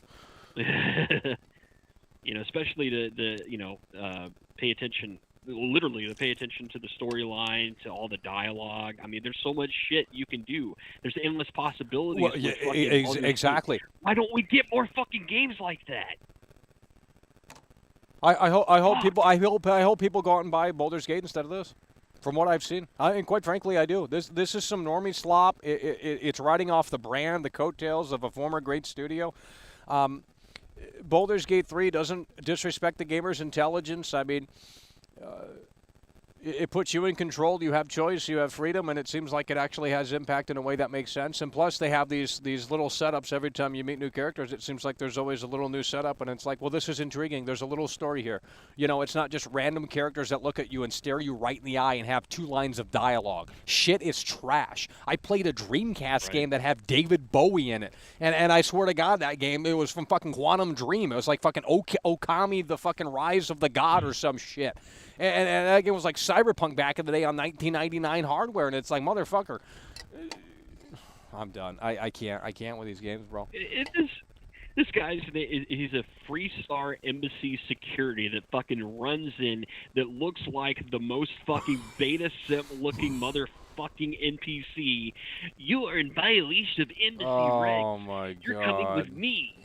And then you know your options are, whoa, I'll come along peacefully, or I'm not going anywhere with you. And then you have a fucking shootout, and it looks like the only thing you get is like some fucking bare bones, XP thing that fucking comes up. Ooh, you got XP for killing a guy.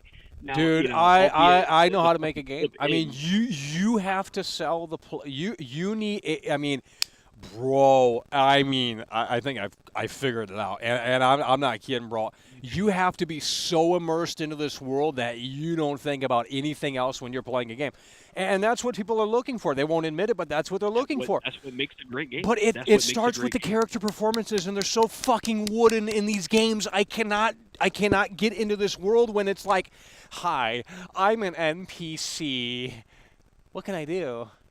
And then it's just the same fucking stupid shit. How do you make a game that is like designed for fucking Windows 95?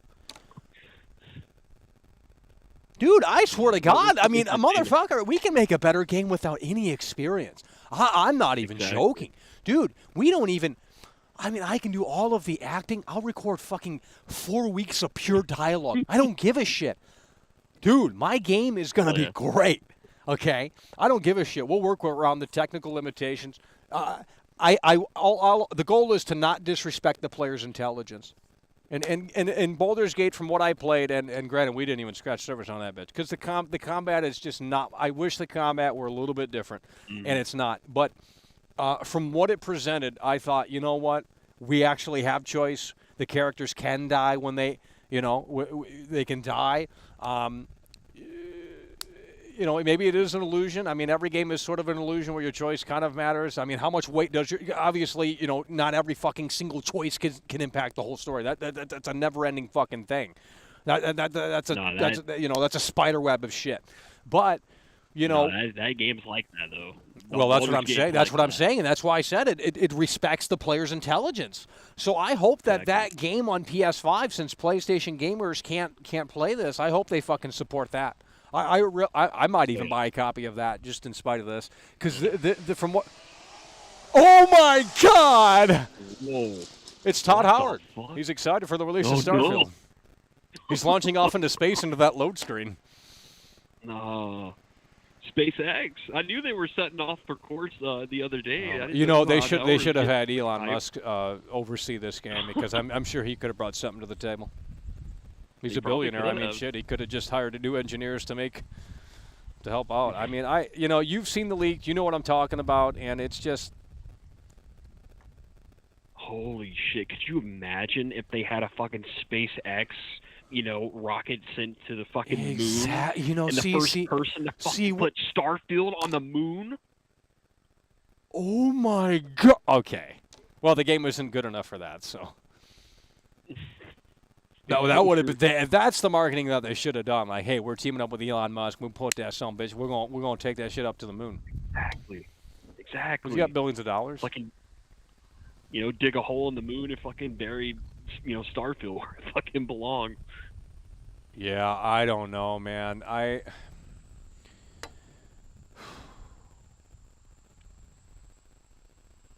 don't know. I mean, I'm just thinking of ideas of like, okay, you have over 1,000 planets. Do something fun with them. Not everything has to be fucking clinical and boring, and just put zombies on a fucking planet, like hidden in a fucking, you know what I mean, like in a cave or some shit. I mean, right. Bro, you gotta wow the player. Not every planet has to do that. But, I mean, if they're going into the depths of fucking space, just unleash some crazy-ass shit. It's fucking space. You know what I mean? It's an endless fucking... Right. I don't get it. I'll never understand. There should be a dinosaur planet. Pure dinosaurs, T-Rex, pterodactyls, whatever the dinosaurs still exist. I mean, there should be one planet like that. There should be another planet where it's just like Earth or some shit. You can explore a whole fucking city. I mean, these are the modders. These are the modders that are going to have to start putting things in. Basically, they built a game here that they couldn't finish themselves. It was too ambitious. The creation engine couldn't handle it, and now it's up to the modders to finish the job. Yikes. I'm reading this shit. Certain planets will have their own moons to discover, along with space stations floating in between worlds. What are you going to do? Okay, so they bitch about people going 40 minutes in one direction. Oh, you saw the invisible map. You weren't supposed to play it that way. But then they want people to just sit around and look at the fucking simulation shit. Who's going to sit around and look at the simulation shit? You're going to sit back and smoke a joint and look at a fucking screensaver game? And then you're going to chastise someone for walking 40 minutes in one direction just so they saw the invisible wall. They weren't supposed to play the game like that. Well, maybe they should have had a sign out front that said, don't go this way. Set up wooden fences. Oh, my God. Could you imagine wooden fences in that fucking game? Jesus Christ. It is over. I don't know if you're refreshing the leaks, but I'm sure there's even more crap out right now, and it's just I don't know, bro. I mean, I'm glad it's on Game Pass, and I'm not saying people aren't going to have fun with it, but I mean, just looking at what's out there, it's just like it's more of the same. This isn't a next generation experience, and it's more disappointing because it's not. Try and find that new Atlantis clip. I mean,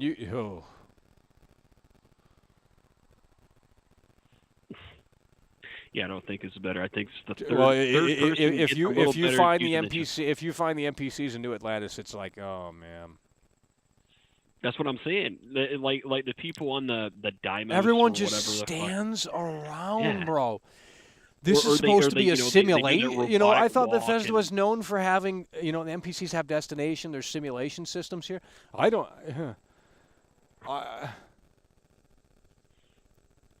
Like, you know, Okay. they're looking at little models of fucking ships, and they do that whole. Dude, like, if I were walk building the and game and turn, I you said, know, okay, act. we're gonna do this crazy city. First of all, these NPCs need a fucking place to sleep. If we can't build that place for them to sleep, we don't do this. These NPCs have to be on a schedule. We can't just half-ass it where it's like they spawn and then they despawn when the player's out of the area. No, they're on a schedule. Watch Dogs Legion does this. And no one wants to talk about that game because I know Watch Dogs isn't a great franchise. But, developers have tried to do this shit before, and some have succeeded and some have failed. And I think Kingdom Come Deliverance does sort of this simulation shit, too. I don't know to what extent because I haven't played it too much. But, it's just like we can do it, but we don't want to because the normie might just say, fuck this game, I'm throwing the controller out. Dude, I want to be able, on my ship, if I have a fucking 5 people on my ship, I want to be able to kill the other 4 people and then fucking drag their bodies into the fucking cargo bay. Open the cargo bay whenever I get into space. Exactly. That's what fly I'm out saying. and their That's what I'm bodies saying. So you fucking get it. You explode. get it. You get it. No fun allowed. No fun allowed. Their clothes won't even come off anymore. It's over. I mean, it's woke. It's woke. It is woke. They've censored it. Can't show the bra and I can't panties. They even can't take show my the men's ship and underwear anymore. It's over. It's woke. Oh, that doesn't matter. What- Well, then what why was it in Fallout 4 then? It was in Fallout 4. It was in Fallout 3. It was in Fallout New Vegas. It was in fucking Skyrim. It was in Oblivion. Now it doesn't matter because it's not in the game. Just like the invisible walls don't matter because we're playing the game wrong. No, that's bullshit. Why are there invisible walls on a fucking planet? If that was the case, they should have looked at Mass Effect and said, let's just copy that formula. Because at least it was obvious when you played Mass Effect. It's like, well, yeah, you could see the end of the fucking little area. Okay, well, at least it didn't it respected your time. That's what it did. It respected your time, and it said, well, you can get in the fucking vehicle and you can drive around, right, much to see and do, but you can jump with it and do the thrusters and shit, and there might be something to collect. But that's it. It's not appearing to be something more than it actually is. This procedural content is trash. Literally the worst thing I've ever seen. I'm done with it in any game. Stop doing procedural shit. It's stupid. I mean, you could do it in a way that makes sense, but, I mean... Well, they need to do it. They need to pull back. Way more subtle procedural generated shit. Not fucking like entire fucking planets, which isn't even a planet. It's a fucking grid. It's like a Minecraft grid, except Minecraft did it better because it's almost fucking endless. It's like an actual fucking. It's not even big. Yeah. Unbelievable. Like it took a person fucking 10 minutes to go from where they landed to the border of the planet within that box that they were able to explore. But then why put the planet in the game? I mean, unless there's a way to, because some people have said you got to unlock a certain skill or ability or unlock a mission. I don't fucking know. But if this invisible wall, why? Is that okay? I just thought of something. So, are they doing this in a way of where you can pick a spot on the fucking planet where you can? It's not fucking. You're not terrain limited, but you can still land on the planet, and you have that little box. That's the fucking dumbest thing that I've ever heard. But is that the way they're doing it? You can only explore a certain box on the fucking planet at a time, and you have 1,000 fucking planets, and that's how you're supposed to get way past. And even worse, within that box, however big it is, there ain't much to see and do more than likely because it's all procedural generated. I think the only handcrafted stuff is where they dish it out to the player. I don't remember the whole tagline, but who even gives a shit what they say because they said unparalleled freedom, and yet you have invisible walls on planets. I'm sorry, it's stupid, sweetheart.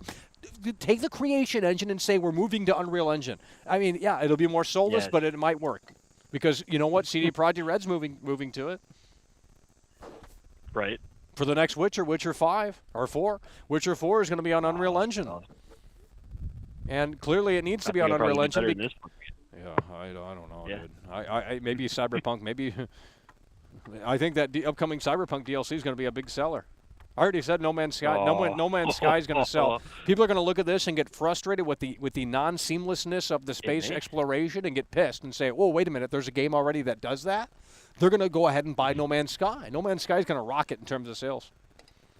Hell yeah. Especially PlayStation owners that might have never, because you have to understand there's always new gamers. They might not know that these games exist. There's a lot of games I don't know exist that I would probably really enjoy, or you just forget about them or something. So I think No Man's Sky, especially with the new DLC, it's going to offer more of what people want. You can get in your fucking vehicle. You can actually. I mean, it's just. I'm done. Man, there's tons of space games here for PC. If people just. Well, it doesn't. It doesn't have the marketing, and people think it's trash, and it's like, well, a lot of the indie stuff isn't great. I mean, I'm gonna be honest with you, but people want that new Vegas freedom, and it's never gonna happen again. From the moment you meet the first character, you can take that NPC out. You can't do that in these modern day games. You can't do that in Fallout 4. You can't probably do this here in Starfield. You can't do any of this shit. Dude, I want it where you can just break the whole game. Like the game can literally be broken if you wanted to do that. Now apparently someone said Morrowind you could do that. Well, that's Bethesda of the old days. Right. So you can't expect any of that slop It's over because it isn't going to happen. It's a Marvel game now essentially. Alistair X super chatted $4.99. Is putting up Michael, you do know those invisible walls are part of the tutorial. Yeah, and here we go with this narrative. Part of the tutorial. Then why didn't they just say that? Why doesn't it just say, hey, you need to advance further in the main storyline to progress, or something like that? I don't believe it. I think this is damage control. I think this is damage control. I don't believe it. And if it is, I'll be even more mad because it's like, wow, they should have just set up front like, hey, you need to progress through the tutorial, whatever the fuck that even means. You know what I mean? It's just like What is it? What is it even? This person saying just play good games easy. What constitutes as a fucking good game nowadays? Yeah, because there's not. This is the fucking tip of the iceberg for fucking shit games around. But here's why I'm pissed. Fallout New Vegas took apparently 18 months to make, and they did all that within 18 months. That's not even 2 years. 18 months to get it out the fucking door. Now, granted, when it came out, it was buggy but every game is, but it still gave you that freedom. It's like you can do what you want, whenever you want, for the most part. Obviously, it's not total fucking freedom. I don't think you could break the game. I mean, I haven't played it fully, but it's just like you see this guy, you can take him out. You can take out this whole, why isn't these, what the fuck? You can't even. I'm done. I can't, I don't understand, bro. I literally just don't understand what the mentality is with these modern studios. It's just like the thinking has gotten. People are getting old. They're just not hip to the scene. They don't know what fun is anymore. It's like anti-fun. That's the goal. We don't want to, pleasure the play. Like you said, pile up all the bodies and throw them out the fucking ship. Like that shit would be fucking funny. You can't do that. Exactly. You know what I mean? You can't do anything. Bethesda said, "Here's our game. It's a fucking sandbox, and we want you to play it the way we want you to play it." And that's not how it should be. It's a role-playing game. Yeah. The fuck? I don't think they know what role-playing is they literally don't. It's just it's about picking shit on the screen. Like, oh, here's your skill tree and here's your stats and that's it. That's the role play there. That's not role playing. I don't know what the fuck that is. That's just shit on the screen. That's not role playing. I want to be immersed into this environment, into this world with these characters. Why do they feel like robots? Why do we have these animations from 8, 9, 10, 15 years ago still in these games? Why do the cities, look at that new Atlantis clip. Oh, my God, bro. The NPCs are so fucking bad. I can't. I don't understand the fucking hype. People still have hype for this. Like, the people here in the chat, the people on the fucking subreddit. Oh, you better. They have, I mean. How can you be hyped for this? How? You've already played the better version of this. I mean, there's no space version of this, sure, but Fallout New Vegas is, from what I've seen, superior. Right. Much better.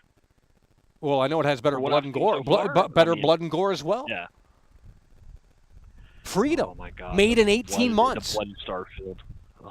Oh man. The blood in the game, like it's supposed to be a next generation. It literally says on this is the problem with this shit. They set these expectations with all of this crap. Levi Sorensen super chatted $10. Why should the tutorial limit the player? Why should the tutorial limit the player? It's supposed to be total freedom. That's what I'm saying. That's an absurd excuse. Well, people are mad right now, and I they put $300 into this game, and you know they want it to be just the tutorial, but it won't be, because that's just how it is. What if the whole 150 hours that Pete Hines play is the tutorial? That's the main game. It's just a tutorial, guys. You know, and I'm done with these. These modern games put these characters in that are so uninteresting. It's over. I cannot believe how people get attached to these characters. It's just like Alistair X super chatted $9.99. Same tutorial restrictions they had in Red Dead Redemption 2. If people don't realize that most games have but this, in Red Dead 2, it said mission failed. It was blatantly obvious that you weren't. Okay, if that's Bethesda's way of doing it, then fine. But you need to let the player know that that's what's going on, because when people, I'm done. Imagine playing a game where you can get in the ship and just blast off into the atmosphere and land on another ship seamlessly. Oh, that game already exists from an independent studio. Yep. Huh. Yep. The many of PC games that handle that, and it makes it actually feel like you're in the cockpit, you know. And you have all your resources that, you know, you've got your fuel, you've got your, you know, your energy. If you're attacked, you have your fucking build barrier. I didn't hardly see any of that shit in this game. Maybe there's some small mechanics to it, but from what I saw, I mean, the shit that I played in No Man's Sky looked better than the trash, you know. Some Chinese guy that was playing the fucking game was like 5,000 meters out, and the only thing I saw him do was fly straight. And of course, you have the little button. Well, because land. Yeah, because so fucking the distance is apparently real or something. They wanted to simulate that. They thought that was edgy. So it would take you literally. It would be impossible to go to the planet because it's light years or something. I don't know how that shit works, but so there's really no. From what we've seen, it seems like there's really no space fly. I mean, it's all fake. Right. And unless there's a reason to stay within the cockpit, you're spawning out of it. Right. You know, so it's like either the game's going to have to spawn something within the first 5 to 10 seconds to keep the player within that realm, or they're going to to me it looks like a discombobulated mess. It is. Because it's not, you know, had it been seamless, it would have been. And then people say, "Oh, we got bored of that in other games like fucking, you know, No Man's Sky and all these other space games, Elite Dangerous and whatever else is out there." But who cares? If there was an option to skip it, don't bitch. Because it's the same thing. They just added more. You know, some people want the full immersion. Some people want to be immersed into these worlds. They clamor for that. Just because you don't, it doesn't mean that the world revolves around what you want and what you need. You know, you have to understand millions of people are going to be playing this game. And that narrative that no bugs exist, that's going to be tossed right out the window very soon. You're going to see a bug compilation the first day. This is getting out to millions of players. They didn't have millions of players play test it, you know. So unless there's a way to run it through a computer algorithm that does that for you automatically, there's no way to really debug, because that's how it works at the end of the day. And they're going to have to continue to update and update and update until the damn thing dies completely, totally. So until they retire it. So it's just the shilling is insane with this. I'll tell you that. I mean, they're defending the invisible walls and saying it doesn't matter. And it's like no one plays like that, or it's a tutorial planet, or it's a tutorial mission. And if it is, that's great. I hope there's no invisible walls. But I don't think the game is making it very clear to those players that if it is. So it's just the conversation here is silly, but it's only going to get worse, because in 4 days when this sumbitch comes out, holy shit! Oh yeah. Man. I'd even go far as to say that Fallout 76 is a much better game than Starfield. No, there's no way, bro.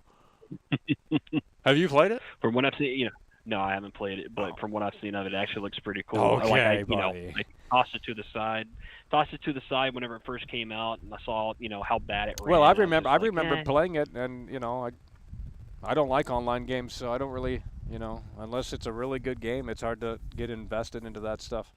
Because I want to play alone, That's the whole appeal with these single-player games is to get immersed, and have my own experience with the game. I don't want to play with other people or have them join my ship or shit like that. We want this alone time, and we want to be immersed, into this world and into this whatever they created here. And it's hard to do that when the NPCs seemingly haven't progressed at all. They do that thing where it's just like I don't know.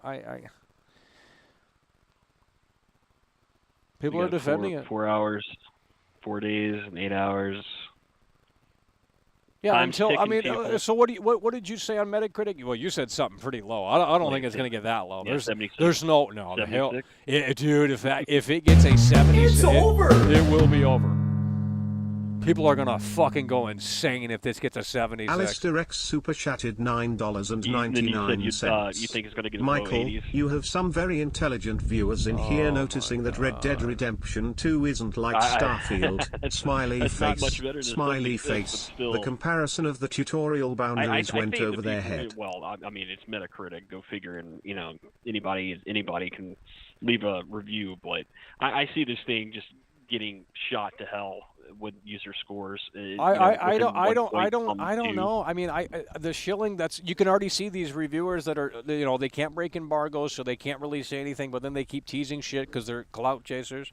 They all love the attention. They feed off it, and that's fine, whatever. But they're already established, so they don't need more clout. But they can't get enough, and it's disappointing. They just can't shut their mouth and let the review speak for itself. They just want to continue to the game's so great. We need new batteries for our controller. We've been playing it for 48 hours straight. All this stupid shit.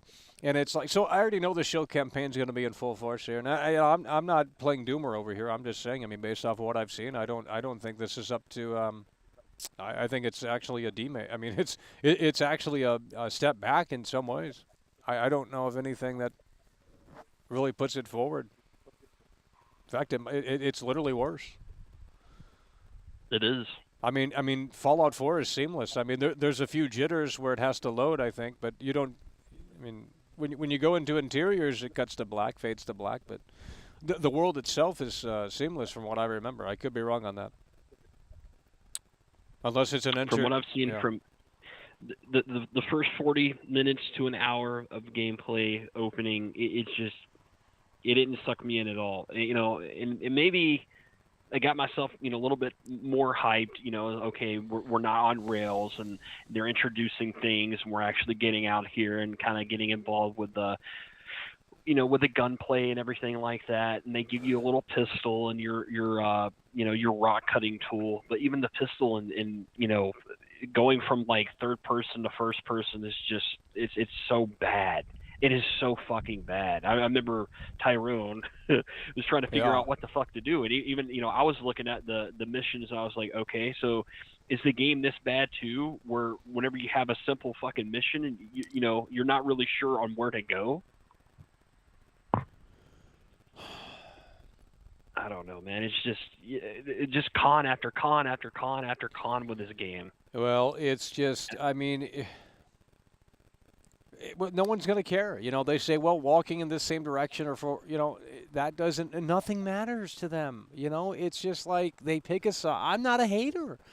We're playing this game as it comes out. So we're playing it. We're giving Bethesda our money. I don't care. But at the end of the day, I'm not going to sit around and fucking kiss the game's foot because it's brand new. That's stupid. If the NPCs are about as dumb as a box of rocks, I'm out.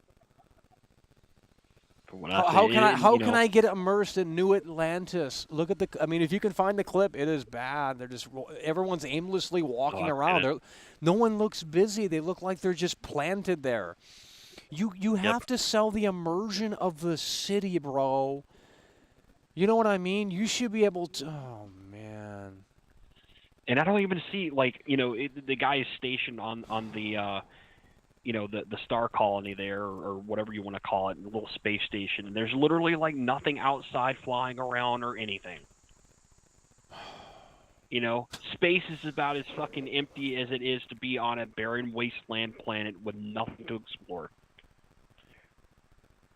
And people want to throw down more than $70 for what this game is fucking I mean, worth. Here's the thing. It's literally, yeah, that's what I'm saying. It's on fucking Game Pass, and they're willing to slop $60-$70 at this. How? It's a Game Pass game. I mean it, and it might show. You can't. I think this is the even worse shilling than freaking Cyberpunk. Well, the game's not It's even out. over. Holy fuck! Holy shit! The real Michael Myers super chatted $99.99. Fuck. You the goat Mackle. Best game critic I know. I was surprised you enjoy Texas Chainsaw. You playing anything tonight?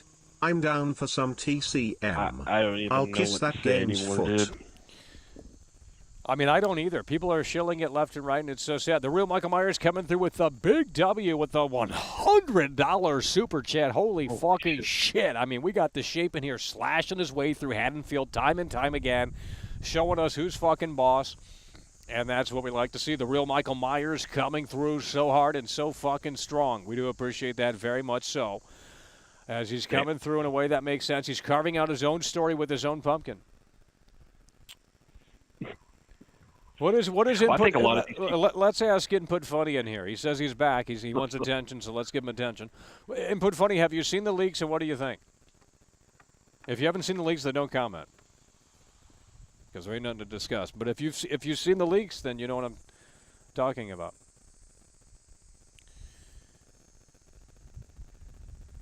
Hello? See what he says. Yeah. Well, I mean, I'm not going to wait. I mean, if he wants to update, sure, but I'm not waiting. I'm exhausted. I mean, we've been out here for 4 hours nearly, 3 hours and 30 minutes talking about this game. People aren't budging. They're not. I'm not saying cancel your pre-order. I mean, you do you. But, if you guys are ultimately disappointed with the way they have done things here in this game, I mean, I remember reading one impression where they said that the space traversal was weird. Yep. From someone who has the game, and I think that is going to be a problem for a lot of people. That was one of the conversations a long time ago that there was no land vehicles, but no one knew how the space exploration worked. Now that the leaks have come out, we've got a better idea on how that works, and it doesn't seem like it's it doesn't make any sense really. They didn't improve upon. That was the issue a year ago. But you and can't. They had problems. You can't really explore space. I mean. Right. Like it's not a space exploration game, but it kind of wants to be. It's like, well, there's stages. Land on the planet, that's one stage. There's like an outer thing where before you land on the planet, and then you have the whole. The game doesn't exist. I'm losing my mind with this game. I'm telling you, bro. Like, because again, if this were on PS4 and Xbox One, I'd cut it some slack and I would say, well, who cares? I mean, it's an old gen game. We can't expect too much. But now that it's only on next gen, and the expectations are higher. If you just want Fallout in space, I mean, sure, that's going to float your boat. But are you really excited about Fallout in space? Because that's what's going on here. Are you guys really excited about Fallout in space? People were looking at this game as if it was a hot blonde broad. Well, this is the first new IP in 25 years. Next gen only, Creation Engine 2. We were expecting some crazy shit here. And what did we get with what in terms of a role-playing game? What is this? You put a costume on, you select traits, you customize your ship. That's it. Okay, you can make decisions a bit here and there, but you don't have unprecedented freedom. It seems anyway. I don't get it. Very bare bones. That's what pisses me off. Is just like they're marketing like it's Fallout in space, and it's not. It's very bare bones. I've seen better shit at a fucking hacking. Well, even Fallout 4 is trash because it doesn't give you that freedom either. It's just you roam around and these are the characters and they can't go down. They can't die. And I'm not saying every character's like that in Fallout New Vegas because I haven't played it to that extent. But from what I played, it's like the first NPC you meet is the doctor in Fallout New Vegas, and you can decide his fate right then and there. Like, it just doesn't matter. You know what I mean? Right after that whole, you pick your traits and stuff, you can go in and say, well, this is my yard now, bitch. It's like the fucking game puts a gold medal on the player and it says, yes, we respect the player's intelligence. This game is cool because we have unprecedented freedom. You can do what you want to do in this game within the limitations of what they've created, you know. Bethesda games have lost its freedom. Well, I don't think many of them actually had freedom. I mean, Fallout 4 certainly didn't. Skyrim was even back, you know, Oblivion was better than Skyrim, and Oblivion was apparently a downgrade from Morrowind. So, I mean, it's been a downhill trend for literally decades now. I hate to say it, but I mean, it kind of has. It's over. Well, I'm going to move the wheel. Alistair X super chatted $4.99. It's over. 4 You days, don't need to 4 buy days the and we'll get $100 the fucking, version for early access. If you have Game Pass, get the base game for free, then spend $33 for the update. Yeah, I suppose so.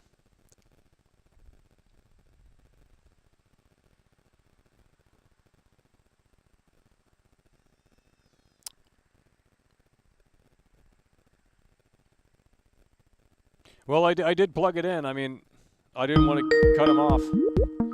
But we are losing steam out here, I'll tell you that. I'm losing energy. Hello, you're on the air. Oh, my God.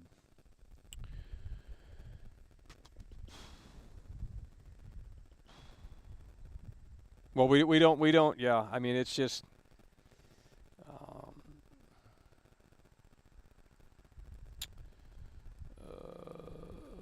Well, I've already said Fallout or No Man's Sky is going to do the sales are going to bump up for that because people are going to get.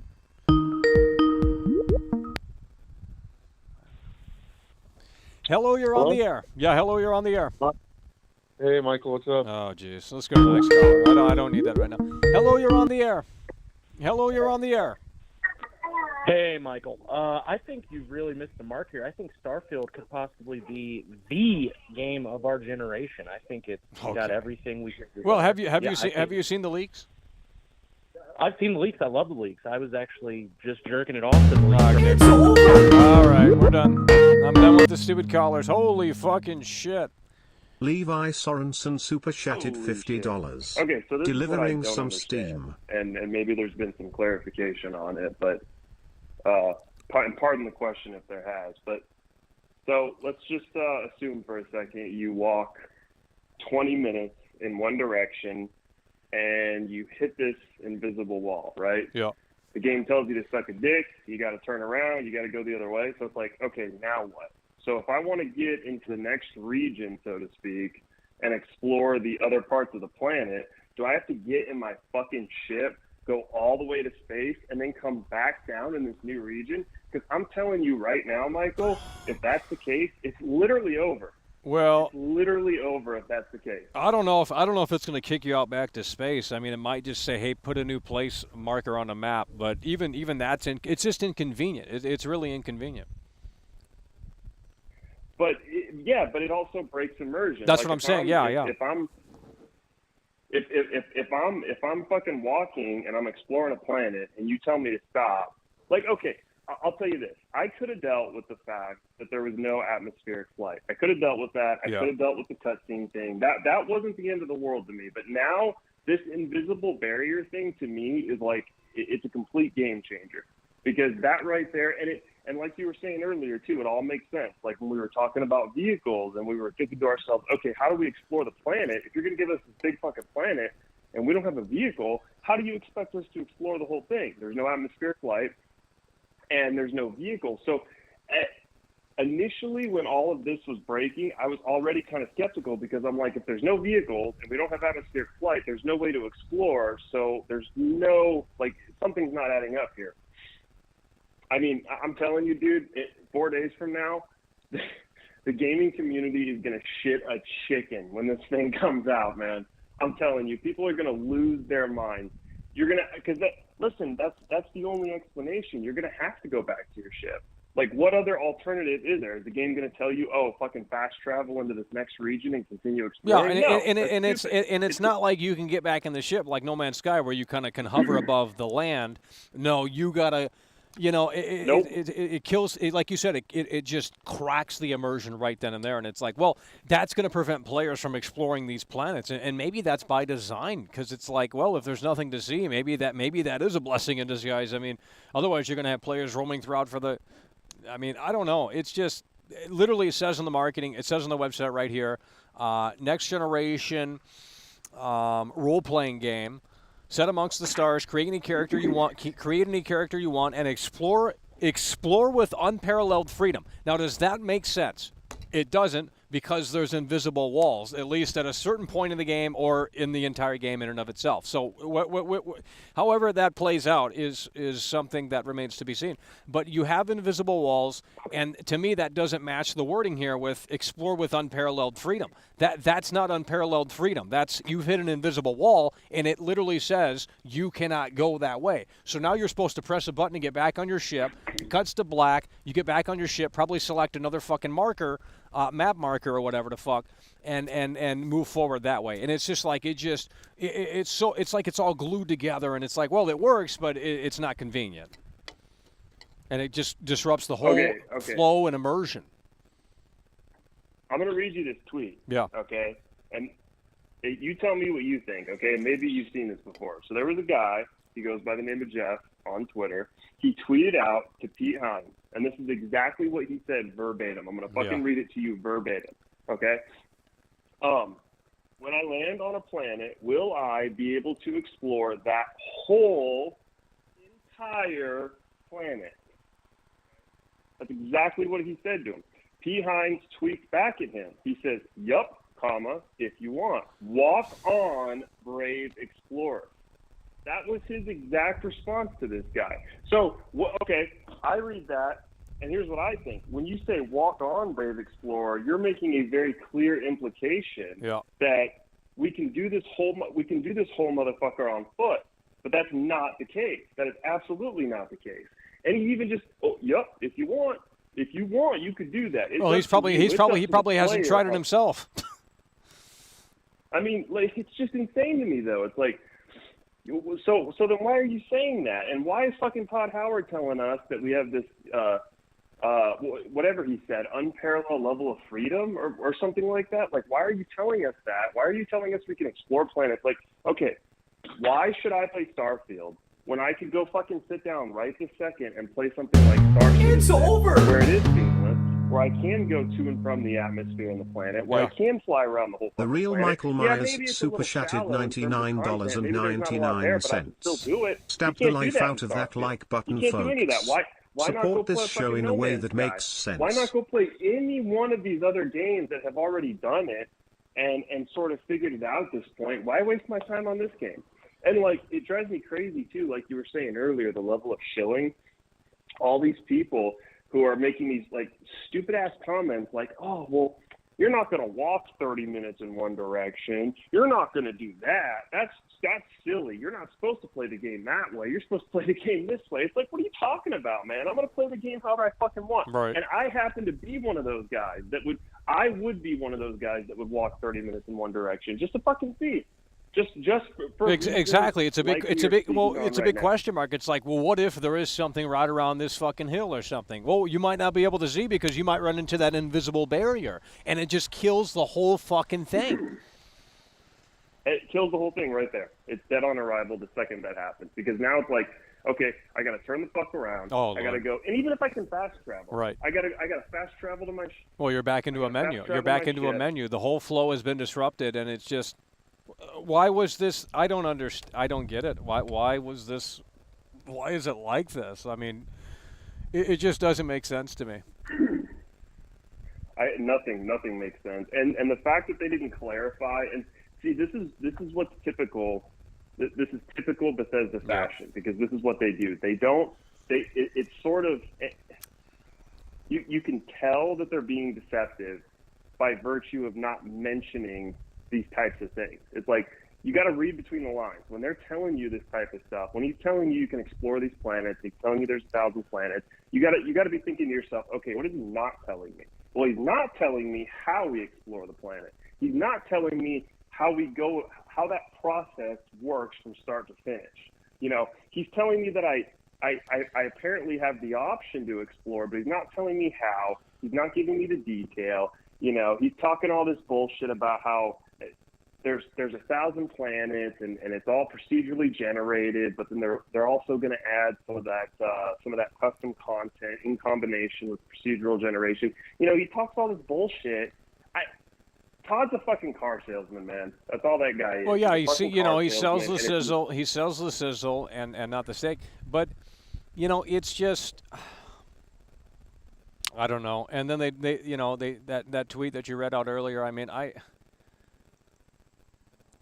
it's unfortunate. I mean, come on, man. It's just Walk unfortunate. On, brave explorer. Well, and then you have these Explorer. reviewers that are questioning it. They say, well, that screenshot doesn't tell the whole story or some shit, and it's like, well, then what the fuck does? You know, I mean, if it really is a tutorial thing, I think that's so stupid. They shouldn't exactly. It's not. Well, if it were, they shouldn't. Exactly.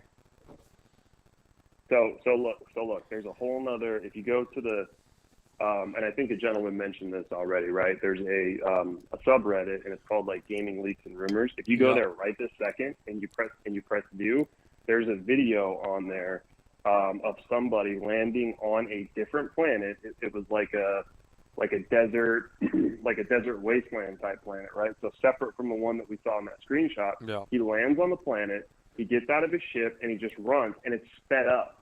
So the video itself is only a few minutes, but it's sped up. And then he runs and runs and runs. He gets the notification that tells you to go suck a dick and turn around. And then he tries to run at the wall. Of course, nothing happens. You can't go through it. And if you try to go left or right, it's like, you know, there's an invisible barrier right there. So your character just he follows that rim, so to speak. There's nothing more to it. So it's like the only question that I have at this point, like I was saying when I started the call, was, okay, then what? Like, we know that there's going to be more to it. We know that there's going to be like additional regions. It's almost like you're exploring multiple maps rather than a planet. But the question is how do I transition from that one region? Well, they should have had they should have had a button when you come into the invisible wall that says, "Hey, would you like to move forward?" You've hit the end of the area. You hit it, and then it fades to black, and it comes back, and it puts you, it loads the next little chunk. I mean, instead of going back into the ship and then manually placing a marker or whatever the fuck you do, I mean, it is ridiculous, bro. It's fucked up, man. And I'm telling you right now, in a few days when people start playing this and they start figuring it out and they start seeing the deception, people are going to fucking lose it, man. Like, look, Fallout 76 was a big fat fucking joke. We all know that. Yeah. They completely, they fumbled the football big time. And I think if they do it again here, I think this is going to be like a serious blow to their reputation. Well, I think it's this over. is their last chance. Yeah. Yeah, this over. is their last chance to sort of prove, like, okay, yeah, we fucked up 76, but hey, look at what we got. We updated the creation engine. We did X, Y, and Z. There's all these. Oh, look, the facial animations, they're so much better, and graphically, it's such an improvement. And there's all these things to it, and it's like, yeah, that's great. Like you were saying, it's fun to look at for about 10 fucking minutes. 10 fucking minutes, and then when you start getting into the core gameplay loop, and some of the features that the game offers, there's just nothing there. And so, like, and this happens all the time. It's like same thing with Cyberpunk, too. You play it for like 10 hours, and then you're fucking bored, if that, because there's nothing more to it. It's just go to point A, shoot a bunch of these bad guys, collect rewards, mission accomplished. And then rinse and fucking repeat. And then they were saying, like, what, there was 150 hours of content there? Give me a fucking break, dude. Like, in the video when he was roaming around the planet, there was nothing. It was fucking nothing. It was a barren wasteland. It's over, Michael. It might be fucking over. The charade is up. And like you said, I mean, in 4 days, it's going to get. I mean, holy shit, it's going to get crazy, bro. Dude. Especially with the reviews coming out and all of this. Like, oh man. I mean, but. Okay, so it's like, well, now what? Now that I know this, see, I'm kind of torn because it's like I had plans to be playing this on day one. I mean, I very well might just cancel my whole fucking pre-order. Well, it's on Game Pass. I mean, should do that. Right. Yeah, but there's just no reason to be. There's no reason to get hyped. There's no reason to be excited. There's no reason to be, buying it early. It just none of it makes sense. It's just, and And then people are like, well, the modders. Dude, fuck you. That's going to take, like, it's going to be probably a good year before we actually get any sort of serious content from any one of these modders. I mean, it's just going to be nothing but reskins for, like, the first 6 months to a year. And that's it. And it fucking annoys the shit out of me, too, that Bethesda always do this. It's like, this is what Bethesda does. They're afraid to take a leap of faith. They're afraid to try something new. And so it's like they kind of leave it up to the modder, and then they sort of bring it into the game. And by doing so, they can play that like, well, it's not our content, it's modded content card. You know what I mean? Like it's like a safe way for them to introduce the content, but not carry any of the risk that's involved with it, if that makes sense. Yeah, and people are defending it. They're saying it was a tiny portion of the game, and it was a tutorial planet, and all this, that, and the third. I don't. No, I'm telling you, that's all bullshit. Anybody who's saying that doesn't know what they're talking about. Right. Well, it explains why there's no vehicles. I mean, they couldn't do it. I mean, that's how the game is architected. I mean, it just. Just give me the freedom. If I want to land on the planet and I want to go from the North Pole to the South Pole, I should be able to do that. Yeah, you should now, be able I to. understand most people are probably not going to do that. Right. But the point is that it's there. Yeah. It's fucking there. Oh, you want to start from point A and go all the way to point B and run across the whole map? Great. You have the freedom to do it. That's up to you. Yeah, you can do it in No Man's Sky. You know what Bethesda says? Yeah, exactly. And that leads me right back into my point earlier, too. Why wouldn't I just go play that game? Why wouldn't I just go play Star Citizen? Why wouldn't I just go play Elite Dangerous? Why wouldn't I just go play any of these other games? Well, that's what I'm saying. I mean, and they tried to do 2 games in one here, I believe, and I don't know if it's going to pay off at all because it's like they don't want to do space exploration, but they kind of do, and. I think the curated content is going to stand out a lot more than this half-assed space exploration based off of what we're seeing here with these menus and these load screens and these invisible walls. I mean, it doesn't make sense. And I'm tired of people saying, too, that, oh, well, it's not this, it's that. It's not that, it's this. And it's like, okay, but if you go to the Steam page right now and you look at the tags for the game, what is it going to say? Well, it's going to have the word exploration. It's going to have the word space. It's going to have the word RPG. It's going to have the word survival. All these things that, like, these people are pretending the game is not. That's literally what it is. And it's fucking on the tags on the Steam page. So, like, it's like when Todd, like, says, like, he tries to bring science into it, and he tries to make it sound like, oh, well, we didn't do that because, like, the reason why all the planets are barren is because that's how most planets are, bro. It's like he tries to incorporate realism when it's convenient for him. But then when it comes to things like, like real things, like some of the things that we just discussed, all of a sudden the realism goes out the fucking window. It's over! So it's like they only like to use it when it works in their favor. But when it doesn't, then Levi Sorensen super chatted $50. It's unbelievable. There is zero marketing. Yeah. So Hardly anyway, any gameplay. Hell yeah, bro. Take care. No vehicles. No underwear. It is over. That Holy shit, shows we're you how coming through hard and confident they are strong. in the game. Guys, we gotta close the lines for 1 second. I gotta read out these super chats here because these are coming through really hard and really strong. We do appreciate it very much. So Levi Sorensen coming through. There's zero marketing, and that holds true still as well. Go to the Xbox website right now. Guess what's not on the front page? Armored Core is on the front page. So they're saving it for the very last week here. Monday is tomorrow, and they will probably kick it off there.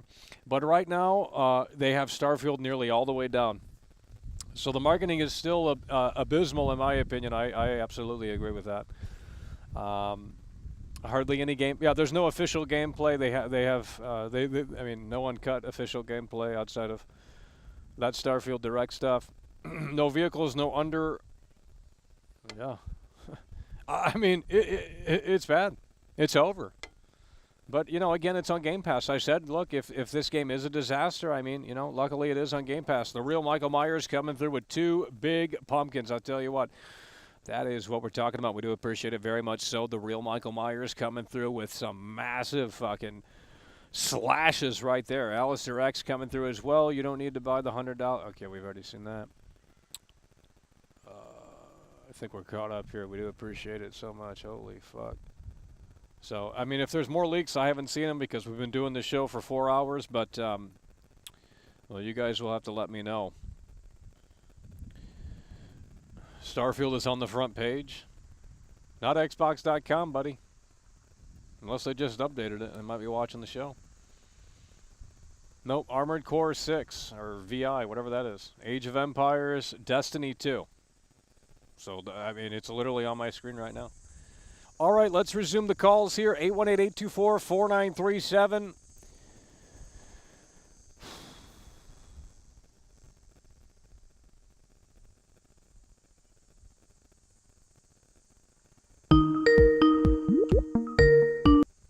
Hello, you're on the air. Yeah, hello, you're on the air. Yo, Michael, I got someone I want to talk to. Oh, man. I don't want to talk to him. It's over. It's over. Whoa. It's over. Hello, you're on the air.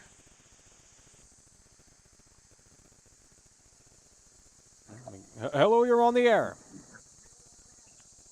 Oh, my God. Come on, guys. Hello, you're on the air. Oh, my God. Dude.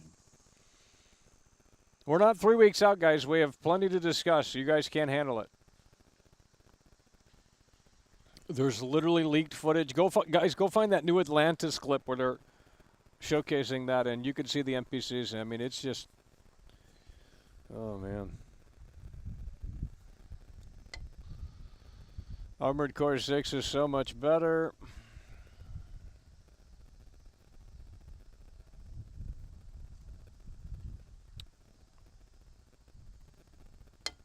Well, the lines are open, folks, but I'm not going to sit out here and just wait for a caller, so the sun is on my back here. Can we get a quality caller? Let's see if we can. Hello, you're on the air.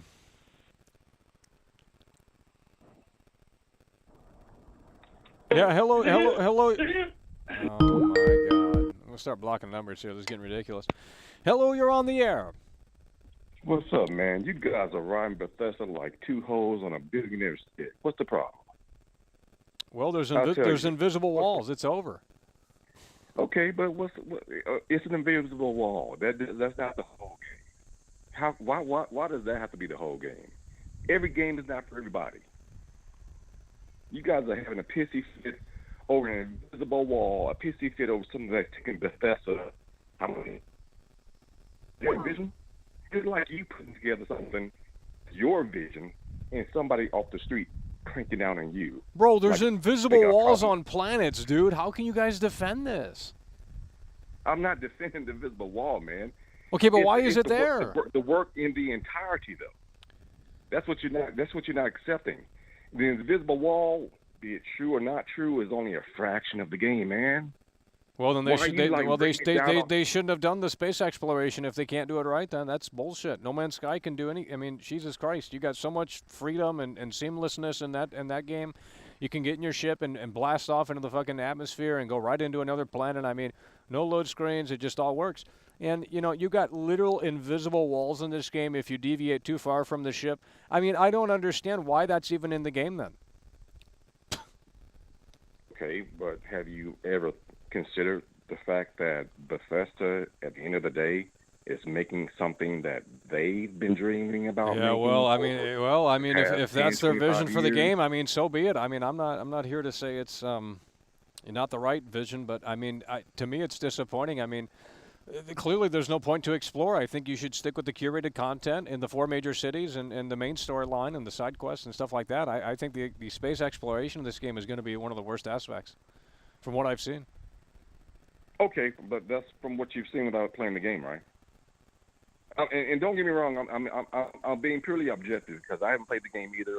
I've only gone off of what you see and whatever. Yeah, I know, but I mean, with all the loading screens and just the immersion, you know, the flow of the game, it doesn't seem like it works out all that well with how it operates in this game. And I know it's not a space exploration game. That's what they've said. It's a space RPG. It's not an exploration game like No Man's Sky. I get that, but it's like, well, then why even go to that length of doing it if you can't do it in a way that really makes sense? I mean, you have, you know, all this that disrupts the flow, and it seems like you can fast travel anywhere at any time for the most part.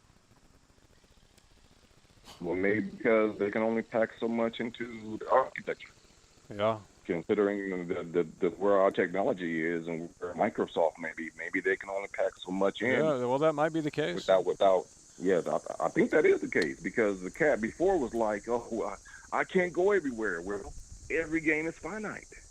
There's no game where you have absolute complete freedom. Well, it says on the Starfield website. You know, I mean. Come on, man. It says it right here. It says what? Okay, so hold on. Hold on. It says unparalleled freedom. What the hell does that even mean? I don't know. Okay. Oh, come on, buddy. Well, okay. Okay, but hold on. Let me ask you this: Would you? Hold on. Let me ask you this: Would you agree that the invisible walls are unparalleled freedom? Yes or no? In comparison to everything else they've done, they're probably comparing that to their previous work. What do you think? No, I think it's a big lie here. There's no unparalleled freedom if you can't explore the planet how you want. How is that a stretch? There's literally walls that says you cannot go that way. They're invisible walls. I mean, you guys don't have to believe them. I mean, there's tons of screenshots. I don't know what more you want. No, I believe what you're saying. I'm just saying that. Well, I think there's literally screenshots. It's not what I'm saying. There's screenshots of the invisible wall stuff. And I'm not telling you you're not right. I'm saying that you're turning everybody's turning this whole invisible wall into a whole hissy fit about the game in its entirety. And the invisible wall is it absolutely actually is only a fraction of the game if that is actually true. Because I'm sure these guys who are reviewing can't tell the whole deal until launch day, right? So we don't know for a fact if they're saying absolutely everything there is to say about this invisible wall until launch day. Yeah. And the guy's he's throwing up hissy fit and a penny fit over the wall when there's so much other things to do in comparison to the other Bethesda games. So much more to do. Well, yeah, that's why people are excited. That's why people are excited. You got 1,000 planets. 150 hours. He literally said, "I played 150 hours, and I haven't even scratched the surface." I mean, damn, dude, you want your cake and your pie. You want the hole in the side, and you want it all to yourself. You just want to have it all to yourself without any limitations and boundaries. We ain't even reached that level of technology yet. So it's like you don't have to scale it down a little bit and come back to reality and say, okay, there are going to be some boundaries on this. There are going to be some limitations on this. It may not be the parallel freedom that I'm thinking about or what they are saying, or I've even asked Bethesda, what do you mean by unparalleled freedom? Because I obviously got it wrong, but you're just going to go out and bash Bethesda. It's over! And be like, oh my God, it's a complete waste of time. Alistair X super chatted $4.99. Like, come on, man. So like, I didn't know this, but Starfield actually takes great inspiration from an old game called Traveler, from Howard himself. It ain't meant for you. Fuck it. Go play something else. If it is meant for you, have your balls at it and enjoy the shit for the next 5-10 years or whatever, or until the next motherfucker comes out that's good. But you to sit here and bash over some hearsay, speculation, rumor, and we ain't even put hands on the sticks yet, come the fuck on. Grow up. Bro, how is it a rumor when there's... Are you saying people photoshopped it? We got real world fucking problems here. And this cat, I'm not even talking about you necessarily, but you got guys coming on here talking about, oh, he's going to be a piece of shit. It's just, I'm not going to fucking play it. Don't fucking play it then. Is that... Everything's not going to be what you fucking want it. When you get the bucks, when you make the money, when you call the motherfucking shots, do what the fuck you want to do. And a middle finger to everybody else who don't agree. You can't please every fucking body. Oh, I get that. No, you don't. What do you mean? You don't get it, man. Because I'm telling you, if you put out a work of art, you be doing the same motherfucking thing Bethesda's doing. Fuck you. It's my work of art. No, yeah, I agree. But I mean, okay. Well, I yeah, but look, I'm not bashing you, dude. I'm not bashing you. But I'm just saying, with some of these cats on here, you're going too far. It's not. Well, I mean, the game's not even out yet. Wait till the game comes out. If you think people are going crazy now, I mean, sure. Exactly. And look, hats off to Bethesda getting this far with it. This is their dream. I support anybody's dream. 25 years? Oh, my God, man. I'll support you. Go ahead. It may not be everything I want in the game. But guess what? Like anything else, that advice you might be giving me, I'm going to take what I can take and put the rest in the trash. But there's definitely something that you said that's useful, so I'm going to take that. There's definitely something that we can enjoy from this, so I'm going to take that. I may not be able to go everywhere. I may not even be able to build the ship I want, have the weapons fire in reverse to get motherfuckers off my six so I can continue with my journey. But guess what? I'm going to work with what I got. I'm not a developer.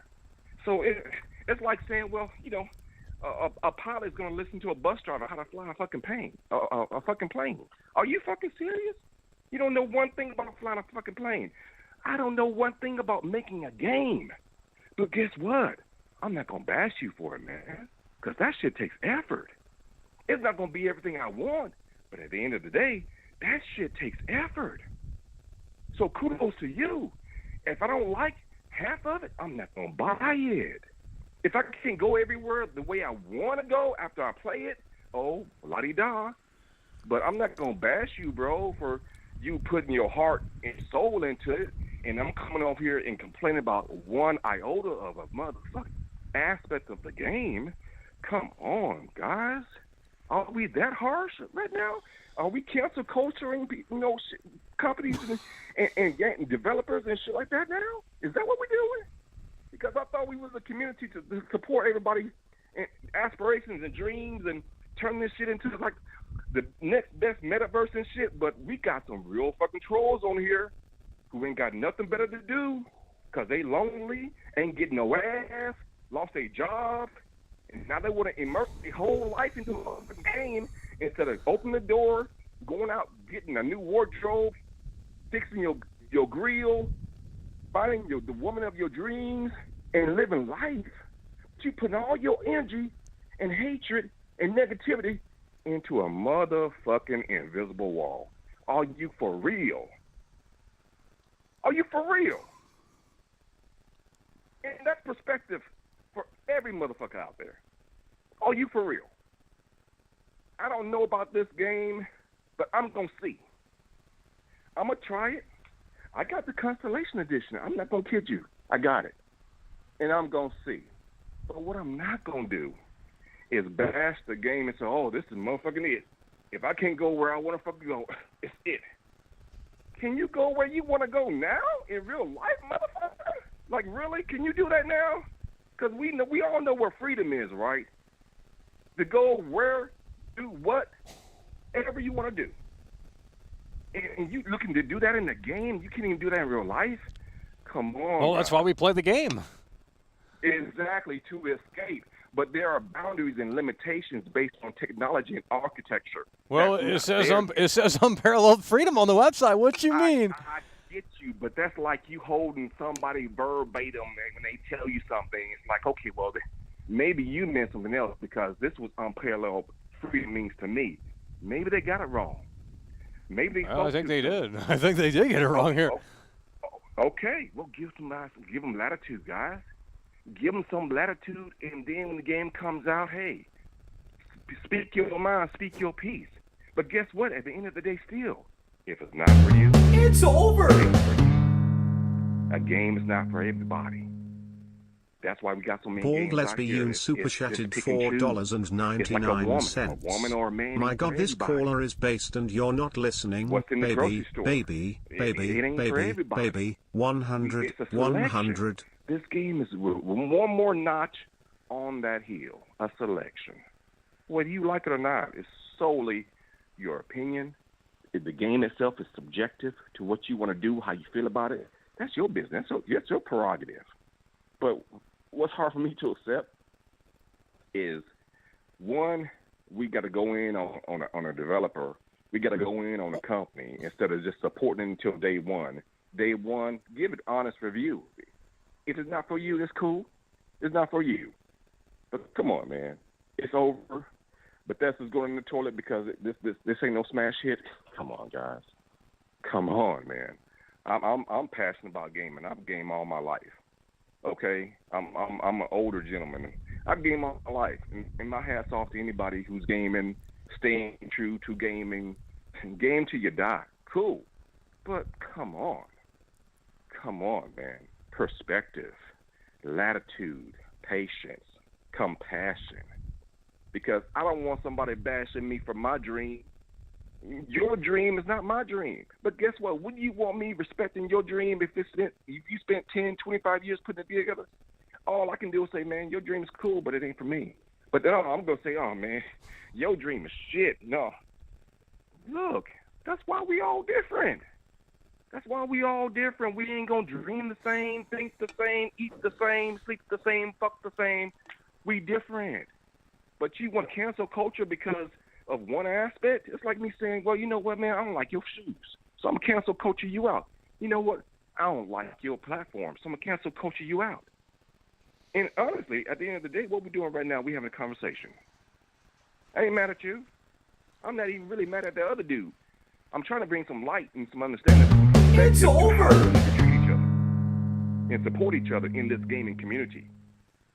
Alistair X super chatted $4.99. My God, this caller is speaking facts on these little fangirls, and they cannot handle it. It's over. The real world, absolutely, and we all need that with this stressed out motherfucking world. We all need an escape. Trust and believe. But bro, I'm not gonna cancel you or dog you or beat you down and tell you that your dream ain't shit because of one aspect, man. I got too much love for the community for that. I got too much respect for the community for that. And that's what some of you cats are lacking. Respect, humility, compassion. Just saying, you know what? It ain't got to be that deep. I can give Bethesda some latitude and say, you know what? I'm going to let you day one and see what kind of patches come out, what you do with it over the course of the next 6 months, because you might make some corrections. There might be some things where you can't add right now, but it's going to be taken care of by some modders. You may have some modders lined up to correct the things that you can't do right now because we're so close to launch. But man, come on, man. If you ain't going to be a part of the solution, you're just adding to the problem. Your forum is just adding to the problem. And I love your space and your opportunity to give people an opportunity to speak their minds on where they stand. I respect everybody's opinion. I can disagree with you and still respect your opinion. And it's my opinion that some of these cats going too far with it. It's a community, man, and all we doing is breaking each other down where we already breaking each other down in other areas, aspects of life.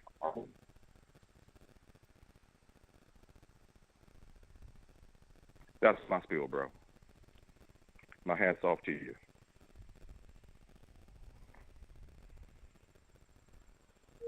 Thanks for calling in. Alrighty, well. I mean, it says unparalleled freedom. I kind of would expect that in the game, but I guess we'll just have to wait and see. I guess the screenshots, and apparently there's video now. I guess none of that matters. Hello, you're on the air. Jesus Christ, man, I swear to copium with these Xboxes. Todd Howard must have a nice ass because these are so far up in there and they can't fucking look at reality. You know what I mean? They literally said you can go anywhere in the planet. So if you're loading chunks and you got to teleport to your ship to walk however the fuck, that's bad game design. You know? Like Minecraft came out 10 years ago and you can walk through the whole goddamn planet without having to reload the game. Why do we got to do that in Starfield? No Man's Sky, made by an indie studio. You can go anywhere on the stupid ass map, but you can't do that in Starfield. Like, come on, bro. Like, these guys out here need to stop coping and look at reality. The fact is, they wanted to make 1,000 planets because it sells, it looks good on paper, but in reality, it's trash. And that's just what it is. You know, like Tyrone sounds good. You know, talking about dreaming. Yeah, they're dreaming because they're gonna be sleeping in this goddamn fucking game, teleporting through cutscenes all day. You know, it's just ridiculous. And they've confirmed that it's not just on the tutorial level too. I think one of the insiders or whatever was talking on Twitter. It's every planet you go to. You walk like an hour or whatever it is, and it's gonna teleport you. So it's not just in one planet; it's on every single planet. And if that's the case, why make 1,000 of them? Why not just make 10 or 20 planets handcrafted that are really good to explore, and you have everything you got to do? Yeah. You know, I don't need some AI generated bullshit. This ain't fucking. You know, we're not buying a bot. We're buying a game. Like, build it, make it good, then we can enjoy it. I'm tired of these people like covering this. Oh yeah, no, it's game of the generation. Oh yeah, it was so fun walking around for an hour looking at jack shit. Game of the generation. Sure. Moving the wheels.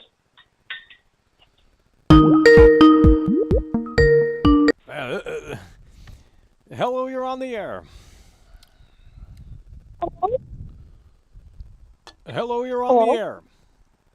How are you? Hello? Who is this? Who is this? Hello? Hello? Who is this? Who is this? I don't know. You called me. I know. I just wanted to say hi. You seem to have a problem with it. Huh? Hmm? Who is this? Who is this? You called me. I didn't call you. I know, but you seem rude about it. I just wanted to say hello, but you can't say hello back? Hello? Hello?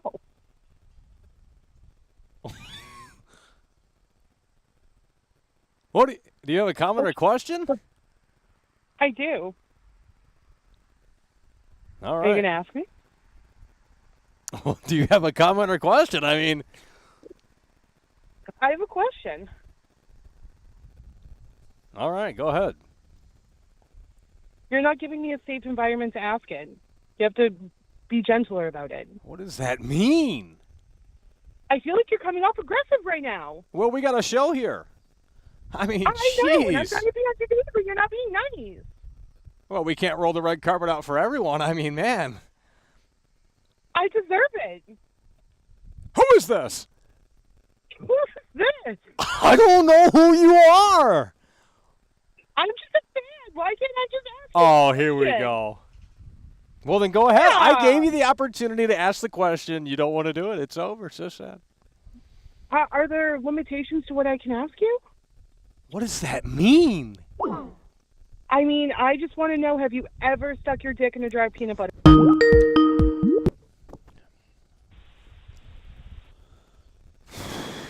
Hello, you're on the air.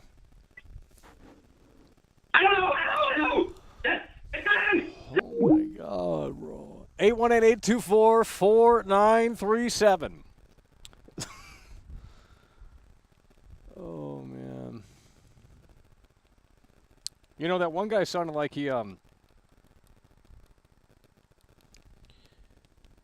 Oh, man. Well, let's go. Let's get some more callers on here before we wrap this up. You guys can't... I can't even imagine in 4 days when these reviews come out. I mean, it's just going to be a total fucking disaster here. This is the next Cyberpunk. It's over. 818-824-4937. Good or bad, it's the next Cyberpunk. I mean, people... Good. Hello? Oh, man. I got a question. Who is this? This is Stephanie. Oh, I don't know who Stephanie is. Why are all these women calling in? Hello, you're on the air.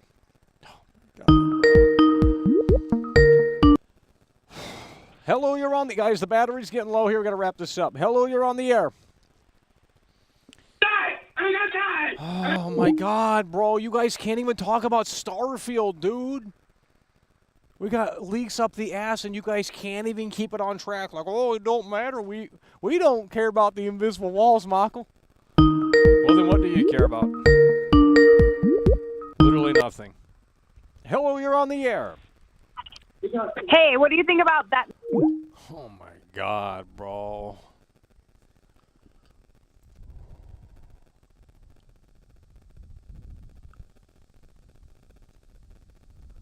The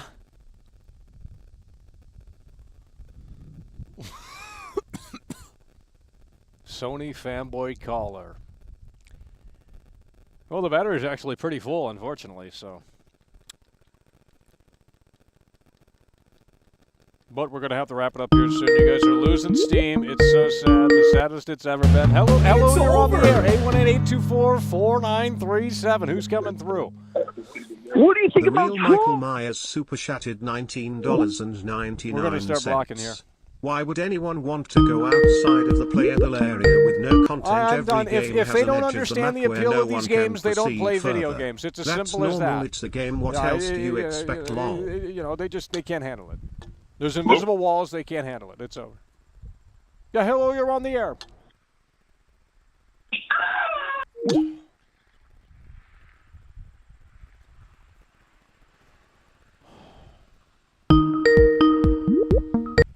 Hello, you're on the air. Everybody sucking Todd Tower. Oh. Didn't mean to hang up on you. Call back in. 818-824-4937. Well, the Xbox fanboys are mad. I don't know what to tell people. The Xbox fanboys are mad. They cannot handle it, and it's the saddest it's ever been. I mean, I would be mad too, but, you know, it is what it is. If you can deal with the invisible walls, then the game might be great. I don't fucking know, but there might be other problems as well. Hello, you're on the air. Yeah, what if the invisible walls are paid to get through? Like, oh, that's fantastic. Hello, you're on the air. Hey, Michael, I got someone that wants to talk to you. Oh, my God, we can't with these callers, guys. I'm not going to sit out here and listen to the same two callers. Come on. Hello, you're on the air. Guys, we're going to have to wrap this up. You guys aren't ready. You don't care about it anymore. I don't care. I'm done. It's over. Just consume. Don't ask questions. Consume. That's all you guys can do. It's over. Alistair X super chatted Hello, you're on the air. $4.99. Michael, you got the freak. Yep, she's a freak. She's super freaky. Musical notes.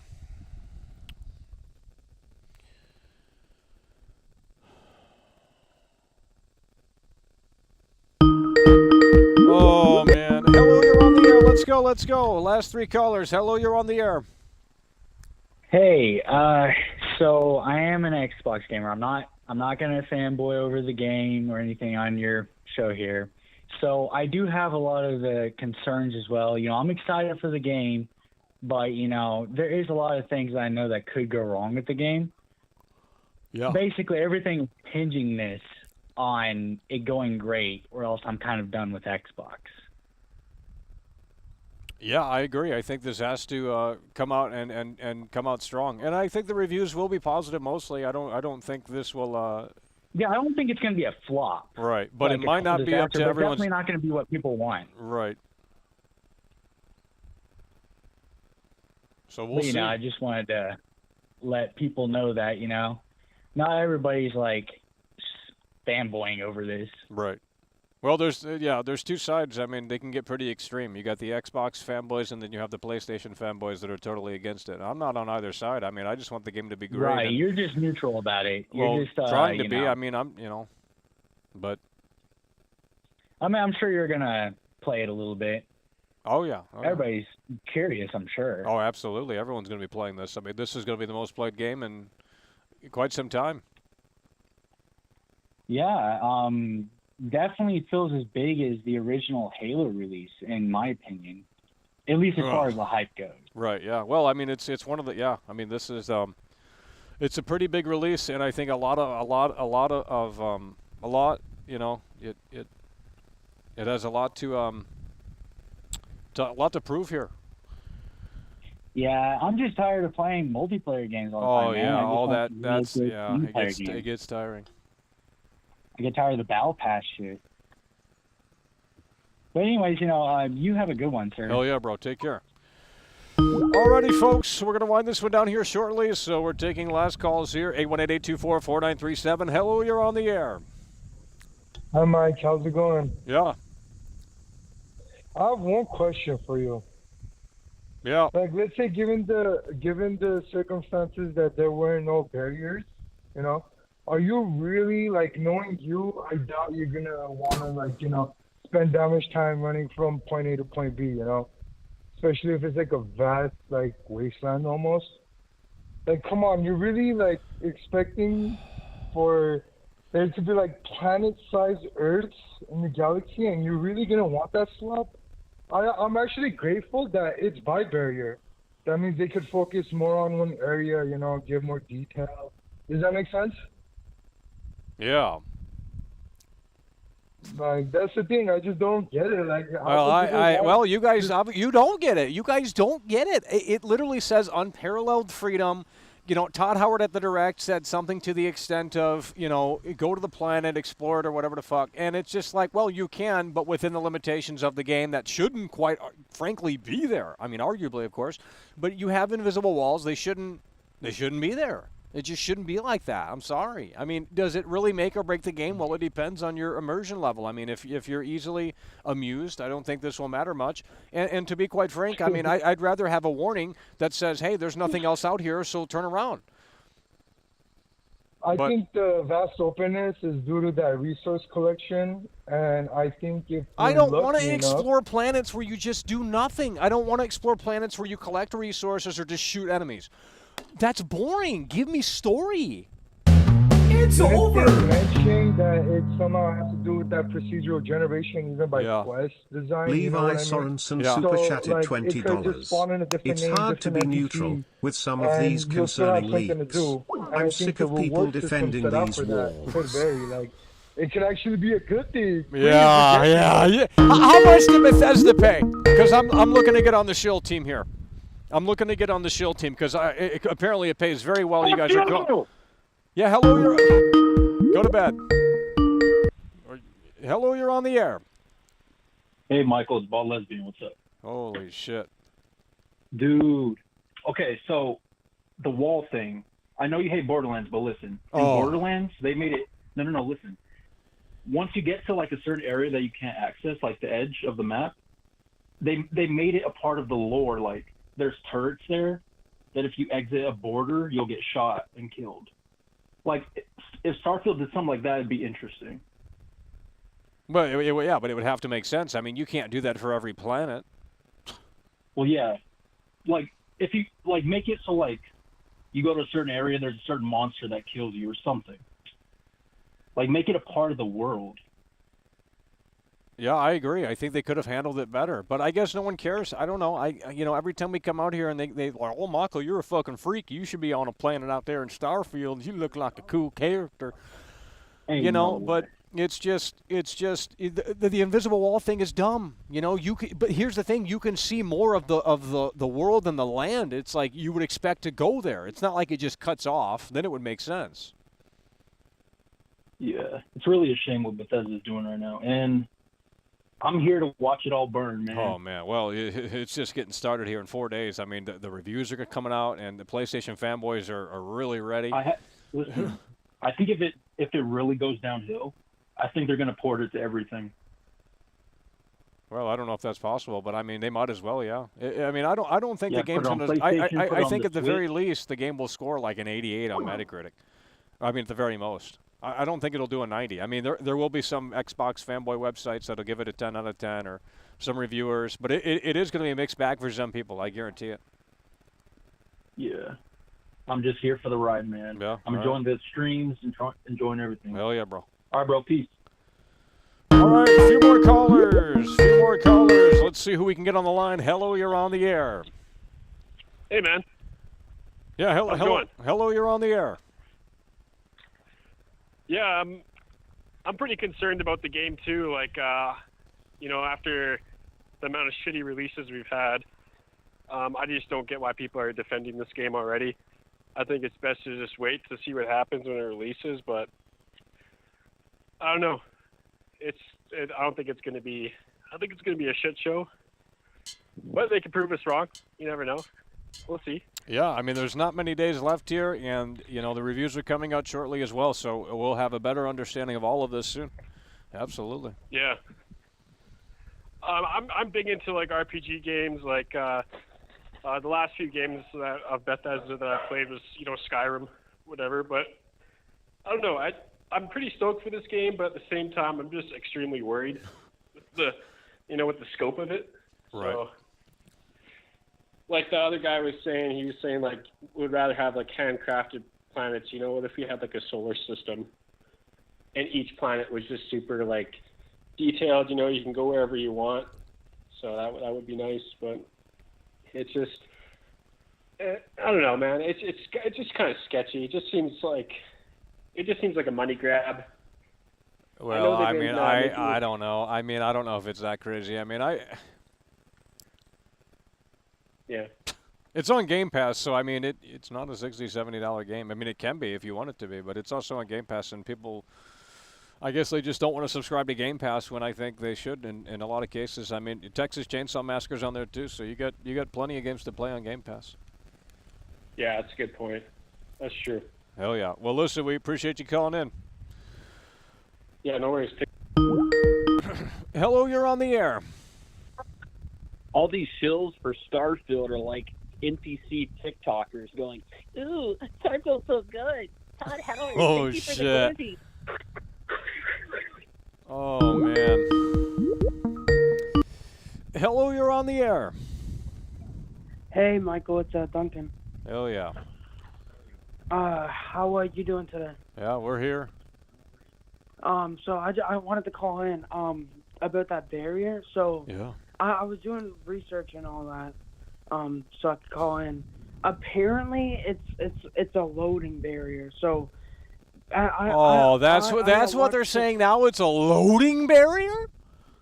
So I watched the video, and when it hits that barrier, it says please go to your map. Yeah. Or something like that. And then I was doing research. People are saying it's a loading barrier. So when you go to your map, you can go to the other side of that barrier. I don't know if it's true, but that's what I've Yeah, but heard. it's still something that, in my opinion, shouldn't be in the game like that. I mean, clearly they don't want you to explore the that is planets true. like, in a traditional sense. It's like, well, you can explore the planets, but, we're going to make it pretty inconvenient for you. We have these, menus that will pop up right in front of your face, and Yeah, I don't know where they're going with that. I don't either. I feel like if you're gonna add 1,000 planets, you might as well just let everybody explore it. And, freely, how you want. And like how they said that this is going to be an open world that you can explore wherever you want. I think for them to do that, I think there's a little bit of like there's no honesty. Like when is everything they well, said they should have at the really direct they should have just showed how it worked. I mean, Yeah, that's true. And like Gamescom, they showed a live action nothing. trailer. Man. Like oh what? Lord. Like what are they gonna do with that? It's over. And like, I don't know, like a barrier, like, and if the map thing is true, where you go to your map and you have to fast travel to the other side, that is kind of dumb. Yeah, yeah. I mean, quite frankly, I think the barrier should be shorter. I mean, if there's nothing to really see on the planet, I'd rather know up front. You know what I mean? So, I don't know if they are fake, but there was people saying that the tutorial, like the beginning, is that long? Is that really long? I don't know. Like Red Dead 2? I mean, I heard it is. I don't know. Because if that's true, like, that's what I'm saying. Get turned away from the game. Exactly. How many people are going to get turned away from the game because of that tutorial? If that is true. Yeah, they'll put the controller down. They'll be mad. Yeah. And yeah, I went through Red Dead 2 and I got bored with it. Oh, that's a snooze fest. That's a snooze fest. Yeah. I mean, oh man. But like, what a slog. If like casual gamers, like gamers that like don't like long games, if they see this game on Game Pass and they go try it, and the tutorial is like 2 hours, 3 hours long, they're just gonna put the controller down. Exactly. Yeah. So, and with the launch of it, No Man's Sky has been getting updates recently, like DLC stuff like that, before the launch of Starfield. So I like what they're doing with that. Yep. They're trying to get more people to go over there. Well, I think a lot of people will. I think a lot of people will jump ship. But I think I don't like what that did with that barrier, and like especially if the tutorial is that long, then a lot of gamers are going to be turned off by it. Yeah. But me personally, I don't think tutorials should be a thing in games. I think you just let the player load in and play. Yeah, and if they can't figure it out, it's it's time to move on to another game. So I think more big games like Starfield. I think those big games like that, they should just let you load in and play. You get right into the open world, no tutorial. I think every single player game with a big world RPG game should let you just jump right in.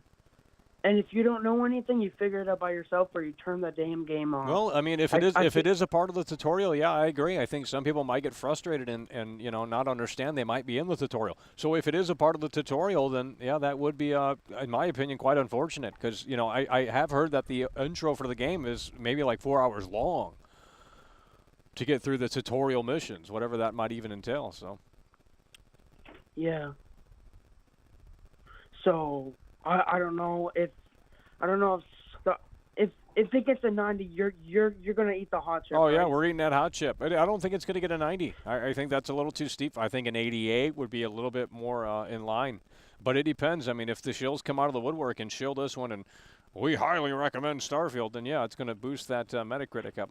But we'll see. I don't know. I think. I guess we're just going to have to find out. But, yeah, if it gets a 90 or above on Metacritic, I'm going to eat the hot chip whenever the reviews drop. So. And that's August 31st, right? Yeah, which is. Will you be live? Yeah. We're gonna be covering all of it. We're going to be covering all. So it's this Thursday. Holy shit! This Thursday. Yeah, I'm gonna be there because I got nothing better to do. Right. Well, exactly. Well, so this Thursday we'll do a stream and we'll cover the review embargo and all of the reviews dropping, and it's gonna be crazy. And we'll bring the chip and we'll have it ready in case we need to eat it. So a 90 or above on Metacritic if Starfield gets that, we're gonna eat that chip. It's the brand new one too. The brand new one. Now, Michael, don't get mad at me for this, but have you been playing Starfield off the air? What?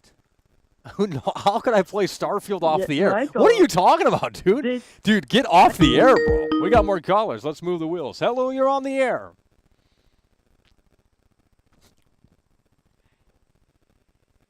What happened to all these women calling in? Hello, you're on the air. I'm going to start blocking these numbers. They just keep calling in. They can't answer. It's so sad. Hello, you're on the air. Guys, I need... Shut up! Tired of this. Let's go. Hello, you're on the air. Hello. No, just obviously, like, the misinformation here is starting to get crazy because... Well, how? Explain the misinformation. Have you played the game? Well, no. Like I said, there's been gameplay that came out, and like literally an hour of gameplay, and they've shown... Can you hear me? Yeah. Oh, they've shown on the gameplay that you literally, like, because it's auto-generated, once you pick a different location, it gives you, like, 5 different point of interests, right? And the concern is if it's auto-generated, are they going to generate it every time you do your 5 different locations? So potentially you could even lose whatever you've explored on those point of interest. Does it make sense? It's kind of odd how they do the, like, 5. You can only choose 5 locations in your map, right. With the exception of, like, the POIs. So, again, I just don't get the point of, like, generating everything for the sake of, like, having a bunch of planets that do absolutely nothing. I just don't understand how people think that's like, oh, that's so great. I just, can't wait to go around the desert and find jack shit. So yeah, it doesn't make much sense, but I don't know. And honestly, I agree with you too. Like, there's no way to get. I pre-ordered it. I got the $100 edition. I'm still gonna play day one. Right. It's just unfortunate because, like, if you're not on a PC, people are gonna miss out because eventually when the Fallout maps and Skyrim gets added onto the game and it's a whole planet you can explore, then it'll have something to do, right? But like for the people that play on console, unfortunately, the Xbox, they're not gonna be able to do that, right? So they're gonna be stuck walking around a barren desert while exploring Skyrim. And Starfield. So, that's crazy. It is. So yeah, I mean, we'll have to wait and see, but it's definitely not looking too good. You know, it's just to overpromise and underdeliver with Bethesda constantly. Yep. And at some point, they just have to let Todd Howard, you know, be quiet and just let the game speak for itself. Yeah. Moving the wheels. Alrighty, 818-824-4937. Hello, you're on the air. God, bro. Well, I thought he was going to call in and say that the invisible walls don't exist, because that's what people are saying in here. So. Hello, you're on the air.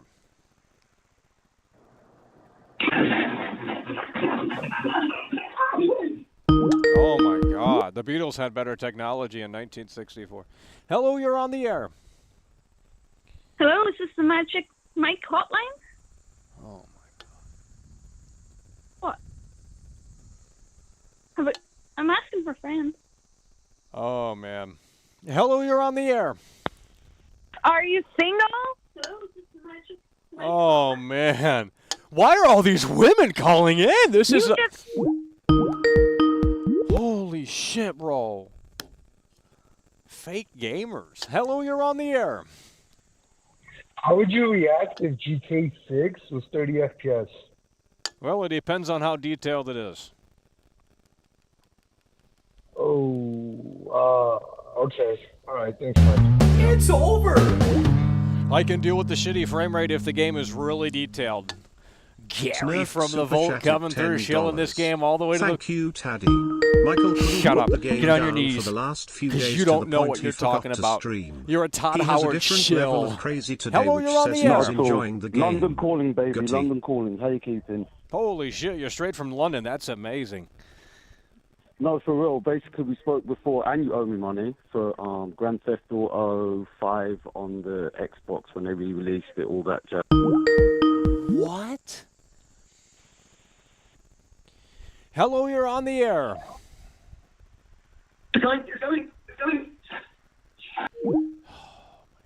You guys got nothing to do. You got nothing to play. You can't wait until the game comes out. Jeez. I'm getting tired of hearing the song. Let's go. 818-824-4937. Hello, you're on the air. Hello, Michael. It's me again. Oh, What's well, going on? I don't know who you are. You're a loser. Stay in London. The fuck you are? The fuck? It costs you money to call in from London, I'm pretty sure, but I don't know how that works. So.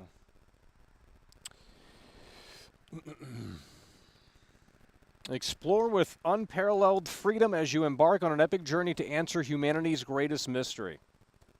Unparalleled freedom. Well, I just don't know if I agree. Let's try and get 2 more callers on the air, folks. 2 more callers. Hello, you're on the air. Oh, my God. I am so done with that. I mean, it's just... Gee willikers. Hello, you're on the air. Hello. I don't need these doomers calling in. They sound like they just woke up in their parents' basement, okay? You couldn't even afford Starfield. Don't. 818-824-4937. Let's go. Crazy show. Yeah, well. They can't handle it. Holy fuck, we're talking about a speed demon out here. Not answering that. One last caller. Can we make it happen? One last caller. She don't. Oh, man, they're all calling in right here and right now. Let's stop. Hello, you're on the air. I'm done with it. I'm done with it. I'm tired of hearing the Max Payne shit. It's stupid. The game's trash anyway. Some stupid story about, my wife died and I'm mad. I'm going to get revenge on those cocksuckers. You know what I mean? It's just stupid. Hello, you're on the air. Hey, why?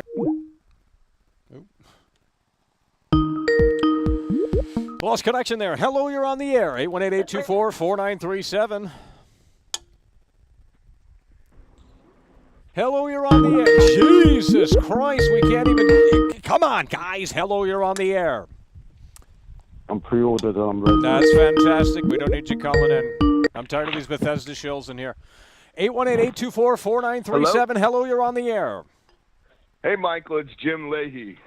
Who the fuck's Jim Leahy? It's Jimbo. I don't know who Anyways, that is. hey, I wanted to talk about Starfield. Yeah. Wait, hold on. Are you the guy that called in and talked about that movie and you said it was Stanley Kubrick? Yep, that's me. Okay. Yeah, 2001: A Space Odyssey. Yeah. Well, what do you think? What do you think with all the leaks that have emerged? I mean, what do you think about Starfield now? If you have seen the leaks here. Yeah, I have actually. I've been keeping up with the leaks. I just checked out most of them today, but honestly, it's definitely mildly disappointing. You hear about the rumors going around that there's invisible walls, that the open worlds you go to are actually really just little sections, just like in Outer Worlds. Wait, that's how they do it in That's how they do it in Outer Worlds. Yes, sir. Oh. Well, that's why I didn't play that. Yeah, no, it's basically what it sounds like is the same thing. It's like you land on a planet. There's sometimes 1 or 2 or maybe even 3 landing zones. And once you land there in a fixed place, there's a small area for you to go run around and explore. But somehow it ends up feeling even smaller than New Vegas, which shouldn't, right? Because it's in fucking space. But well, that's what happens when with, there's nothingness. There's nothingness. I mean, if the planet doesn't have anything to look at, I mean, it's a snooze fest. I mean. Yeah. Well, here's the thing, right? I've been thinking about this, right? The whole show I've been watching and just thinking, and would it be better if they did genuinely let you go and traverse an entire planet, where people today, they got the really, really short attention spans, And I feel like this is kind of their way to curate and kind of make a focused area, even though, like I said, I agree. I think it's kind of lame, Who wants to go to a bunch of different planets when it's really just a bunch of little, freaking multiplayer maps that are just put in a single-player game? That sounds kind of lame, Well, it ruins the immersion, because now it's like, you were thinking in your head, like, okay, this is a game 25 years in the making. You have to understand, like, Bethesda has packed a bunch of shit in here. Let's explore these planets in a way where, maybe we can reveal some of that stuff. And then you hit these, invisible barriers, and it's like, well, I guess we weren't really meant to explore here. Of immersion's gone. Yeah. And I think, like I said, I'm curious. I'm hoping that, because I did hear a lot of stuff about they're saying that the beginning of the game is a lot like Red Dead Redemption 2, where they say, it takes at least 4 hours for you to get to the actual meat of the game. And, for all we know, maybe it is just, that first planet you land on, because I saw in the leak, you have to get on the ship and stuff, and they are like, no, you can't stay here. You got to get out of here, like. Maybe it's just that, but I don't know. Honestly, I feel like that is kind of what they're going for. Like, more, you can go to all these different planets, but you don't actually get to explore the entire planet kind of thing, Holy shit, there's an airplane behind you, bro. What the hell? Yeah, you in an airfield? Calling from the Beetle era. There ain't no way, bro. No. But anyways, yeah, I mean, like I said, I'm still excited for Starfield. I mean, like I said before, I was at that same caller, too, that was like, everybody loves clowning on Todd, because he's short, he's part of the chess club, all that shit. But you know what? This is going to be one of his last outings, and I think there is going to be a lot of really cool stuff for you to explore and find. Like you were talking about earlier, like, imagine going to a planet and you just find this weird thing, and you're like, what the fuck is this? Exactly. Like, we need those moments, and I'm sure there are, and I really hope they are. Yeah, well, like I said, that's one of Todd's specialties is he does a lot of world building what's inside the game, like I forget what they call that exactly. I'm sure you know what I'm talking about, though, right? Like when you walk into a building and you see maybe a bunch of dead bodies, and it's like maybe there's a shootout. Well, the environmental storytelling, yeah. Exactly. Yep, that's it. Todd's a master at that. He's super good at that. I mean, I'll never forget playing Fallout 3. I'm walking around, all of a sudden I see a dude sitting on a chair, a skeleton, with a beer in his hand. It's like, shit, this dude was sitting here watching while everything fucking went and got nuked, And It's like neat little stories like that, So, but I have faith, like I said, the fact that they said that some of their inspirations was 2001: A Space Odyssey, Event Horizon, those are great sci-fi things.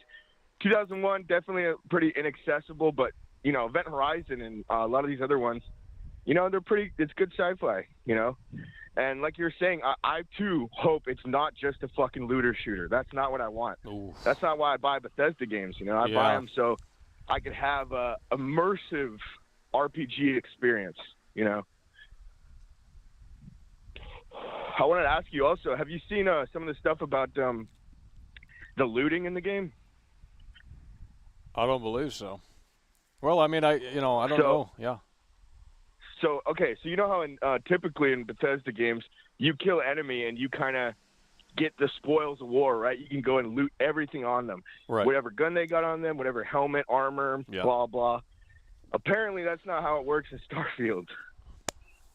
So, it's more like your typical game where, like, you kill somebody and then they give you some random loot drop.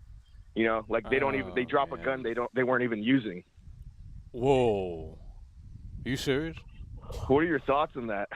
Well, I mean, if that's true, well, I've seen that you can't take off. You know how you would take their outfit and then they would be in their underwear. Yep. What have you? That's no longer a thing here in Starfield, and so I don't know. Yeah. Yeah, I mean, I just saw you do that in the Skyrim stream. Like Exactly. I mean, you can get real stupid and crazy. You killed that one lady. Exactly. She's trying to take it away. That shit was fucking. It's cool. It's immersive. That's what fucking. It's all about. I guess me. it's deemed offensive now in 2023, and they said we can't have that. So all of the characters have to stay clothed. Well, one thing I was thinking about is I wonder if it's actually engine limitations because, as you know, in Fallout 4, I think you could do it, and I don't. Yeah, you could. And the thing is, in the Fallout games, one of the best parts is going and looting a bunch of shit till you can barely carry everything, then going to one of your safe houses or, a house of somebody you killed or whatever, and going and stuffing all the drawers with all your good loot, all your cool stuff. Yeah. And I'm curious how they're going to do that over across 1,000 planets, I'm thinking maybe they're just going to have the ship for stuff. And then, because that's the thing, and even in Outer Worlds, they had the same problem. You would go and you'd get a bunch of loot, you'd put it in a locker, you'd leave, go do a couple missions or whatever. You'd come back, go to the locker, and your shit's gone. And that's super fucking lame. Yeah. Well, it's a sad situation. It's over. Yeah, like I said, and we'll find out here real shortly. Yeah. We'll be able to pick it apart and, figure out what exactly this thing is. But, if they're going down that direction, it seems to me, like I said, they're going for that looter-shooter kind of thing, and that's what's got me worried, Oh, man. Yeah, that direction is tired at this point. I mean, it's just every other game does that. I mean, actually, every game does that. I mean, exactly. You say all the time, every game is fucking Borderlands now, You got fucking Cyberpunk was a looter shooter. Yep. Fucking all these games, they call themselves RPGs, but they're not really RPGs. They're just fucking looter shooters. It's Even over. Fallout 4 to an extent, Oh, yeah. Yeah. Yeah, but anyways, hey, I just wanted to pick your brain a bit and see what you thought of those over. leaks. Like I said, you got a great show going, man. So I just want to say I appreciate you. Glad you're back. Smurf super chatted $20. Keep the wheels Starfield is moving. packed full of Wheel those back. random encounters similar to 3 and NV. Michael can't wait to get home and play Starfield. You can see it on his face. Okay, buddy. He found a great game that has one problem that's in Yeah. every Bethesda game.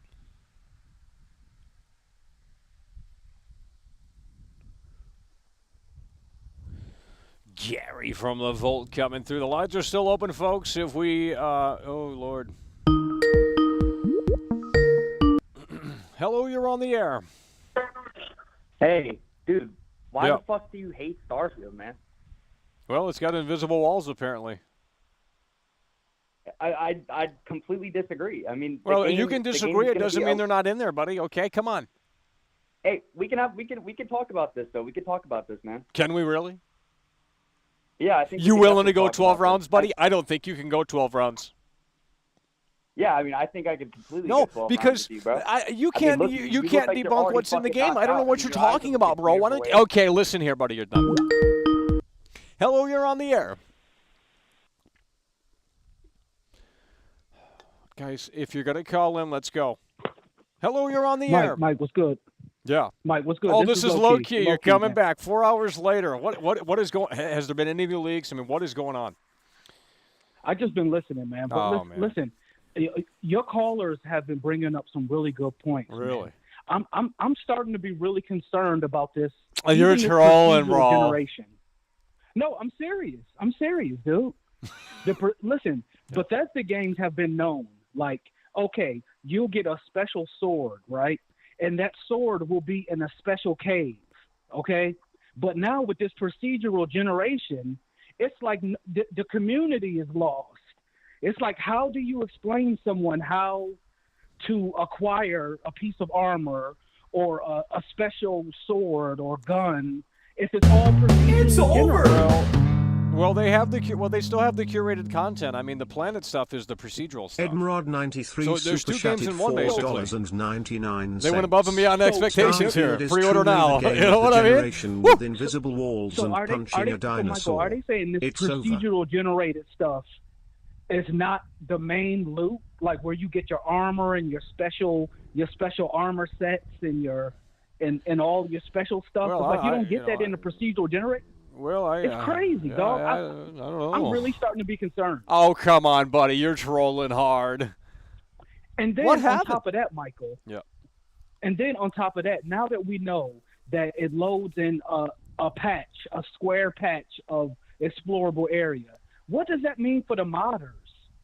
All they have is square tiles to mod in? Well, yeah, that's going to be, unless they can figure out a workaround. I mean, that might be a limitation there. Right. It brings up so many questions now that I didn't have before. No, you're trolling hard, bro. I am not, dog, and you know I'm a Bethesda fanboy. Well, that's what I'm saying. That's what I'm saying.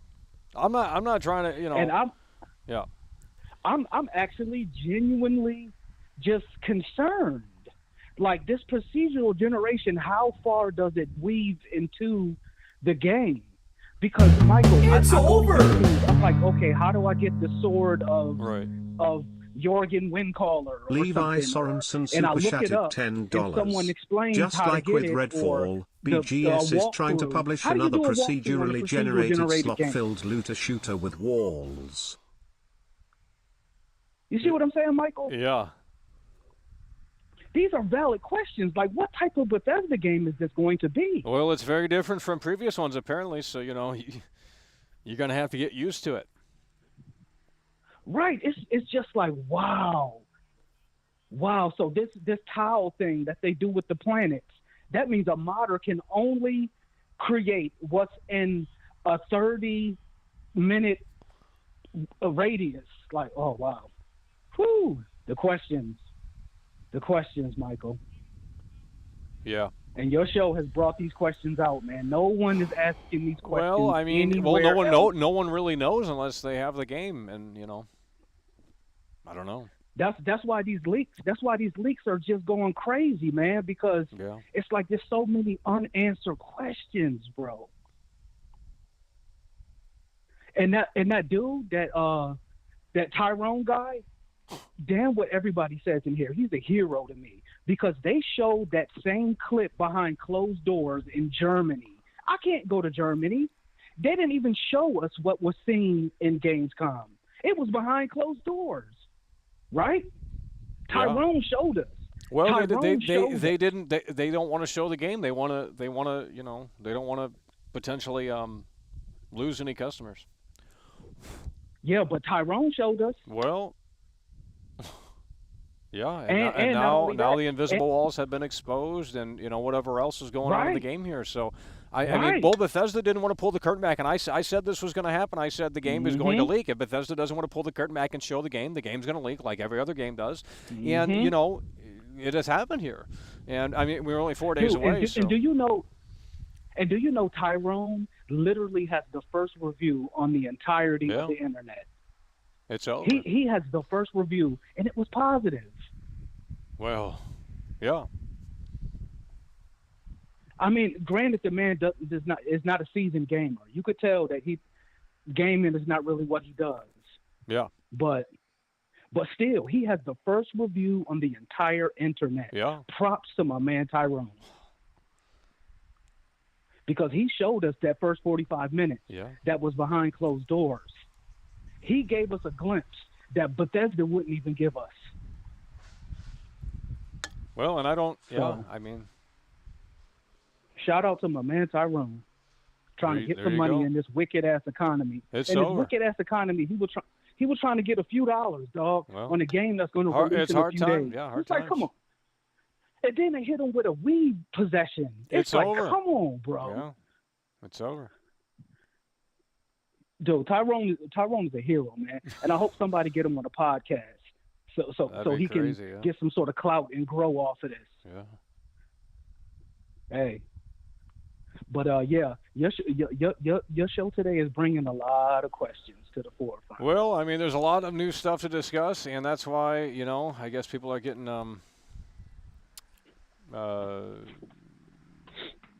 yeah. It's crazy, man. Yeah, it's I just can't wait for this game to come out so all the answers can be answered. And all of this NDA, oh, I'm behind embargo. Oh, I can't discuss this. Like, oh, shut the fuck up. Well, I mean, Shut up. I mean, look, if it is really a tutorial thing, then that is going to be, a lot of people are going to be proven wrong, and that would, look, if the invisible walls disappear after the tutorial or some shit, like some people would have you to believe, then that would be fine with me. I would be fine with that. I don't believe that's the case though, because that doesn't make any sense. But I mean, hey, I'm not saying it's not in there. I don't know. Because, Michael, honestly, dog, I was looking for mods, like maybe like a hover bike. Somebody modded a hover bike. Hover bike, bro. You got invisible walls. How are you want to get in a vehicle? I know. That's what I'm saying. But what is there to explore? That's what I'm saying. Dog, a hover bike wouldn't even make any damn sense if walking is done in 30 minutes. Yeah, but you're not meant to explore. Clearly, if they have invisible walls, it's not like they're there by accident. I mean, clearly they're there by design. They sprinkle some shit for you, and then the rest, if you keep going in a random direction, it's just nothingness probably. I mean, I don't know. It's probably like No Man's Sky. You just roam around. So give me the nothingness. Why do you? But what is the point of going? And then, yeah. Michael, and then I would say, okay, there's nothing out here. Let me turn around because I'm going too far away from my ship. Let me make that choice. No. You don't have unparalleled freedom. Deal with it. Right. That's all that. I mean, I know that's how it works. God damn it, Michael. You dog. Okay, you're trolling hard, bro. I am not. You're trolling, bro. Dog, come on, bro. You know how long I've been calling. Yeah, but you're switching sides here. Like, oh, you were shilling it for so long, and now you're. No, I got questions, right. man. Well, I've had questions for weeks about this game. How do you think it's just like, but now we're in the home stretch here, 4 days. Right. I was talking about this shit weeks and weeks ago. I said, well, they're not showing gameplay. How the fuck are we supposed to understand what the game even is? Right, and then in the gameplay they show behind closed doors and get mad at Tyrone. This close to release, it's ridiculous. That's why I said someone's going to pull the curtain back. And, that has happened just like it does for every other game. So, if these publishers don't want to show the game, then I don't know what to tell you guys.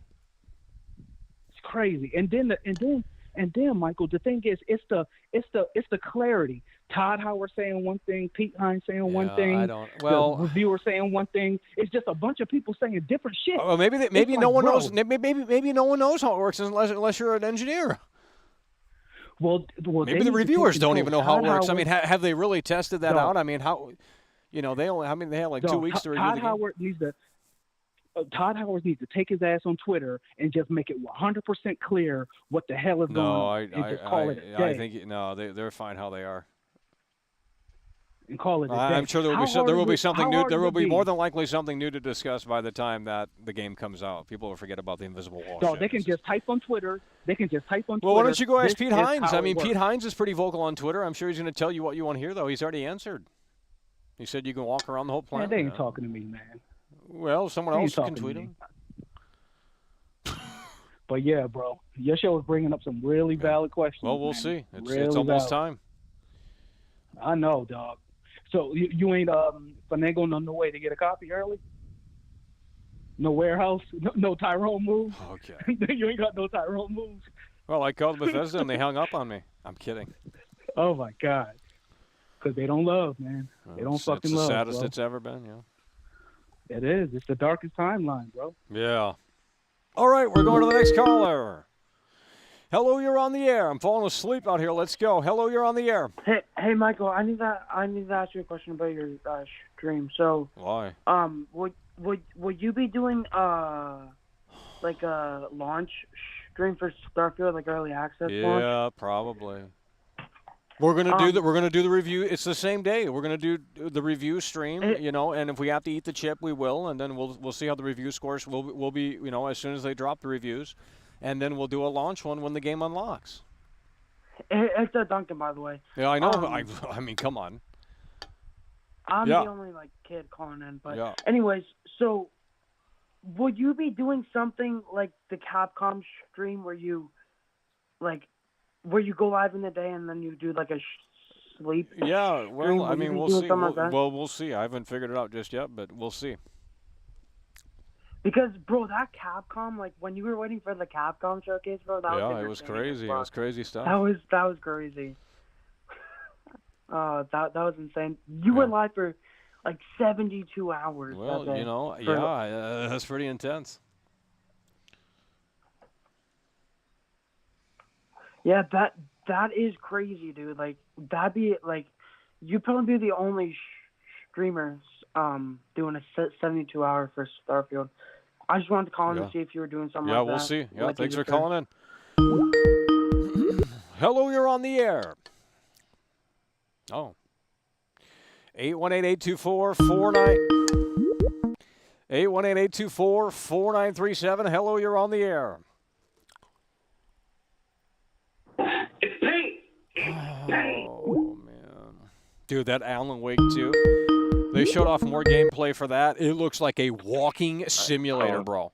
It looks like a walking simulator, bro. It looks so bad. You literally do nothing in the game. Alan Wake 2. Hello, you're on the air. Hi, Michael. This is Jim's sister. I just wanted to call and say that I love your Jim? show. Who's Jim? And I'm excited. Who's Jim?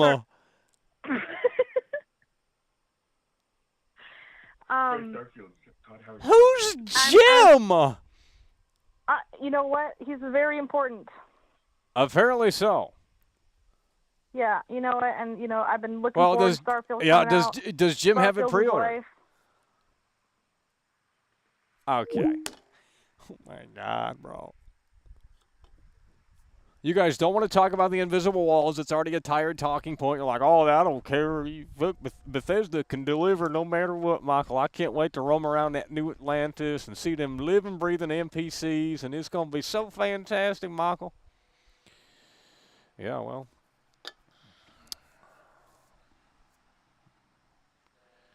I have to see how the cookie crumbles. Let's get one last caller, otherwise we're going to wrap it up here. We got 23% of the battery here, so we could go for another probably 20, 30 minutes. We'll see. I don't know. 15 minutes, I'm not sure. But we're going to have to wrap it up here shortly because you guys are winding down here. She don't love and it's so sad. 818-824-4937. It is getting cold out here, I'll tell you what. 818-824-4937. No. 818-824-4937. The number to call in. 818-824-4937. Has there been any new leaks since we have gone live? We've been on here for 5 hours, folks. 5 hours live. Hello, you're on the air. Do you know how excited I am for Starfield, man? I got the Constellation Edition, the Xbox wrap, 2 Starfield controllers. Dude, get out of here, dude. What a fucking chill. What a consumer. Hello, you're on the air. Yeah, I was just wondering, is the invisible wall really that game breaking? Yes. Because if you think about it, if you can travel the map of Skyrim, is that really an issue before you have fast travel again? Yeah. I mean, then everyone's just whiny. It's a bunch of whiny millennials. How? I mean, how is the Skyrim map not big enough? before you fast travel. Okay, but here's the thing: the Skyrim map actually And all has you gotta shit. do is Hold go on, from your map. listen here, buddy. Listen here, buddy. The Skyrim map actually has something going on it. If you go to these, So does these if you go to, planets. well, hold on. If you go to these planets that are barren, and not all of them are, sure, but if you go to these planets that are barren, I mean, you're not. So build an outpost. And do what? I don't know. Whatever they showed in the trailer, right? Oh, build my an outpost, God. mine, make a family, everything people aren't doing in life, and then All right. You got these neckbeards calling in. They think, just stay at your grocery store job, dude. Jeez. Build shit. Who wants to? This is not Lego, dude. Just because you can customize a few things and build stuff, that's not an RPG. It's over. What does it say? It's not a building game. It's not a construction simulator. It's a role-playing Snurf game. super chatted $10. Gee, we aren't willikers. gonna see world class again until Thursday. He's gonna be so busy playing Starfield Okay, this buddy. week. You Hello, need to you're on send the me air. the clip of you 818-824-4937. flying on the planet again. That clip was too much Gary to from the handle. phone coming. Hello, you're on the air. Hey, can you hear me? Yeah, hello, you're on the air. Hey, how's it going? Nigger.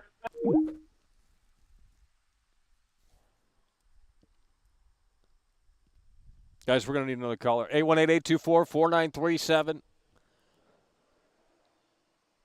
Well, the invisible walls don't matter, Michael. I mean, you guys are ridiculous. Visible walls don't matter. The loading screens don't matter. They potentially censored the game. That doesn't matter. What matters? Less score than Fallout 4. That doesn't matter. I mean, you guys got to... So what's better here? What is literally better here?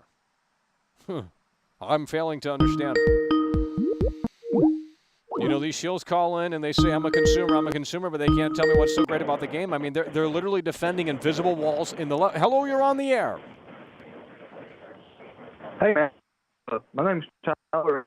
Okay, we can't. If you got to call in when you got a better connection, bro. The Beatles had better technology in the 60s. Hello, you're on the air. Michael, do the invisible walls really matter? I don't care. Quite frankly, I hope you consume it. I hope you love the taste of Todd Howard. Because that's what I you want to love do. Todd You know, Howard, that's man. what Hey, you it's want to Jim do. again. You have made up your mind, and you are ready to consume Todd Howard's masterpiece here. So. Hell yeah. Dude, it's Todd Howard we're talking Yeah, about. it's here. invisible There's anybody walls else on would do the every same. planet, dude. Defend it. Look, Starfield. It doesn't is gonna matter, be by the way. incredible, Oh, it's okay? it's the same size as Skyrim. Yeah, but Skyrim has shit on the map. These planets are it's like No Man's Sky. Imagine No Man's Sky, and then imagine that having invisible walls. Well, I hear you, Michael. But listen, man. Look, they said that they have more curated content, more handcrafted content than any other Bethesda game to date. Well, they also said there's unparalleled freedom. And maybe there is. That's bullshit. Yeah. There's invisible walls. Yes. But that doesn't mean that. Well, okay. Yes.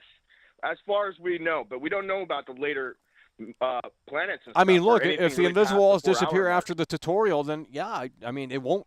That would be great. I don't think that's going to happen because I don't think that's what that is. But people are, jumping to any fucking thing they can to say, well, it's not a great game-breaking deal. I mean, it's the size of the Skyrim map. Who fucking cares? Yeah, and it's like, well, I just think I the hear whole. you, man. Like I said, it's messy. It's messy because you got shields on one hand, you got haters on the other. Well, It's kinda hard to- on release date, that's not changing. I hope you guys understand that. Even if we get a better a definitive understanding of what this is and what this isn't, none of it's changing. I mean, people are going to go hard in the paint on their side, and that's just the way it is. I'm not picking sides here. If the game's great, the game's great. If the game isn't, then the game isn't. But you can't sit out here and tell me that these invisible walls are fantastic. I just don't know what you guys are smoking, but obviously it's very strong. Yeah, it is. It is. Yeah, But, I mean, it has to be the thing is, to Michael- defend the invisible walls, buddy. I mean, it has to be pretty strong. Well, I'm not necessarily defending the Yeah, invisible but walls. come What on, I'm buddy. talking about is- You're landing on a planet, so the flat Earth exists in this game. Maybe it does. No, it does. They have what they have included here, and Todd Howard has gone above and beyond. They've included flat planets. Well, that's because Todd is a genius. They have you know? confirmed it. The flat Earth exists. They have confirmed it. Well, You know, that's You good know, I 'cause it's just gonna add I just variety. realized today that the president, when we went to the moon in 1969, the president made a phone call to the moon. How the fuck's that even fucking possible? Yep, and it was broadcasted live. Okay. Isn't that crazy? You know what? Hey, like I said, that's what they say. Yeah, All well, the boys back then. you start putting that puzzle together, and it ain't making much sense. He literally picked up the telephone. Who's the president? President Nixon or some shit? Richard Carter? Whatever his name is. He picked up the telephone and he called the astronauts in space. How many light years is the damn moon? Ain't nobody believing that. It's not light years. It's a couple miles away, like 15 miles or something like that. What? Okay, dude, you gotta stop smoking, bro. Get off. The moon is 15 miles away. Well, then it should be a hell of a lot bigger. It's like 5 million miles away. What is that guy fucking smoking, dude? Obviously, it's ruining his brain. Hello, you're on the air. We got 16% left. All right. Hey, I'm just sitting here thinking about. No. Oh my God, bro. Can we please keep it on track here? Hello, you're on the air. 818-824-4937.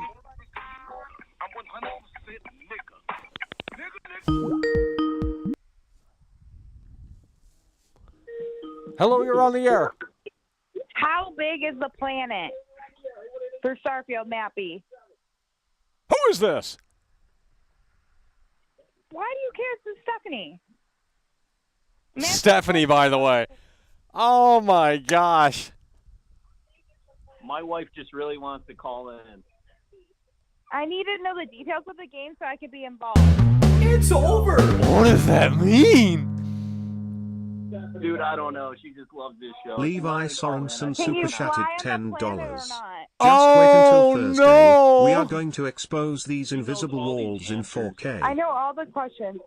Well, why are you asking them? She wants to know if dog meat's on the moon. Oh, I doubt it. It's over. Are there dogs involved in this game? Well, I haven't played it. I mean, bro, you acting like I played it. What you mean? I'm trying to keep her from pre-ordering it, but she says if there's dogs in it, she's going to pre-order the collector. Yeah, if there's dogs, I'm in. Save me $200. Oh, man.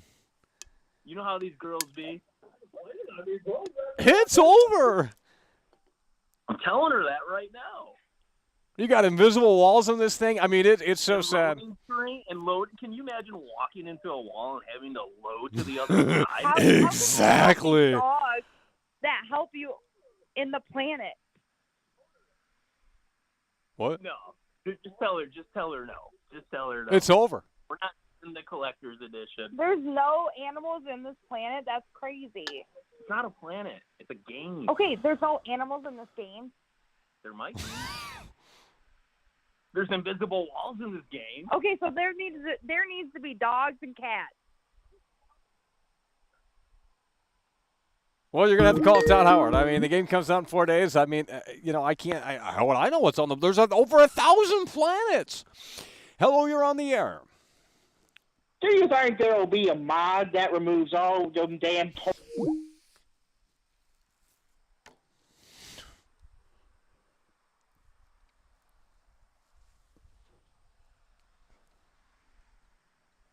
14% on the battery here. I'll tell you what, I have never seen, the animosity towards this release is the energy for this release. I mean, it is unbelievable, dude. I mean, you got people going crazy here. So we're going to take the last round of callers right here and right now. 8188. Oh, my God. 818-824-4937. The last round of callers. We have 14% on the battery, and I'm going to up the brightness so that way it dies quicker.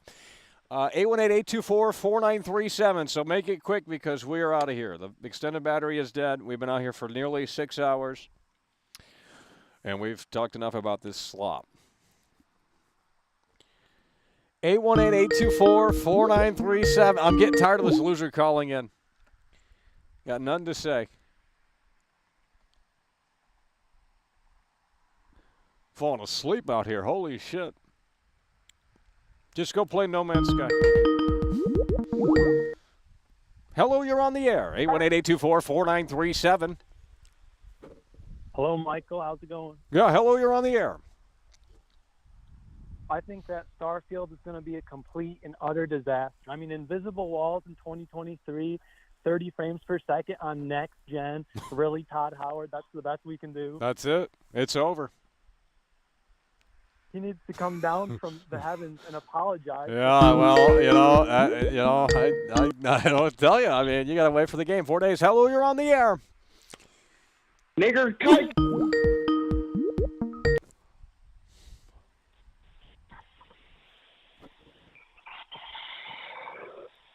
Malcolm. Yeah, hello, you're on the air.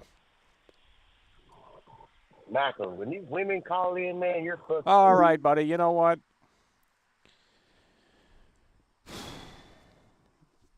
What the fuck is on my hair? Bird shit. Let's go. Hello, you're on the air. 12%.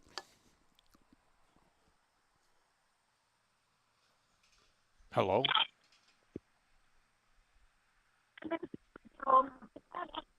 I can't hear a damn thing. Literally, they're calling from a fucking submarine.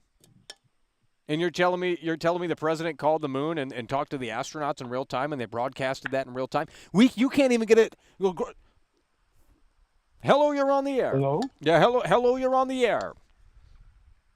Wait till Todd Howard finds out. All righty, buddy. Hello, you're on the air. 818-824-4937. Hey, man, question. Oh, bro, I'm done with these robot AI callers. Let's go. Hello, you're on the air. Man, I tell you, Michael, I am so sick of all these people shitting on Starfield. All these niggers. Oh, Jesus fucking Christ. We can't continue. Let's go. Gotta wrap it up now. The battery's gonna last too long.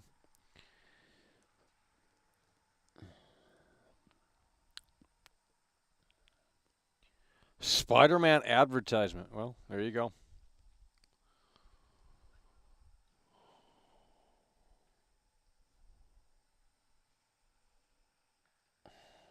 Well, I guess we can just sit on it. We can wait for it to die or we can wrap it up now. I mean, it's up to you guys. Oh, my God. Can we get a couple of new callers, please? There's like 400 people in here. Is that possible or no? Hello, you're on the air. Come on. Low battery. There we go. Hello, you're on the air. Let's go. Hello, you're on the air. No, we're not. Now it's the non-answer gimmick. Whatever, dude. Let's go. Hello, you're on the air. Hey, man, I have a question. No. Take it back to somewhere else. Hello, you're on the air. You need to end the show. No. We're going to start blocking these people. Because it's getting repetitive. Let's go. Hello, you're on the air. Yeah, what's your opinion? No. All right, I'm on block. I'm done. We're done. I can already see where it's going. Okay. Hello, you're on the air. Hi, can you hear me? No.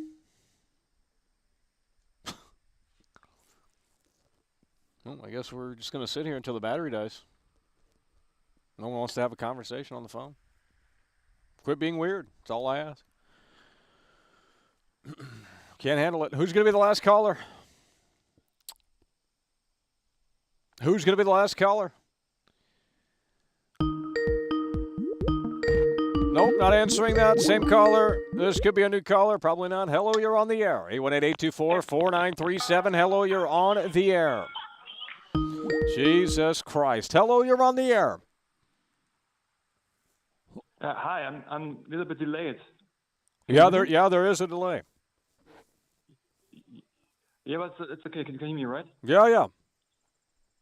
Who the hell's this XQC? What do you want to hear?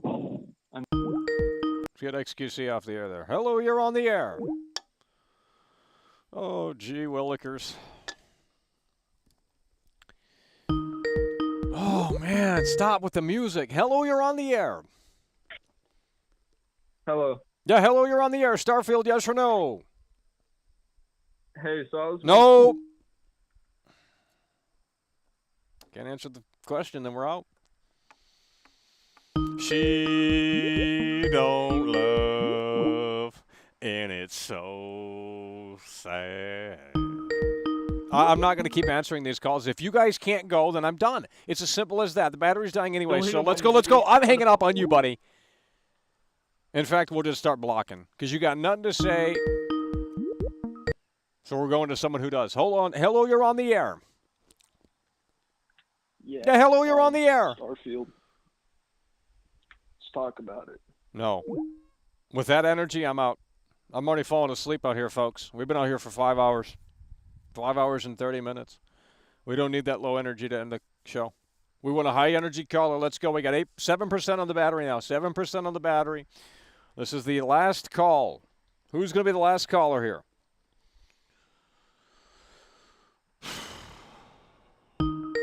Yeah, the Beatles literally had, it's not a joke. The Beatles literally have better technology. I'm not even trolling. Hello, you're on the air. Oh, hey, man. Starfield, yes or no? Starfield, yes or no?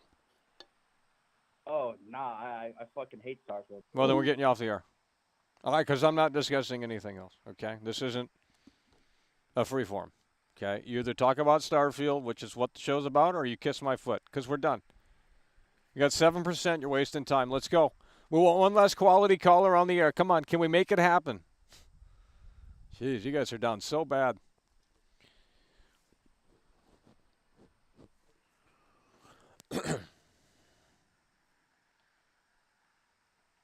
I ain't declining any calls. So if you're trying to call in and it's not working, that's on your end, buddy. I'm answering all the calls. But if you're gonna say something dumb, then yeah. We want one last quality caller on the air. If we can't get one last quality caller on the air, then we're out. I mean, it's really that simple. I'm not going to keep answering these same phone numbers here. It's ridiculous. Hello, you're on the air. 818-824-4937. Hello, you're on the air. Starfield, yes or no? Yeah. Why? Because I'm excited to play it. Well, what do you think about the invisible walls? I don't think it's that big of a deal. All right, thanks for calling in. 818-824-4937. Hello, you're on the air. Oh, no. You got to go back to bed, buddy. I am not listening to that. Bro. This guy is literally half asleep calling in. He's probably on Prozac or something. I mean, it's the saddest it's ever been. We got 7% on the battery. The battery's still not dying fast enough. And I am not. That guy is literally a hacker. Hello, you're on the air. 818-824-4937. Hello, you're on the air. Can't hear you, buddy. All right, let's get the autism out because we're done with that call. Hello, you're on the air. 818-824-4937. Hello, you're on the air. Me again. I just need to make sure that dogs are involved in this game. Well, I wouldn't know. I didn't make it. I know. Well, are you a fake Stephanie? Are you a fake gamer or not? Yeah. You are? Yeah. Well, does your man play real game? I mean, is he a real gamer or is he a fake gamer? Oh yeah, you should see his game setup. It probably cost him like $30,000. No. Yeah. It's over. What? I need to be involved in this as much as I possibly can because if my husband's spending $30,000. Well, listen, if your husband is a real gamer, he should know all these answers. He does, but he wants us to know about the dogs. Like, we're in veterinary medicine. We need to know where the dogs are at. Well, I didn't make the game. What you mean? I know. I'm saying, do you want animals to be involved in games or not? Do you care or you don't care? What? Why are we being weird? Hello, you're on the air. Michael, this has red. Absolutely not. Get off the air. Hello, you're on the air. We need high energy last caller. We can't get.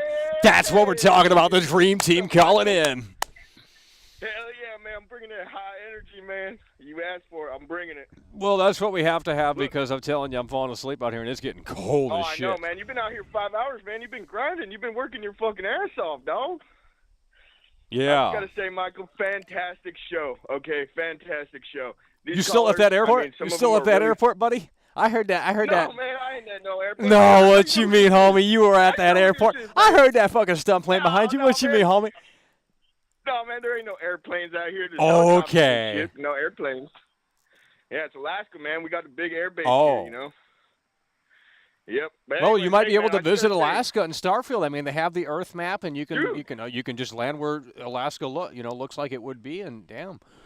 That would be fucking awesome, man. Exactly. doing that You know, shit you're getting Fallout 3, Microsoft man. I remember Flight going to Simulator Anchorage. within this game, and that's just one planet. I mean, holy shit. That's why you guys are so fucking excited. Exactly, but you're not going to be able to see anything because it's nothing. Yeah, man, it's so good, dude. Yeah, it really It's is, so ain't it? good. I'm It's really excited. so fucking fantastic. I'm You know, Todd excited, Howard man, has 'cause really delivered. I can't wait to go on V and just see Dude, that conversation. Todd is gonna fucking knock it out of the park, dog. Todd He's gonna make this no, game. no. He should retire. Throw the towel in. It's over. He had a What? good run. Are you serious, man? Name You're the hitting on Todd last. now, Name, too? you know, Morrowind might have been the last good Bethesda game. You know, he fronted that. That was one of the first games he actually took. Yeah, because control they over were going back in the they day. were going bankrupt. I heard, and maybe Mhm. that's not the story. I don't know. But Todd Howard Yep. stayed with the company, and He you know, swooped in and saved the motherfucking day. Yeah, man. he was like Steve Jobs. He saved the came day. back and saved it. And that's why Xbox called his ass up, man. That's exactly why they called him, because they were like, man, we're fucking. Well, they needed another got mid game for their slot pass. You know what I mean? What? What you mean, homie? Oh, They needed another mid game for their slot pass. And Oh my goodness. well, Michael. I mean, hey, you got invisible walls on your planet. I mean, I'm telling you, Crobat is ready. It is going to be one You hell really of a think journey. He's gonna make a video, man? Oh, absolutely. You really think he's gonna make a video? Absolutely. I will be shocked if he doesn't, because I'm telling you, again, the context of the game is very different than previous releases. If this were coming to PS4 and Xbox One, no one would care. But this is a next-gen only game. It's 25 years in the making from conception to final product. They say unprecedented freedom, and you got invisible walls. Sorry, there's enough material here for Crobat to come back, and unfortunately, I think he's going to be coming back. I mean, fortunately. But unfortunately for the Xbox fanboys. I don't know, man. What if Todd knocks it out of the park? You think he'll make a video showing how much greater it's become? Todd's work? Well, I think it's become worse.